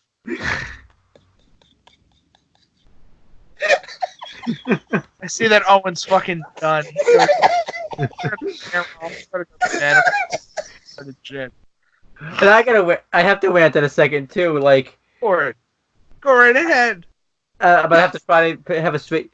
What about that red light that's on during the whole match? Because I'm laughing too hard right now to rant about that.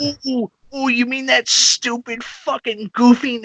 I got a red light which gives me more power. I can also stop Superman if he shows up too. The red sun from Krypton. Woohoo! But I hate the red light so much because it's like, why do we have to have the red light? It's annoying. You can like barely see any. Like I hear the crowd can't even see anything if you act. Nobody can. They did the red light because Kane did it once, and they went, "We could do it again, but this time we'll make it a darker red so you can't see fucking shit." No, but the thing is, when Kane did it, it sucked then, and they got rid of it because it sucked, and they just keep going with it now. But it makes sense for Kane. Because, demon, hell spawn. Oh, red lights. That works. Flames. Red light shows up. Fucking smoke. A lantern of his face. He's wearing some goofy carny outfit. Oh, look at this scary character. Oh, he's so spoopy. Dude, my fucking girlfriend looked at that thing and went, "Oh, is that the next Five Nights at Freddy's monster?"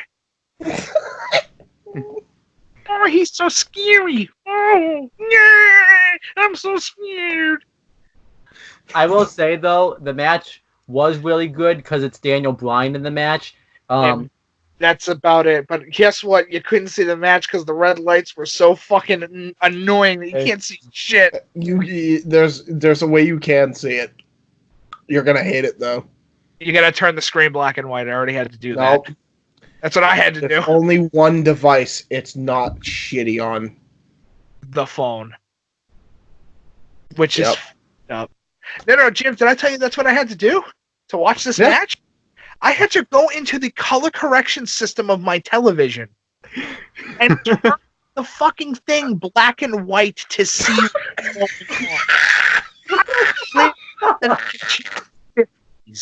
Okay. I had to turn my fucking TV black and white. Listen, I didn't know I was watching a fucking Alfred Hitchcock movie called The... Can I tell you heard me?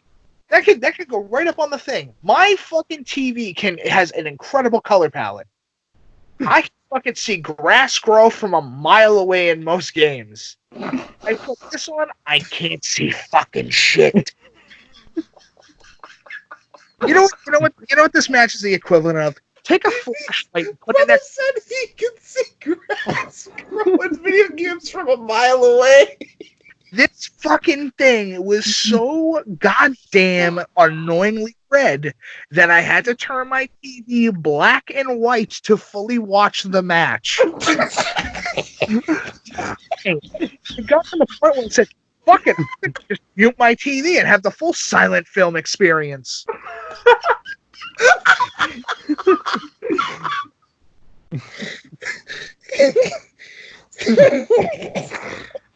Ladies and gentlemen, does Bray Wyatt have a good gimmick? No. Does it work? No. Does he come out enjoy music? Yes. Does the gimmick suck balls? Yes. How come out of all the people did Bray have to sit there and go, yeah, I want to be the local pedophile down the street? It's probably Jesus Christ. it's okay. I touch kids too. What? The Do you worst want- part about this now is he moves so goddamn slow in this gimmick too. Like God. like he's almost as slow as Cassius Ono now, and that's bad. Like he's in better shape than he was at any other time. and the dude just moves so slow now. Like it's pretty embarrassing. Hey, do you remember Boogeyman? Do you remember how that was kind of a scary gimmick when you were a kid? And then you realize you grew up and you go, I'm watching some fucking moron in face paint eat worms. Yeah.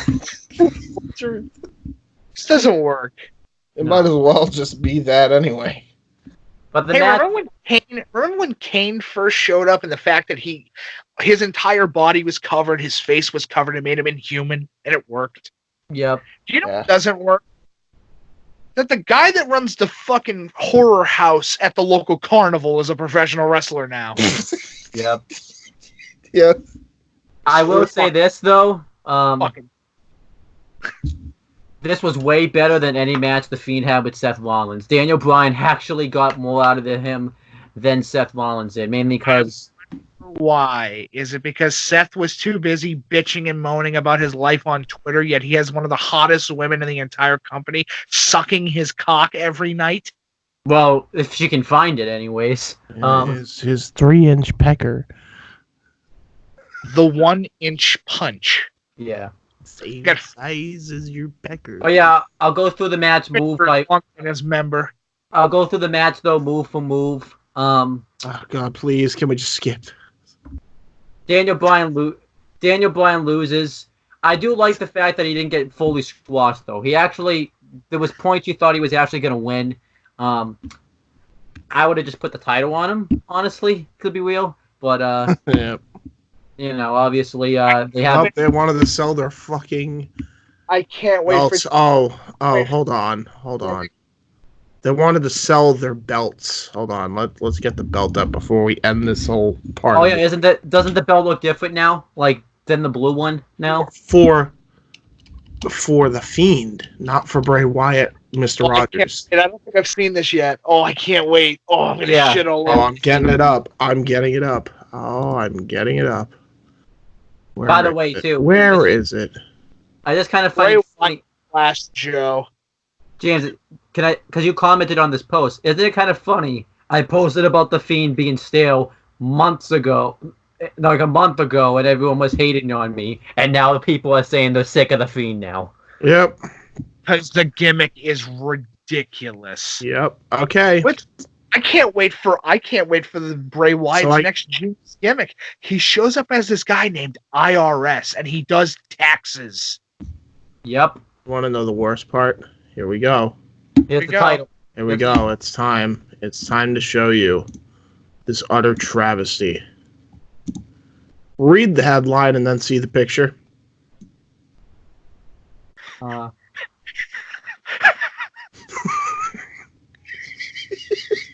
Yep. Yep.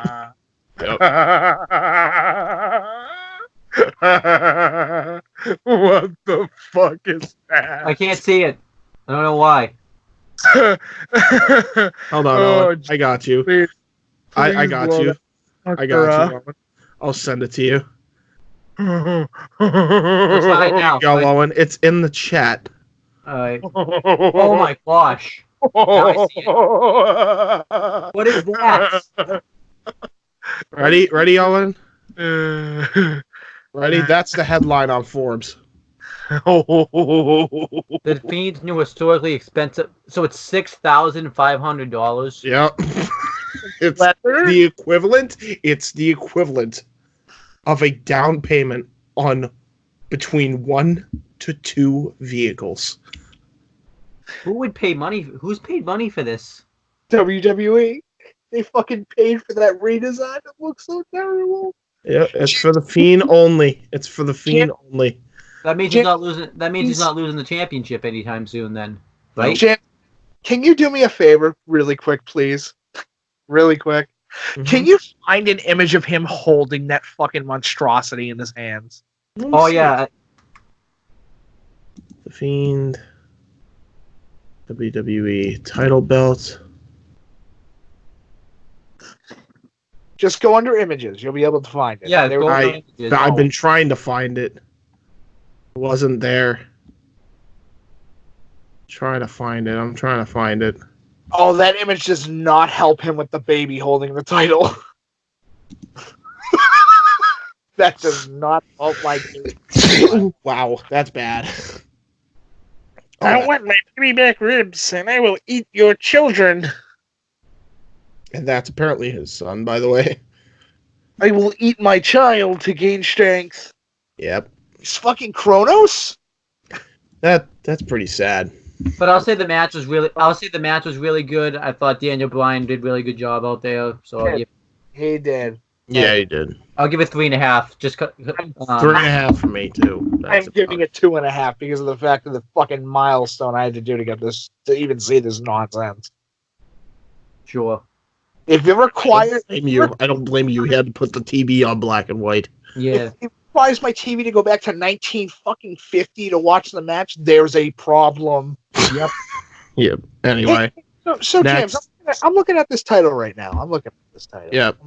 Thing, like right in my fucking face. I'm looking at it, and you know what I realized the pattern is? What? Specifically, the pattern. It's Mankind's fucking mask. Yeah. You're not wrong. Pattern is just all you do. Let me prove an example. If you cut out the eyes, right, and you cut out the slit where the mouth is, like right where that little black area is, I bet that you could strap the thing around your fucking head. Yeah. Yep. And I'm supposed to be scared of this. By the way, really quick, really quick, so that way Owen has a frame of reference to see what I'm talking about. Just to see what I'm talking about, I'm gonna put a little image in the little chat. I'll And James, screen share as you do that, so that way I don't have less editing to do. Oh, I will. I just want to get it close, like first. Let's see this monstrosity that was I ripped will off. right now.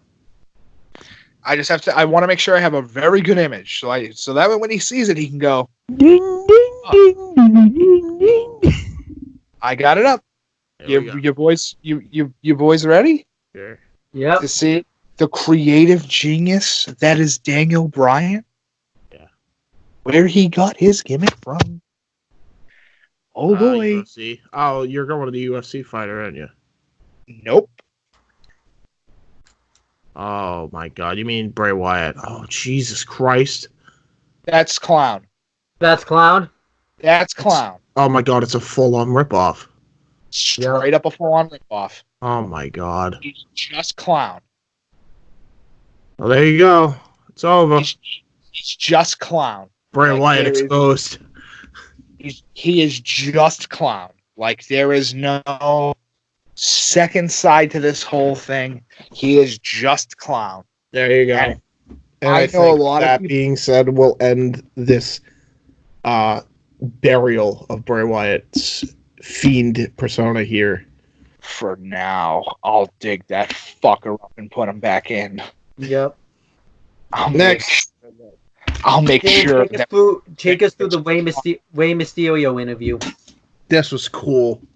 Rey Mysterio looked the best he's looked in a promo, and I don't even know how long. He basically says, I would say since AAA, since he was in AAA, he's done actually some very good work in AAA. So and then I don't remember everything just because I'm very out of it with the Bray Wyatt laughter, but I know he said basically he's going to hurt Brock Lesnar after what he did to Dominic. And he says, he also says, typically I would ask you to look away when I do destructive things like this, but I want you to watch because this is for you. So I like that. That was cool. Yeah. son, would you like me to cause pain upon this big, gigantic, huge man? Yeet. Then we Yes. had Then we had my personal favorite match of the night, my opinion. And It was the Okay. 5-on-5-on-5. Okay. We have a 5-on-5-on-5 men's Survivor Series triple threat elimination match. Team Raw, captained by Seth Rollins. Also on the team with Drew McIntyre, Kevin Owens, Randy Orton, and Ricochet versus Team SmackDown, captained by Roman Reigns. Also on the team with Braun Strowman, Ken Corbin, Mustafa Ali, and Shorty G. Yeah, I know it's a thing now. Shorty G is Chad Gable, sadly. Versus Team NXT, captained by Tommaso Ciampa. Also on the team with Damian Priest, Matt Riddle, Keith Lee, and Walter. Thoroughly enjoyed this match. The big boys start off this match being well, first it's Tommaso Ciampa, Braun Strowman, and I think Kevin Owens or something like that. Oh no, Drew McIntyre. It's Drew McIntyre. No, it was Drew McIntyre, and then he tagged in Walter. And we got to see like them really go at it. We saw Walter and Drew McIntyre have a chop off, which was really cool. This was the first time like someone really no-sold Walter's chops, but it made sense because it was Drew McIntyre doing it. We got to see like Braun Strowman and Walter go at it. Walter hit a bridge German suplex actually onto Drew McIntyre, and then Returned. Walter tries to do the same thing to Braun Strowman. Braun Strowman's too powerful to do that too. And then he charges Walter in the corner. No, sorry, Braun Strowman in the corner. And then Drew McIntyre hits a Claymore kick on Walter and eliminates him. And he wasn't even in the match 5 minutes. That was stupid. Walter should have lasted a lot longer. I agree. Wholeheartedly agree.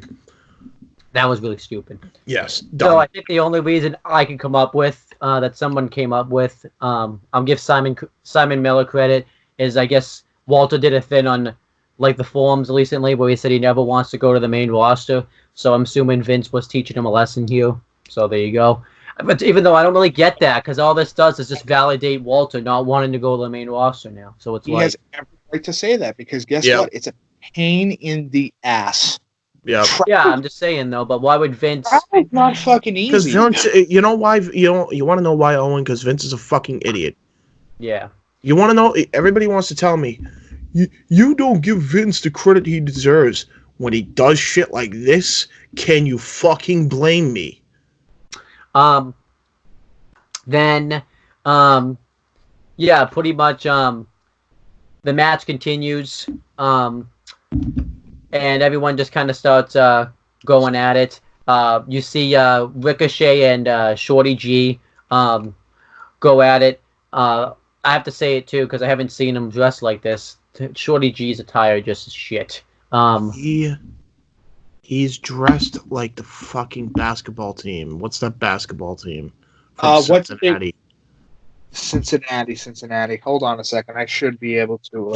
It's green and blue. I think I could be wrong, but Well, I thought like it was that basketball team. Yeah, it was blue on this show, I think, because of SmackDown colors. So, but it's bad.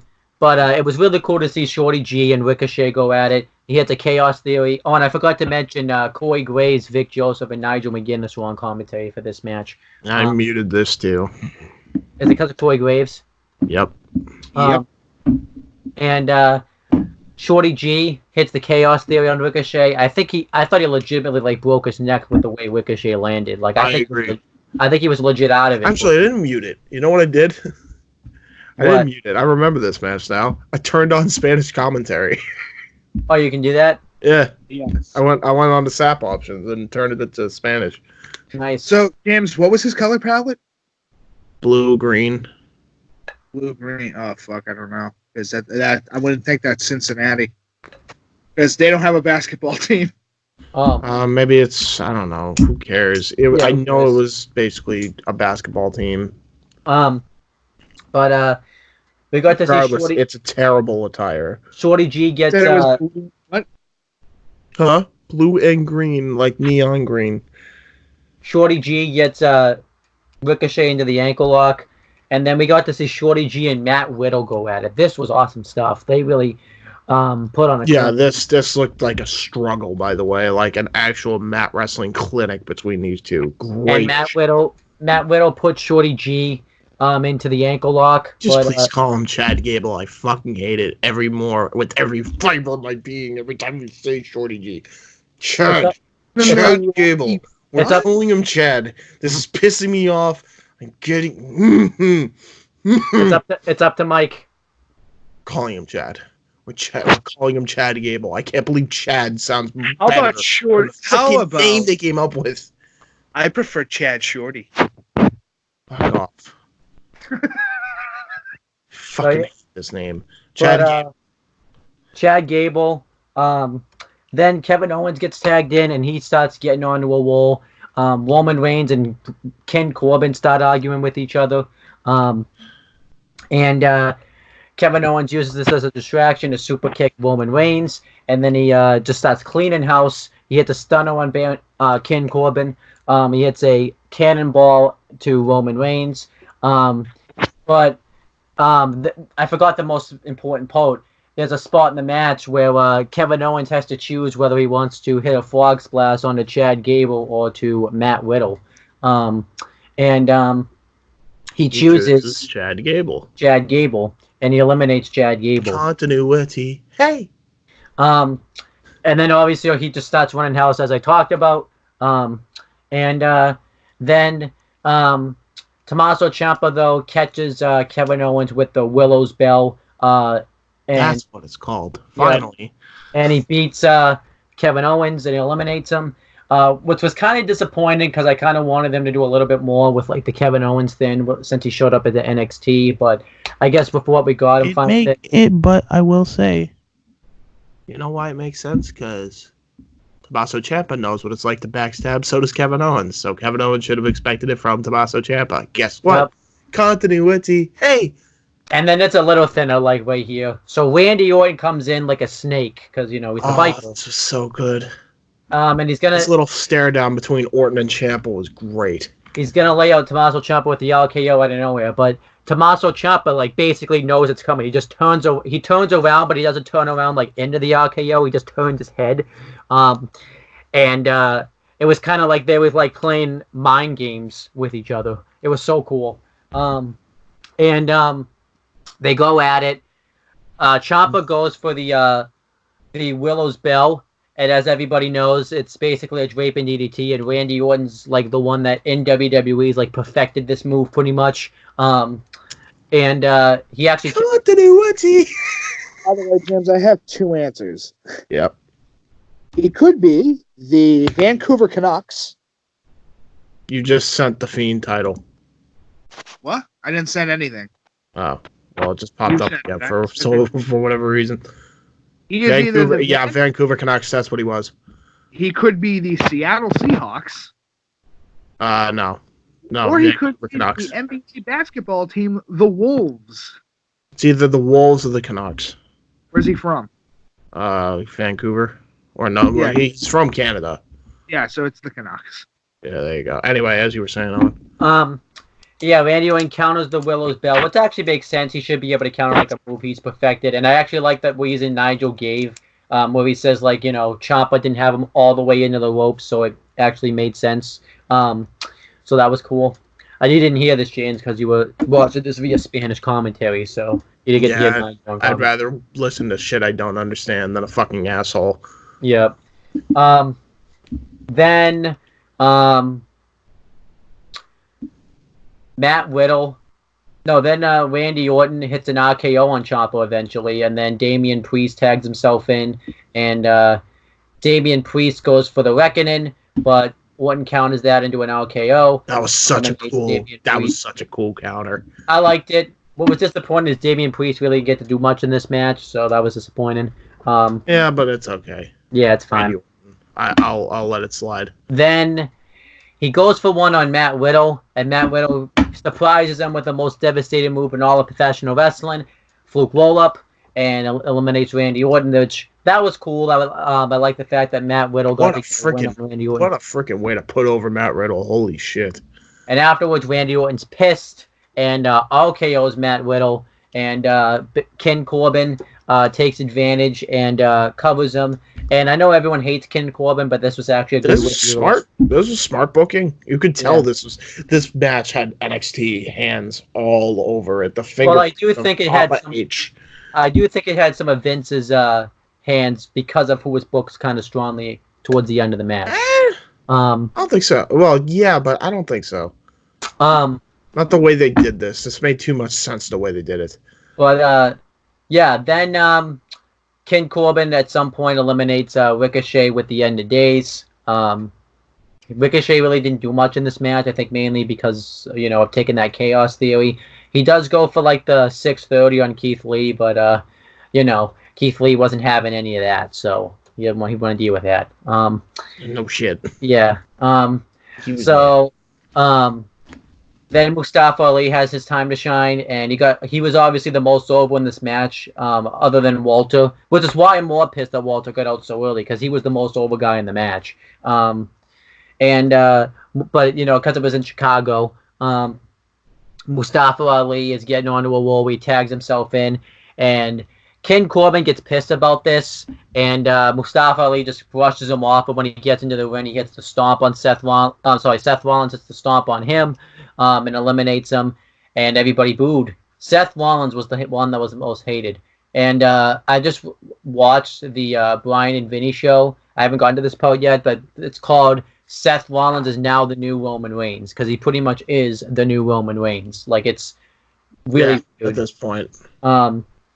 Like, honestly, I think he's getting booed. He's getting Roman Reigns. I mean, Roman still gets booed, but not to near the levels that Seth. Not even close. Well, it's bad. But here's the difference. Roman didn't get heat on himself because of the fact he's a terrible athlete.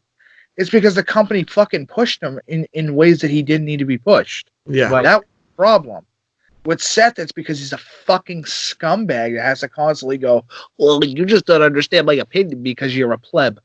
Yeah. Especially too, not right now. Roman Reigns ain't even being forced down our throats actually right now. Like, it's so then. Well, we also aren't watching week to week anymore. Oh yeah, right. So then, Roman Reigns and Tommaso Ciampa are going at it. This was cool. Tommaso Ciampa hits Project Ciampa onto him, but Roman Reigns kicks out. He hits the Willow's Bell. He goes for the Project Ciampa. Not Project Ciampa, the Fairy Tale Ending. But Roman Reigns counters that into a Superman punch, and he's just laid out, and King Corbin just begging him to come and tag him in. And he eventually cheap shots Keith Lee, and then just pulls him and tags himself in. I forgot to mention McIntyre before this got eliminated via a spear. So like Seth Rollins was the only guy left on Raw. Yay. And then I think Vic Joseph was the only one rooting for Seth Rollins because he was the one representing Raw. So, bad for Vic. Yeah. So King Corbin's talking trash to Roman Reigns, and then Roman Reigns hits a Superman punch and a spear on him and allows Tommaso Ciampa to pin him.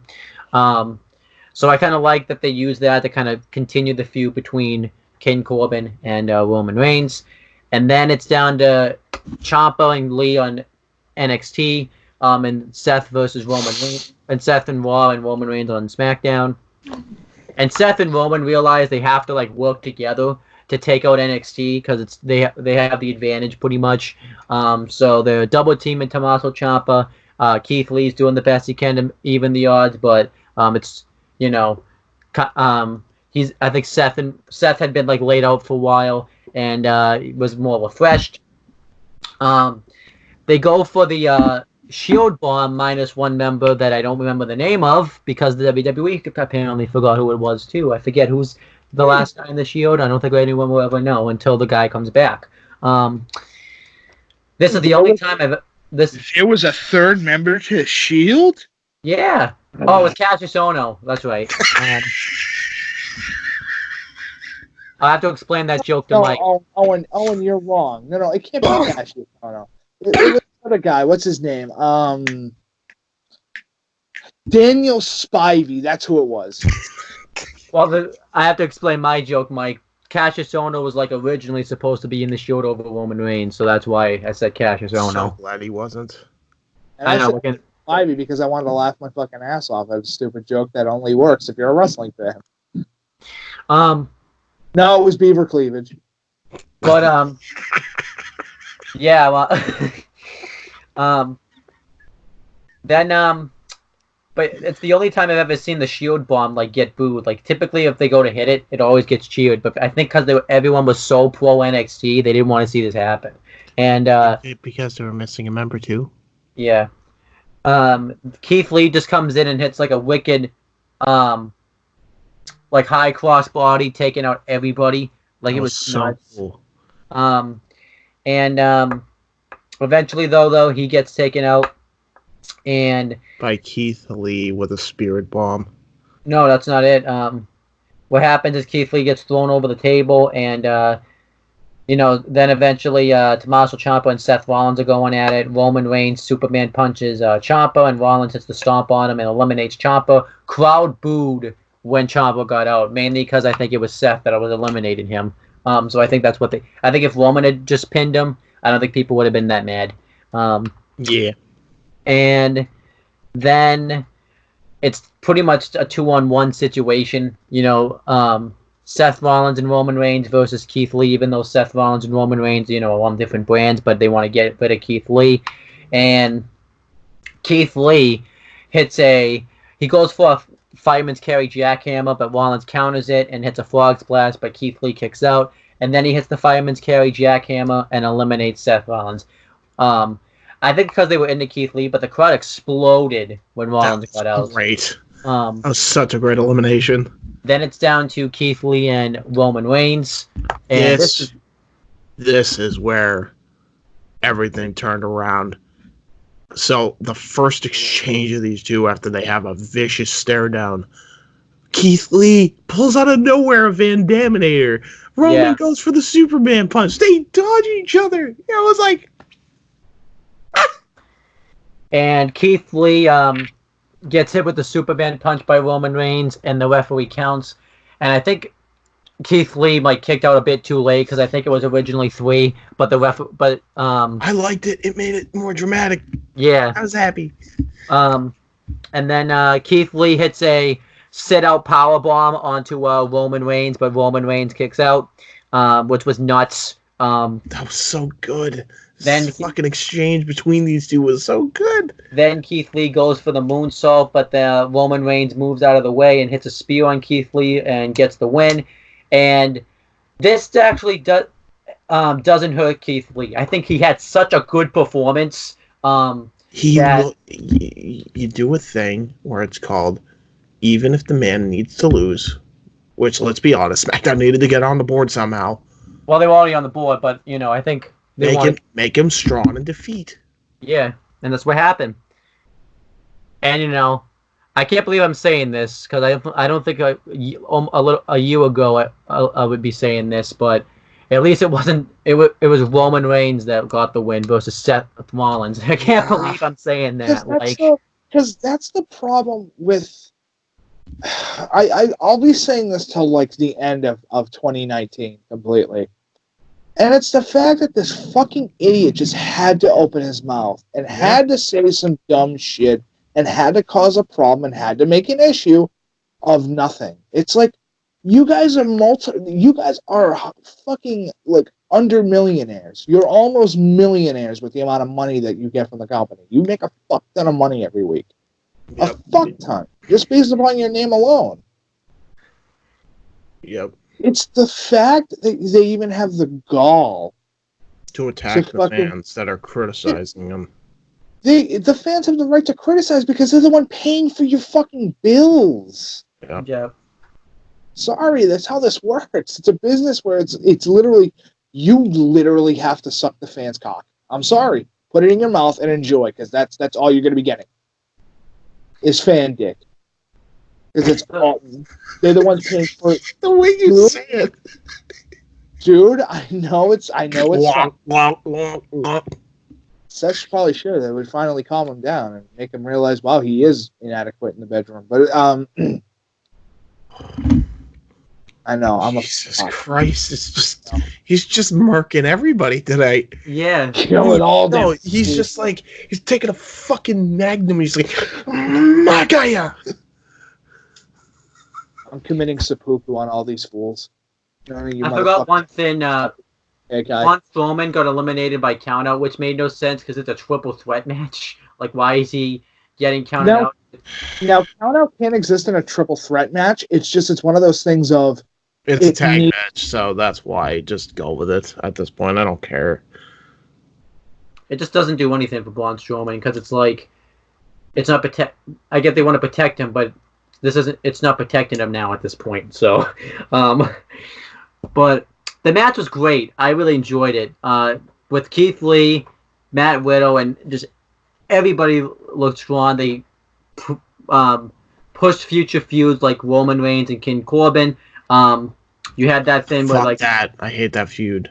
But you had the thing where like SmackDown couldn't work well together. You got to see some awesome exchanges, and even though Walter was only in there for a short time, you got to see him somehow have some awesome exchanges. I gave this match 4 3/4. I Yeah, thoroughly same. enjoyed it. Yeah, it's 4 3/4. It would have been 5 if like we had some of that other stuff like out of there. Yeah. But yeah, just great stuff. And Mike, what do you think of this? I'll have to agree with that. And it gets fucking Seth Rollins eating cummies.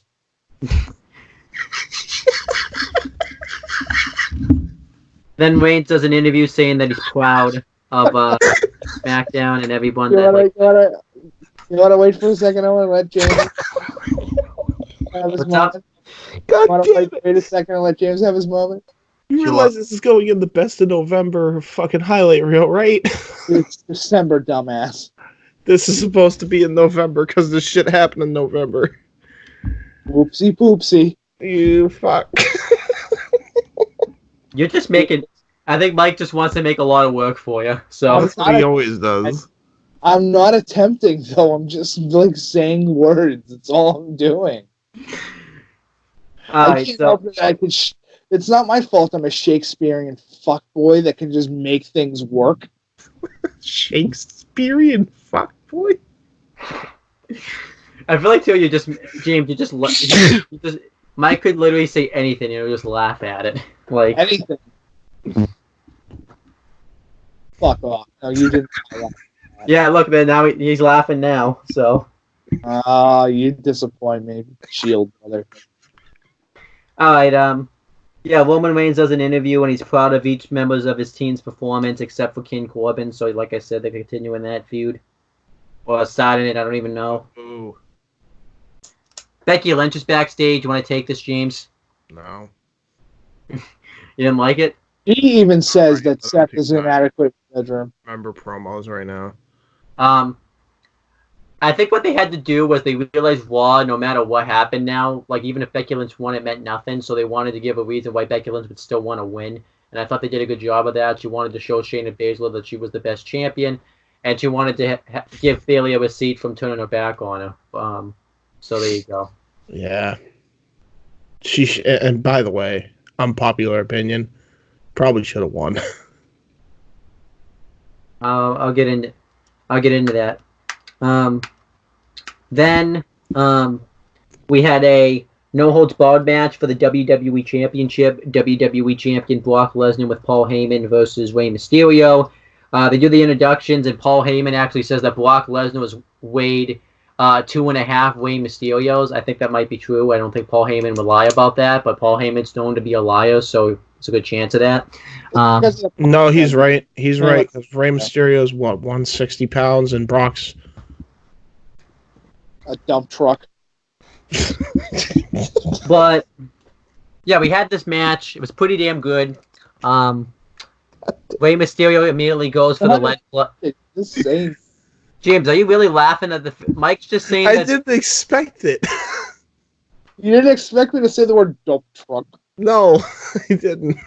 Oh my Yeah. God. So Rey It's sad. Mysterio immediately goes for the lead pipe, and Brock thinks better of it because he doesn't want to get hit with a lead pipe again. So Rey That's goes what out. Becky wants. Huh? That's what Becky wants. I think she'd rather lead pipe than the fucking twink dink that she gets every night. Dude, Rollins one day, I hope like Rollins hears one of these and just goes, I'm gonna fucking kick that douchebag in the glasses' fucking face. And then I'm gonna just look at him dead in the face and go, oh, at least I can make my girlfriend come. He's probably gonna block you on Twitter if he sees this. So, oh no, I don't get to be a part of his friend group, all of his fucking moronic friends. We're the greatest professional wrestlers in the 21st century. Anyhow, well, just to let you know, Roman Reigns is one of his friends, so... That's fine. I get to look at Roman and say, I am the disease that courses through your veins. Ooh, I don't know what I would do about that.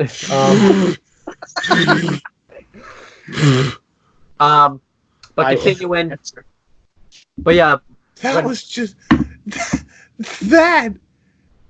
That was just a fucking gut punch. Well, let's be real. WWE, we're going to have John Moxley say a lot worse, so... yeah, he really will. He'll probably just be sitting there going, dude, Rollins is a fucking idiot. Alright, but anyhow, No, yeah, so then Brock rolls into the ring after Mysterio rolls out of the ring to get the... Brock rolls into the ring. I totally forgot that big dumb truck of a human being could fucking roll. Yeah. And then when Ray I just want him to come out to the heavy machinery theme now.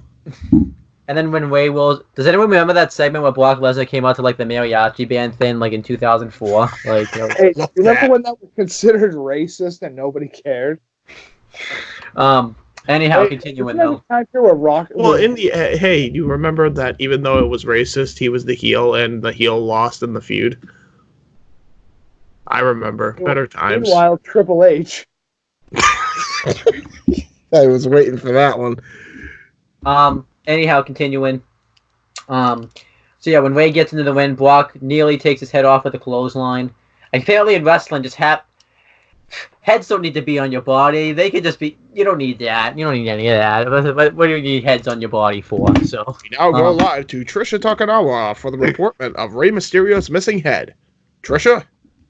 I am standing here above the corpse of Willy Wonka's Oompa Loompas.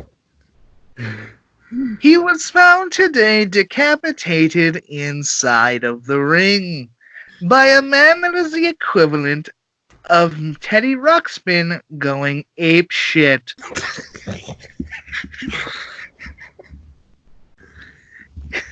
Is that all, Trisha?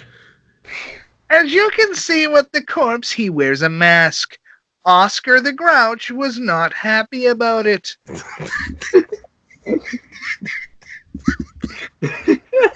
Now, what's Rey Mysterio's real name? Oscar.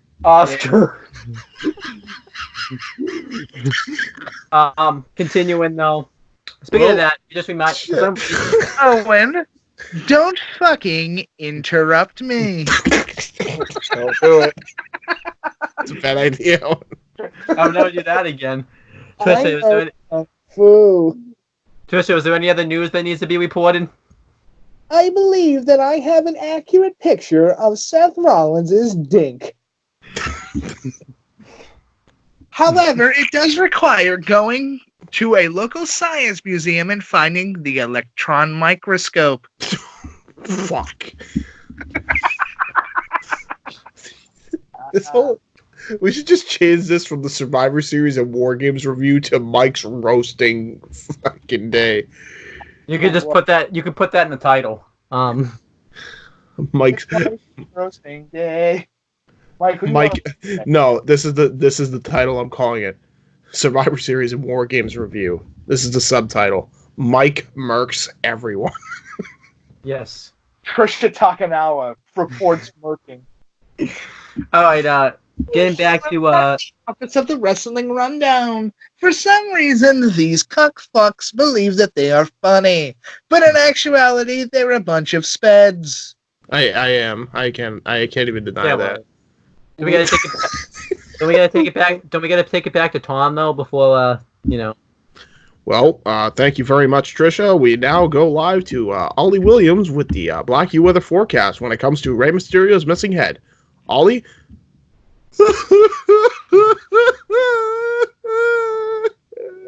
See, James, that's funny. Head. See, James, that's funny, but I really wish you went this level. And Ollie, I'm playing Snowball.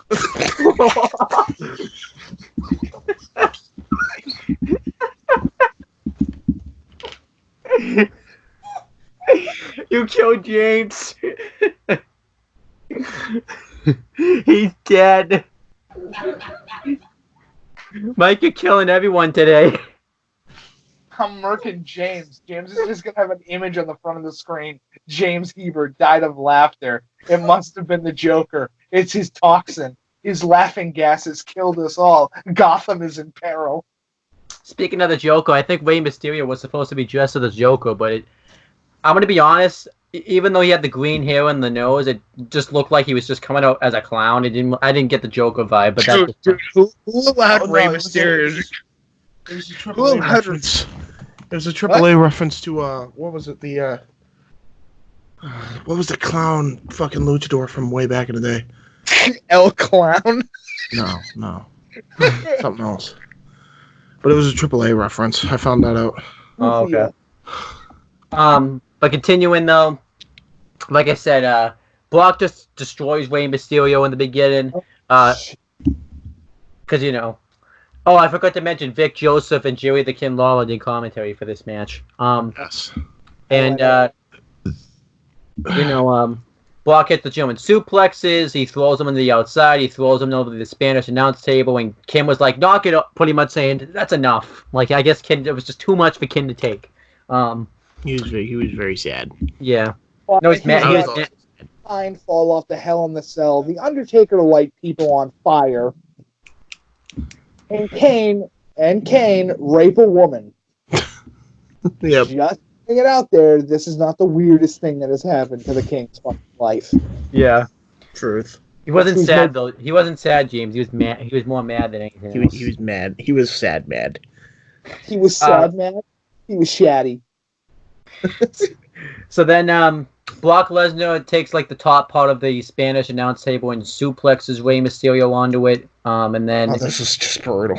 He puts it on Rey Mysterio's. He puts it on Rey Mysterio and hits a double stomp onto it. And then he goes to hit like some type of fireman's carry like into the post. But Rey counters it and throws Lesnar into the post. And then he goes for the lead pipe. And Brock Lesnar just stomps on it. And he actually German suplexes. Huh? It took him 20 years, but he learned how to counter the fireman's carry into the turnbuckle. Oh, not the turnbuckle. Sorry, the steel post. The steel post. My bad. So. Now, James, your boy's learning. He realized he needs to stop being retarded and allowing people to throw him into big objects. So then, Rey Mysterio. So then, Brock Lesnar actually German suplex Rey Mysterio onto the lead pipe. Ouch. Yeah. And then Dominic comes out, Rey Mysterio's son. Air quotes around that. What do you mean air quotes? You don't remember that storyline? Oh, God damn it. Yeah. No. Even I'm giving you the fucking no emoji. You need to be stopped with this nonsense. You're not gonna play along with that joke? Abso-friggin-lutely not. It was a dumb thing when they did it. It's even dumber now that we get to see that Rey Mysterio's son was definitely Cain Velasquez.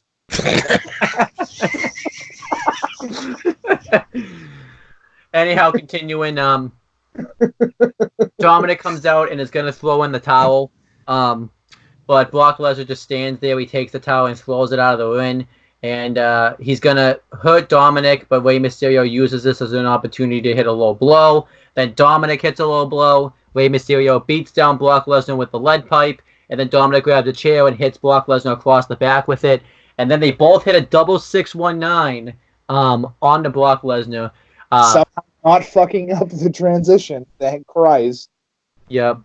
And then Dominic hits a splash, and then Rey Mysterio hits a frog splash from the top turnbuckle. They both try to pin him, and Brock Lesnar kicks out. I was so mad. I was so mad after that. I'm like, that ruined it. I don't even care. And it's not even just because Rey's my boy. It's like, That's so dumb. He took 2 finishers to the face at the same time. He not only did he take 2 finishers in the fucking face at the same time, he took 2 more finishers right after that. Before that, he had 2 low blows, lead pipe shots, steel chair shots, no-sold all of it. Meanwhile, if I go to Brock's house with a fucking 9-iron, I bet I can make him stay on the ground for at least 20 minutes. Yep. Then they go on the top rope to do other moves, but then Brock Lesnar hit the German suplex on Dominic. Ray goes to jump off the top and do some type of crossbody, which I don't know why he would do that because Brock's too big for that, but it's wrestling. You got to check your brain at the door. And Lesnar catches him. No. It's WWE main roster. You got to check your brain out the door. Get it right. And then Brock catches him. I ain't willing to fucking chuck my brain out the door. I'm already autistic enough. I don't need to make myself dumber.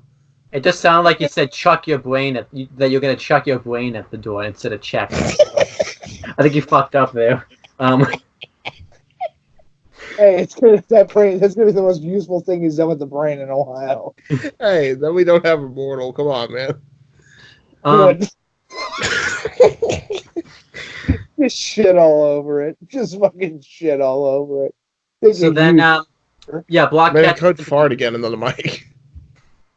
I'll do it. I won't. I can't right now. I don't have the gas.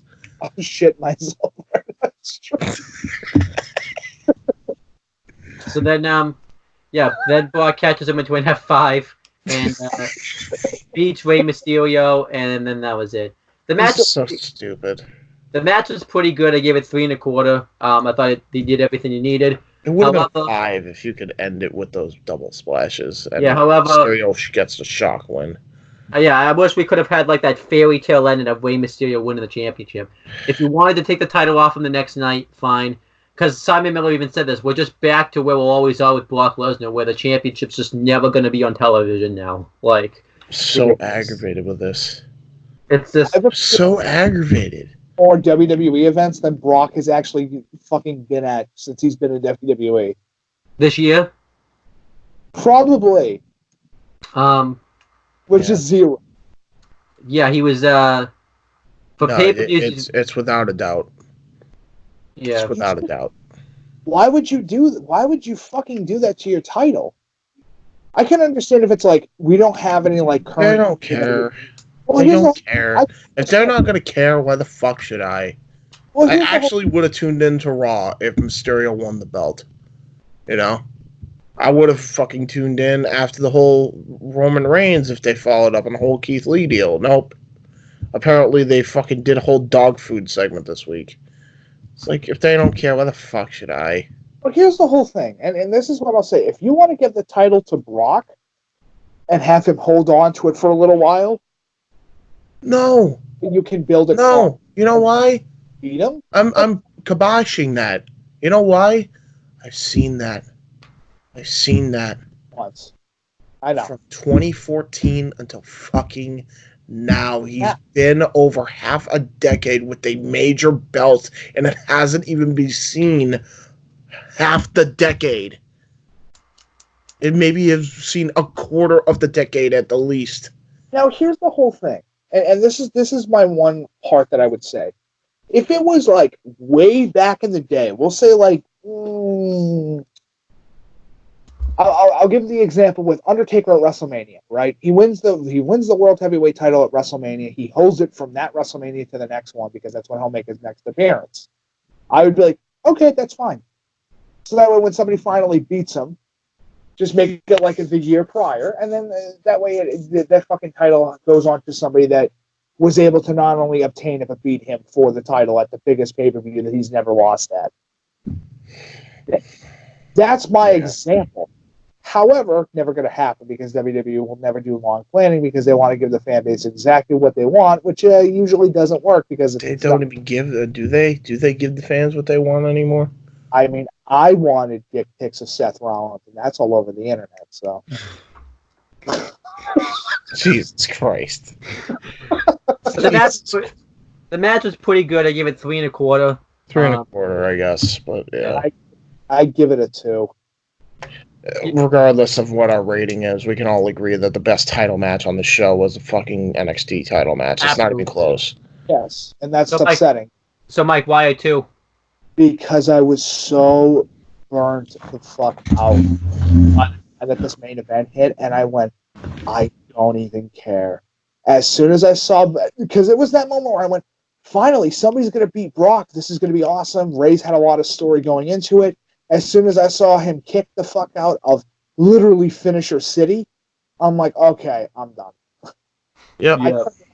I didn't even watch the ending. I said, Dude, how I bad know is Brock. it that, and everybody's like, he's like, you have people kicked out of your finishers. Yeah, we do. Pretty sure there's not been a world title crowned yet, or world champion crowned yet. Maybe that's why. Maybe there's a reason. Now listen, we've had Fucking the fighting. we've had the. I'll admit it. We've had the like fucking nonstop kicking out of finishers thing, but it's to lead to an ending where when the finisher finally hits, it's that moment of holy fuck, he's finally down. Jesus Christ. To build towards it, and it shows that these guys are willing to take these hits, and they're willing to try to go for a bigger belt. They're willing to take these fucking crazy high moves. You know what I mean? Yeah. But as soon Everybody told me, you included Owen, saying the way you're booking this tournament, you're out your mind. You're gonna blow your load, and then the fucking main event happened at Immortal. Yeah. I take back everything. I think Mark Young died. Yep. Yeah. And guess what? That match, how many finishers were hit? Probably like 10. But did it require it? Absolutely. Absolutely, yeah.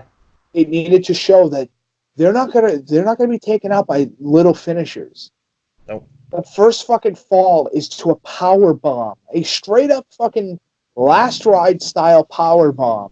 If you're going, here's what I say. If you're going to do the finisher kick out, everybody deserves to do the finisher kick out. If you're not going to do the finisher kick out, nobody does the finisher kick out. Nobody does the finisher kick out. You can't have it both ways.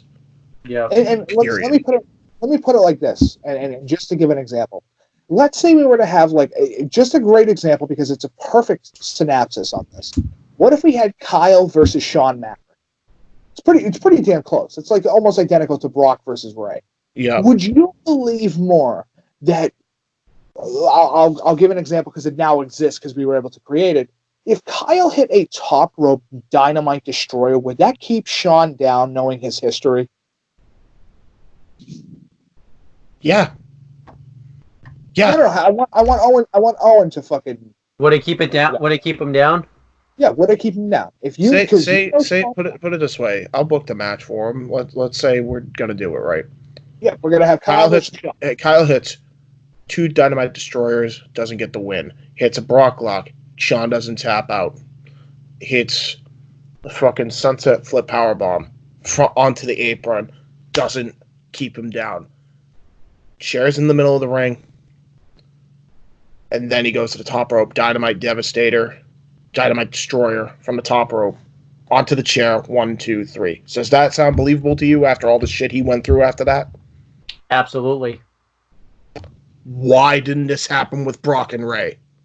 Yeah. That's my problem with this. Actually, you know what? Fuck it.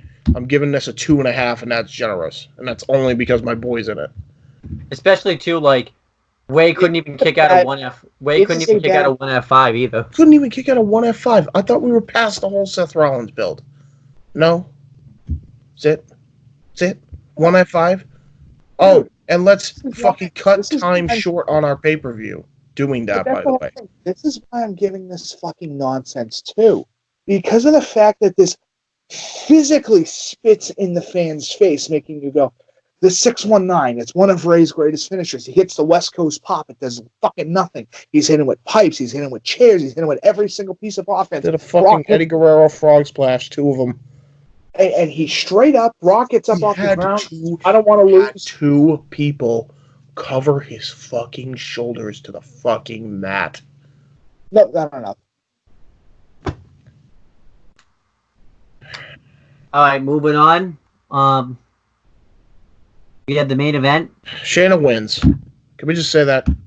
Shayna versus Bayley versus Becky Lynch. I'm not going into this in depth. This gets 2 stars. The main event fell flat because of the match before it and the fact that Bayley was in this, which I said she wasn't even ready. Her heel turn was way too goddamn fresh. Becky lost, which I have no idea fucking why. And Shayna didn't even fucking submit Becky. She submitted Bayley. And Shayna won. I don't have an issue with Shayna winning just because puts over NXT. It puts over NXT, but it's like, give Raw a bone. I can't even believe I'm saying that. Becky Lynch is like your top female star. You can't even give her a win? Yeah, that was kind of... You have Bayley there. It's fucking stupid. Dude, stupid. I'm going to give this match 2. Yeah, it's 2. That's for the simple fact that I was done. I was spent. I've already had to deal with the fucking app closing out on me. I already had to deal with fucking having to change the color scale of my television. Yeah. High. If I have to start, if that becomes a regular thing because of Wyatt matches, I'm never watching WWE again. Yeah. I will straight up skip. Well, you don't have to. This will be the last one we review. Which is fine. I am We're done after this. You got your moment under the sun, Chris. You got your moment under the sun, Steve. We reviewed your fucking main roster.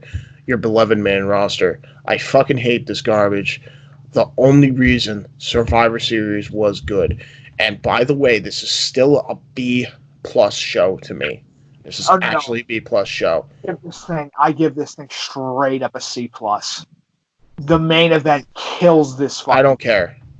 I don't think you know what? Because if you put this anywhere else on the card, it probably would have gotten over better. Yeah. So that's the logic I'm going with. I'm still going to give it a B+ out of generosity, because had it not been for NXT, I wouldn't have even watched this show. NXT carried. It's not an understatement. They carried Survivor Series weekend this year. Fucked up. Yeah. Like so I'll do my letter grade. See, I really didn't know what to expect from this show because I was like fearful, like, ooh, is NXT just gonna get it jobbed out? And when they actually won overall, they won 4-1-2. That was awesome. Yeah, I was very happy about that. And you needed to put over NXT because they're the ones that are going up against AEW every week. They're the ones that should be showcased. And ones that are going to be making Vince McMahon more money. Let's be all 100%. And the thing is, everyone's missing out too. I actually, because I haven't seen NXT yet, I actually expect like NXT to follow up with this versus Raw and SmackDown. Like they're gonna do so. I think they'll do something with the fact that they're. I can tell you right now, they did. Yeah, so there you go. They kicked ass, and you know what? I'm gonna change my thing to a B. I'm not gonna make it a C+. I'll make it to a B because James is right. But I'm not going higher than a B because it's still the fact that even without the main event, even without the nonsense of the main event or that being pushed. It's the fact that I have to physically and manually fix my fucking television. Yeah. To watch a match. Yeah. What? I've never heard of that in my life. I know, yeah. So, yeah, I do think the pay-per-view was great. I'll go B+. I was gonna go A-, but I thought the main event kind of fell flat. Main event was this fucking pay-per-view. Like, it straight up shoots him in the foot. And, he really should have just pushed the Ray thing way earlier. Have Ray win. That should have been the main event. The Ray Brock match. That should have been the main event. If that was the ending you were going to give, we still would have been disappointed, but it would have been way better. It's that Divas match. I didn't care about, and I hate to say that because I hate to. You know what the problem is too. They booked this match like Bayley was an afterthought one. Because she was, let's be real. It should have been Sasha. Honest to God, that was the only other logical pick. And then they booked this like Sasha was Ronda's best friend. What? Yeah, that's exactly what they said. I shit you not. Shayna Baszler is Ronda Rousey's best friend. So that's what they used instead of Shayna Baszler is a fucking killer, and that's how she won. Yeah. So that's what made me tune out. That's what made a lot of people tune out. They're like, "Fuck this." That's what. I'm sorry. Did I fall asleep? What? Yeah. When? No. Yeah. What? This is during the pre-show, and they said it all throughout this match, the main event. Okay, what? Yeah. Ronda Rousey and Shayna Baszler are best friends. They felt the need to mention that for this storyline. I am usually the last person that gets easily confused. And I'm saying what? Yep. Yeah. But I'll give the show a B+. I'll give it an 89 out of 100, so there you go. I'll give it an 87 out of 100. Okay. Fuck, I'm giving the show a B- now. Holy shit, that's stupid. Well, What? I'm guessing you're giving it an 80? I'm giving it a straight up 80. This thing was lucky that it didn't go to a C. Yeah. Like, oh my god, are you fucking? You have to be fucking. Yeah, put it this way: NXT showed they were the best brand. And here's the thing: they shot themselves in the foot because the main roster gets fucking F. yeah, And I have to put for them the together. record, and I'm putting this out right now. We enjoyed the build, the Survivor Series more than we enjoyed the Survivor Series. I think Yes. that's period. yeah. Specifically on the NXT side. So, that being said, we know NXT is the best brand in WWE, period. So, therefore, next Survivor Series? Nope. No. Why do we need to do this again? Even if they do the brand versus brand versus brand, or maybe next year they do Raw and SmackDown versus NXT. I don't care. I don't care. Who cares? Whatever. You know? Well, I'll do I it. don't care at the end of I'll the day. do it, but you don't have to do it. So You know, I don't care enough. Like we did it, we gave it a shot, and we enjoyed the build more than we did the pay-per-view. Which is upsetting. And the only reason it kept the show from going to a C or a D or an F, which is usually the case for pay-per-views like this for WWE main roster, is because of NXT. Without NXT, Survivor Series weekend would not be as critically acclaimed as it is. yeah. Period. That's a fact. You know what? I'm gonna give this example. proved their point. I'm gonna give this whole fucking nonsense a really good example because this is a thing that happens from time to time, especially since it's the age of the internet. I'm gonna give an example that's very specific. Owen, have you ever seen the movie The Sixth Sense? I haven't seen it, but I heard of it. Okay, so you've heard of it, and you know what the ending is. I actually don't know. Okay, so that's perfect. So this is a whole story of a kid that has psychic powers. He can see the dead, and there's a twist to it. If I told you the twist, if I told you the twist ending, and I've never told you anything about the movie, does that ruin the fucking movie? Absolutely. Yep. But it's more about the build, the suspense, everything. That's what makes a piece of story interesting, is what you do with it. Yep. As soon as you get to the point, and this is WWE storytelling, which is a problem, and nobody will fucking admit that it's a problem. They get good with ideas. They'll have good conceptual ideas, and execution is deplorable. Mm-hmm. I think we've said this before. So Yeah, it is deplorable, and this specific pay-per-view shows because of the fact that in-ring storytelling is the most important thing that you could ever fucking do. Yeah. That is how wrestling works. In-ring storytelling is one of the most important aspects in wrestling.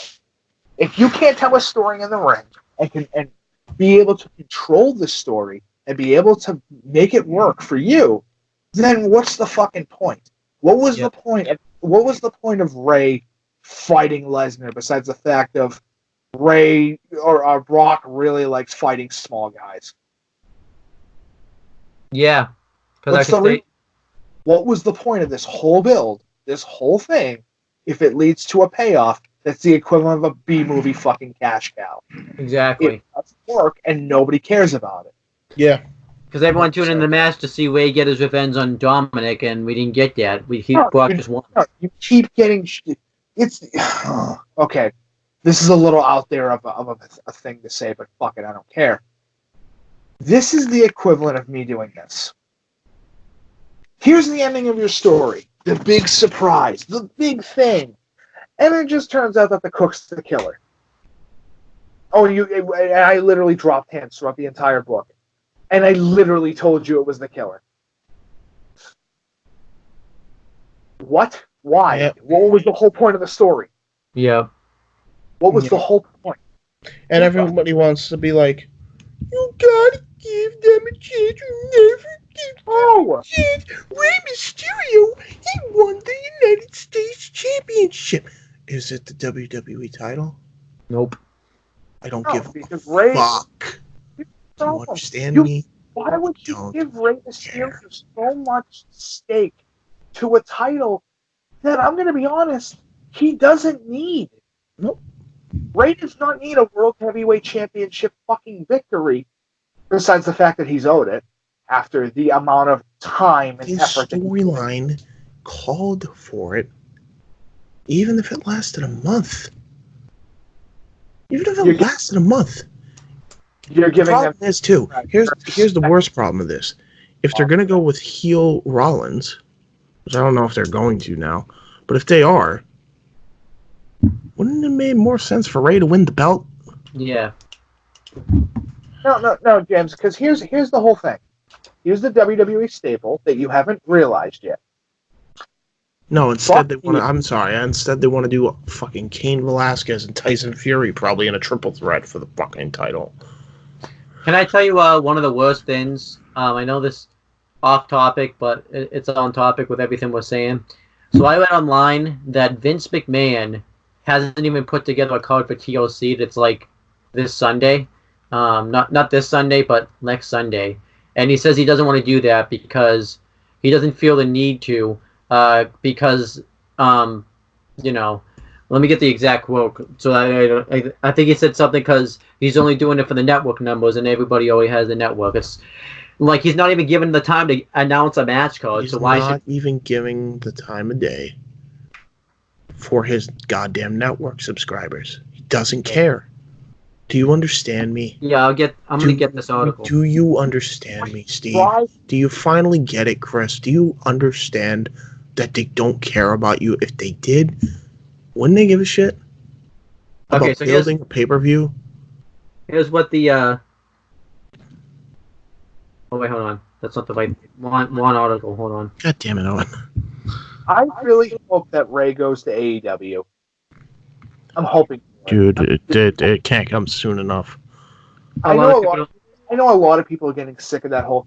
You could take all of wrestling and put it at AEW, because if Moxley worked the way that Moxley worked, and he was able to do his own thing, and he's done his own thing, and it's very impressive and incredible storytelling, because we get to finally see Dean Ambrose stop being Dean Ambrose. Yep. Stop being this fucking lucrative nonsense. He gets to be himself for once. Oh yeah, absolutely. No, because and I'll even give an example because Chris has said it. Oh, he's like Dean Ambrose, like times 1 million. It's like, what? No, he's John Moxley. He's no longer this fucking old, tired gimmick that doesn't work. Right. Listen, you know that he had no value when one of his moves, one of his finishers, one of his signatures, was called the Wacky Line. Yeah. Which he's since retired, by the way. Yeah, I haven't seen him do that move in... The Wacky Line. That's the best. Remember, this is WWE creative. They came up with the name. That is the best they could come up with. And everybody's going to shit all over Michael Cole because he said it. It's like, he gets a script. Have you never heard of the files of him talking to Vince going, how many more fucking times do I have to say this? I said it like all night long. Yeah, he got yelled at too. I feel bad for Cole. I really do. Cole can do so much. I wish he could just say, fuck it, I'm going to go with Taz on the road, and we're going to go to fucking all these different events as a commentary team. We're going to be the commentary duo that goes and does whatever the hell we want. Because we're at the point where we don't give a fuck anymore. We make enough money. Did you get the quote up yet, on? So we can wrap this up soon. Keep talking, because I had it up and then my phone died. Oh, but great. all I'm trying to say is, and this is nothing against Chris Dodd, because I know that he'll always be a fan no matter what. Which that's his thing. I can't change hearts and minds. I'm not going to, because it's pointless. But what I can say is, and this is the most important thing, how do you like the taste of constantly... It's hard to... fuck it, I'll say it like this. How do you like the ability to eat a cheeseburger, James? It tastes good. It tastes pretty good. What if I gave you a less than adequate cheeseburger? It wasn't... Then you're 7-Eleven. It's not as good, but it will do for right now. It will do. Then I gave you an even worse cheeseburger. Then I gave you a fucking rock and told you to eat it because you deserve the rock. This is what you get. You get a rock to eat. Oh, and I got the quote. All right, thank you. I shall read this. But read the quote of why they haven't announced a code for TOC yet. Because they're fucking pussies, and as soon as they do, they're gonna be like, "We're fucked." As previously noted, 3 locally advertised matches for the show are Bobby Lashley versus Rusev, King Corbin versus Roman Reigns, and the Kabuki Warriors defending the tag team titles against Charlotte Flair and Becky Lynch. Why? None of these matches have been announced on WWE TV on their social media account. Those matches are scheduled for the show, but Dave Meltzer reports that the reason they have not been announced yet is because that Vince McMahon hasn't made final decisions. McMahon's new philosophy is that it's all about the WWE Network signups and less about the pay-per-view buys these days, and based on patterns of signups, they get the most signups on the day of the show and not before. Because of this, the feeling is that they don't need to rush anything.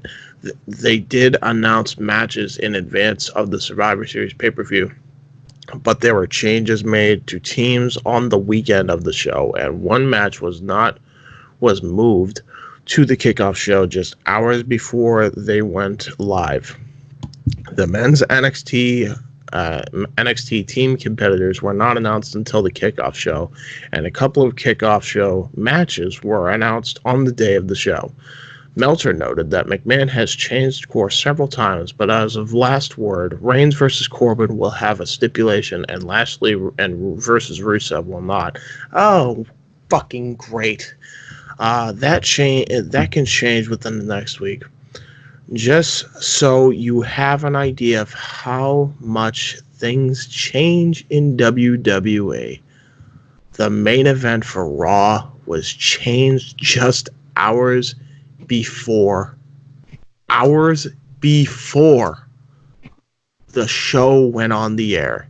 This is not the first time he's done that, though. I'm just emphasizing it. So, I think it's fair to say, Chris, Steve, any WWE fan, Vince does not care anymore. Yeah. It was blatant in that statement. He doesn't care. That's his new philosophy. He's not even going to build go-home shows anymore. Okay. Well, bye. Bye, Raw. Bye, SmackDown. Never going to watch you again. See ya. But never it's just watch you crazy. again. Never watch again. How? It's just crazy, though. Because, I get it, we're in the network era, but, NXT is in that era too, and they tell us matches like 3 months maybe before the show. 100%. Yeah, because they're smart, because they realize that, hey, that business formula doesn't fucking work. You have to be a moron to think that fucking works. And by the way, Vince is a moron. By the way, that pay-per-view buy fucking nonsense. Here's what you have to stop doing. Stop offering 30-day free fucking month subscription. Stop doing that.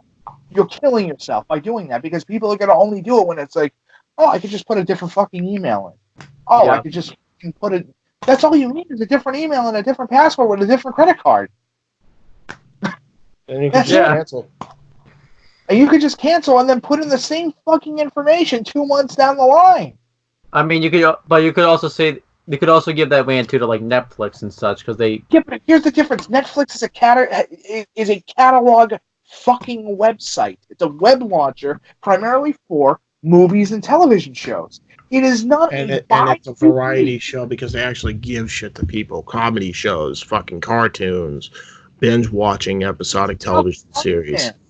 You can watch any. Netflix almost has thousands of fucking movies on there, thousands of different TV shows, thousands of different individual pieces. And everybody's like, well, the WWE has too. When it comes to their library, they have all the pay-per-views, all the old pay-per-views, and not enough for $9.99. No, what? No, it's not. What the fuck have you done for me lately? Nothing. What the fuck have you done for me in 2019 going into 2020? What have you done? Have I seen anything? I'm not seeing shit.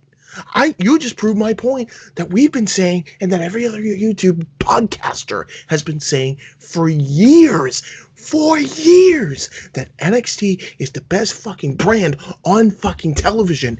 And then, to make it even worse, you decide to fuck over the fan base that's defended your shitty actions, like Chris and like Steve and countless others, and say, hey, guess what? You know, Raw and SmackDown?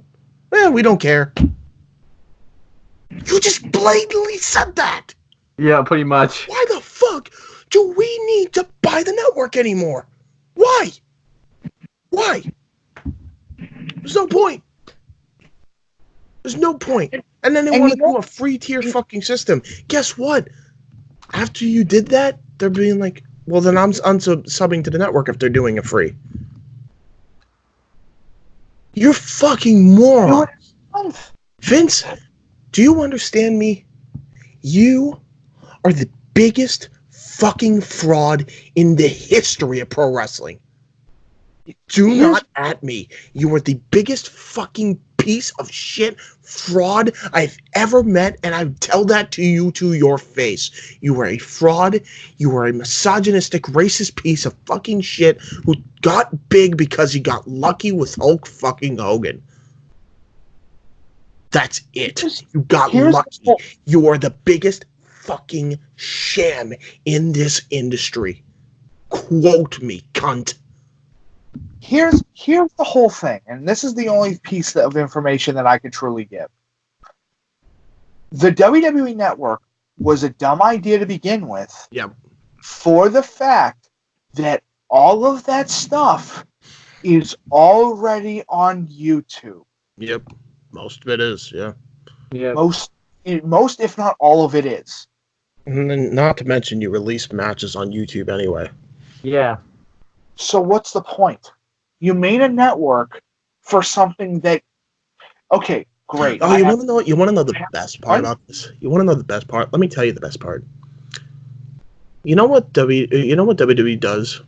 That's illegal. Go for it. Now, it's one thing if you do it once or twice. They have a history of repeating this.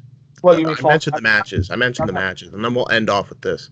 The matches themselves that they post on their YouTube channel, they'll private. They have all the matches on YouTube. I'm convinced they have every single match on YouTube. And they cherry pick. Which one do we make public today? For a month, and then private it again. Yeah, that's what they do. Which, by the way... That's the only reason they're at the sub count that they're at, and it's fucking disgraceful. Which, by the way, really quick so that way it's out there. You know what's really dumb to do? Mm-hmm. That's specifically because there's these things called website launchers that allow you to download, URLs and, convert the video to another video file. That whole thing where you're able to burn almost everything onto a CD, correct? You can burn everything onto a DVD now. Yeah. You can do all that shit. So you know what makes the network completely fucking useless? The 21st century. No, we made the comparison to Netflix. We did, because everybody else did. Everybody else made the comparison to Netflix because it is one of the, if not the biggest stream set, or biggest fucking launcher when it comes to media. They have television shows, they have everything in the world. Here's the problem. Wrestling is already niche. Nobody can deny. One that. another thing about it is, it used to be popular, and then WWE made it unpopular, and now AEW is trying to pick up the fucking slack that WWE killed off. That's what it is. Yep. That's what it is. But here's where and allow me to at least finish my point here. Netflix has content. Now the WWE Network has content. I'm not going to sit there and lie straight to your face and go, it has nothing. Fuck it. It's the stupidest thing ever. It has content. I won't deny that. There's stuff in there. Mm-hmm. There's stuff in there. I would be a liar if I fucking said that there's no content. I've absolutely gone through the entirety of the Classic into the Attitude Era. I've done all that. I've seen almost every single pay-per-view of ECW. I have gone through most of WCW's catalog, including the garbage. I've gone through that. I wanted to see what the Monday Night Wars look like. I wanted to get that whole comparison back to back to back to back. But the problem comes in when you get to the point where, and Chris is a great example of it. He started watching, what was it, 2006? No, 2002. He started from 2002. No, he said he started way younger than that. 2000. He started from 2000, and he's already at 2007, the end of the Ruthless Aggression era. Yep. The beginning of the PG era is 2007. Don't fucking at me. It's absolutely 2007 is where the PG era truly begins. ECW was a great example of that. Of that huge fucking switch into a brand new product. But it is still the fact that it doesn't work because you can get through the entirety. If you were watching every single day you watch through. I'm going to watch the first year. I'm going to watch every week. I'm going to watch a year of the product, and then I'm going to keep going forward. You can get through most, if not the entirety of the WWE Network in about the 30-day time slot. Yeah. So that 30-day free subscription super fucks them over. There you go. And it's, by the way, it's shit that you actually care about watching again. Yes, that's the problem. But that's the here's where the problem comes in. Here's where the fucking issue comes in. And I'll say it really simplistically. WWE has created a vast marketing engine that they can no longer control. Yep. They have toys, they have lunch boxes, merchandise that nobody fucking buys anymore. Yep. You can go to any little fucking toy store in the world. You can go to your fucking local Walmarts that have everything in the world. You can go to your local fucking KB Toys if they still exist, or your fucking local Toys R Us if they're still around. You can go to those and pick all that shit up. But the problem comes in is that it doesn't matter. No, it doesn't. Because those little money makers cost more in material than it is to sell them. Yep. A great example is the belt that Casey got, that he had AJ Styles sign. Which, by the way, thanks, WWE, to have fucking somebody sign for an autograph, a fucking signature on a thing. Somebody has to buy a piece of merch and have them sign the merch. Go fuck yourself. Go fuck yourself. Yep. $5 a photo is enough. You don't need to be a fucking scumbag and have somebody have to spend $20, $30 on a piece of fucking merchandise to get an autograph that costs them another $5. Get the fuck out of here. Yeah. Get the fuck out of here with that fucking goddamn nonsense. Casey spent some good money on the belt. Probably cost him about $60. $60 on top of the $5 he spent. For a $65 plastic fucking replica, too. It's a shit replica. It's a piece of plastic with fake fucking gold encrusted everything. With fake gemstones, and it's the worst looking title that WWE's ever come out with. I'm being dead ass about that. It's probably the ugliest fucking belt they've ever made. Yeah. I don't dispute that. The fact that this marketing machine, run by this old man, which Vince McMahon, you could say he's a genius. You could say he's not. It doesn't matter. It doesn't matter. James, it doesn't matter. Let me explain why. Somebody can call him a genius. Somebody can call him an utter failure. Somebody can call him whatever the fuck they want. I could call him a dinosaur. It doesn't matter. Because what really does matter The thing to hurt him more than anything else is to stop going. And you know what? Thank you. I may be off by the decade. And I said it years ago. I'm like, watch, at some point, half the fucking audience of WWE is just never going to show up. That's what happened. Yep. Because nobody wants to spend the money to go to these events, to sit there and watch a product, and then by the main event, most if not everybody walks out because they're bored. People want to be entertained. That's how humanity works. Yep. What's the point? Yeah, exactly. You're attempting to provide an entertainment product, but you forgot about the most important part of that word: entertainment. Yep. Exactly. I haven't been entertained with WWE since 2006. Now somebody could say, "But you're watching NXT." Yeah, but here's the difference between me watching NXT and watching WWE, and this is the major difference. It's run by a completely different visionary. Yep. Exactly. I'm entertained. It is run by a man who has felt the Vince McMahon tighten grip around his balls for years and realizes that doesn't work. It doesn't. But out of all the people that understands what it's like to be screwed by fucking Vince and Kennedy McMahon, it's literally Hunter Hearst Helmsley. Yeah. Paul Levesque fucked over more by Vince McMahon than any other athlete, especially during that whole, the click thing, and they fucked over kayfabe. Why do you think he married the boss's daughter? Uh-huh. In a way, he's a genius. Yeah. Or a fucking genius for the fact of, I know what I can do. You'll see, Vince. You'll see. But a lot of people complain about the reign and tear of Triple H, but I bet some of it, not all. It has everything to do with him getting buried by Warrior. Every bit of it to do with it. Dude, it's the fact that he was going to be a main event star. He already had the gimmick ready to go. He was going to become a main eventer. And then it gets snatched away from him within minutes. Minutes. Because what happened was, he couldn't punish Shawn Michaels because he was the champion. Kevin Nash and Scott Hall were leaving, so he had Triple H get punished for it for breaking kayfabe in professional wrestling. Yes.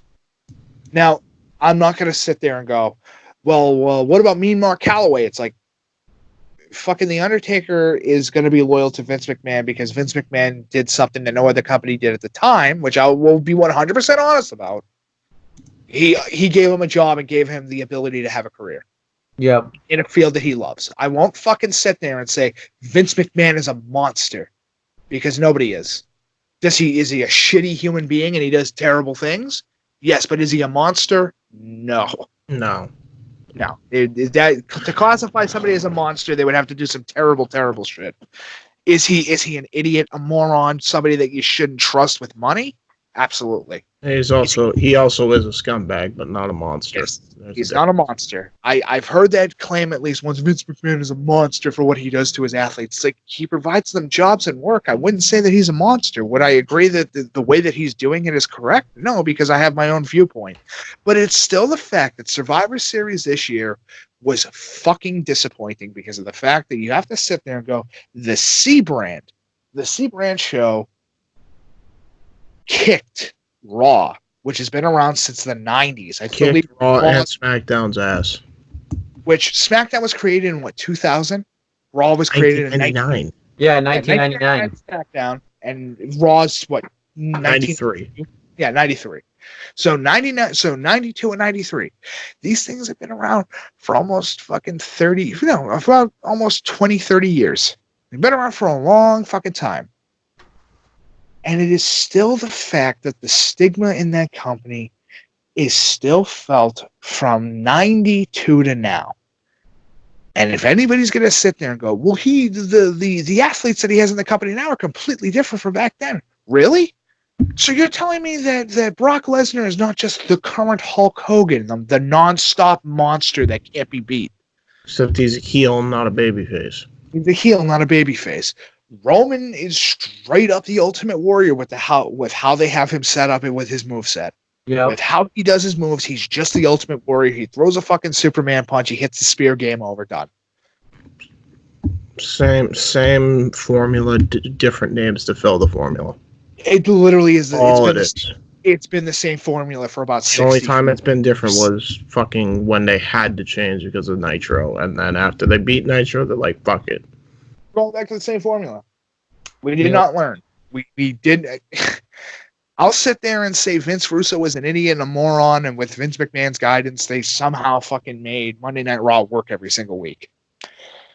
But I will at least admit this, that when they were a creative team together, they produced some of the greatest content ever, including the best pay-per-view of all time, Game of Death.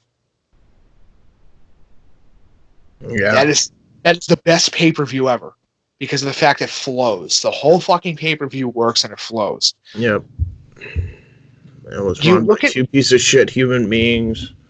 And that somehow worked together and made something that is incredible to look at. Well, it's not even him that made him work, and everybody tells me that, but it's really the fucking athletes he had that he allowed to be themselves. Yes, and that's Austin, Triple H, Mankind. You can't have those anymore. Nope. Because nobody can be bigger than the brand name of WWE. Because if they do, they'll be like The Rock, fuck off for Hollywood and leave. That's his fear. Which is what John Cena is doing right now too. He's in Hollywood. Right Cena realized, wow, I'm more talented than they led me on to believe. Yes, because he is talented. He's an incredible athlete. It's the fact that I hate WWE John Cena. I fucking hate him. Yeah. At the age now where I get to look at this and go, I liked him as a kid. Yeah. I liked the scumbag. Yeah, he was pretty bad. Listen, I don't want to talk about this anymore. He's so tiring. And you know what? Because this is depressing. You gotta get positive and look at something. Cats. So here's what I'm gonna say. The cats. Here's what I'm gonna say. This is my last little piece. The day Stanford's fucking building burns down, I'm gonna be the first one there with a fucking hot dog on a stick, getting ready to roast a weenie, while watching Vince McMahon cry into the tears and ashes of what he once built. I'll be right there, ready to go. I'll be the first one there in a fucking lawn chair watching it go down. But I will say this: if you want better content and you're looking for better content, please check out WYW. Yep. If you're looking for something real, you want something that you can physically see and go to the events every single week, watch AEW. Give it a shot. Give it a couple weeks. Give it a couple months and see how you feel. If you're sitting there and you go, I don't really like this, that's fine and that's fair. But to get on somebody's ass and to be a scumbag about personal opinion and belief, that's not cool, dude. Yeah. All right, so make everybody sad. And listen, we can plug all of our stuff. I'm tired. It's in the I am too. Yeah. Description. And this has been your Survivor Series and War Games review, plus a little extra, because we haven't talked in a while because we've been busy with the Thanksgiving holiday and the fucking final shit. And can I tell you what sucks the most? Actually, one of my friends is doing a radio show for the course. He asked me to be on. He's reviewing Raw and SmackDown, and I have to watch Raw and SmackDown this week. No, you don't. You just look at it and go, I wish I could have, but the problem is my cable's out for the week. Maybe I'll say it to the cable and internet, because if I don't say internet, then then the story's ruined. Why? He doesn't know you have the internet. He doesn't know you have the WWE Network, right? Just watch it and be done with it after this. Just watch it. Who the fuck is asking you to watch SmackDown and Raw? I might see if we could change up the format and cover other things like AEW and NXT and all that. All right, I will see you tomorrow. Or tomorrow, I should be in town by tomorrow. I'll let you know. But before you leave, Mike, let's say bye to everybody. Bye. Bye. See ya. See everybody. You all have a good night or afternoon or morning when you're watching this. I apologize for the depressing end, so I'll leave you off with a joke. Yes. I've been wanting to use this joke, and I want to use this as the first time anybody's going to hear it. Go. And it has a little bit of a racial No. on it. I want the one you're going with. I know. Oh, yeah. You're going with. No. Yes. No. Don't be like Jim Cornette now. Nah, exactly. Don't. Except my thing's funny because it's a meme. No. No. Fine. No, we're not doing that. I do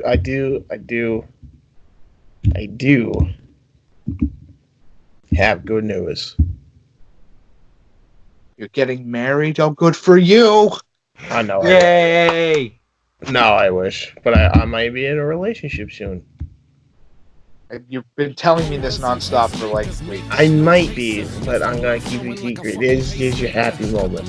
There's no place like home for the holidays. Chestnuts roasting on an open fire. Yeah. Gotta go. That was not a good joke, but you get the point. It was good news. So there you go.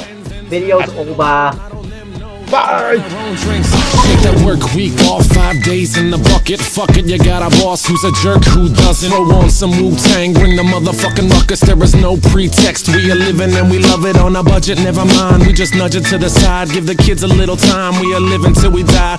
Focused and we hustle, but we still be getting high. No exception to the rule, do what you do to get by. Cause the clock keeps ticking like a metronome, and my thoughts keep telling me to get me home, but my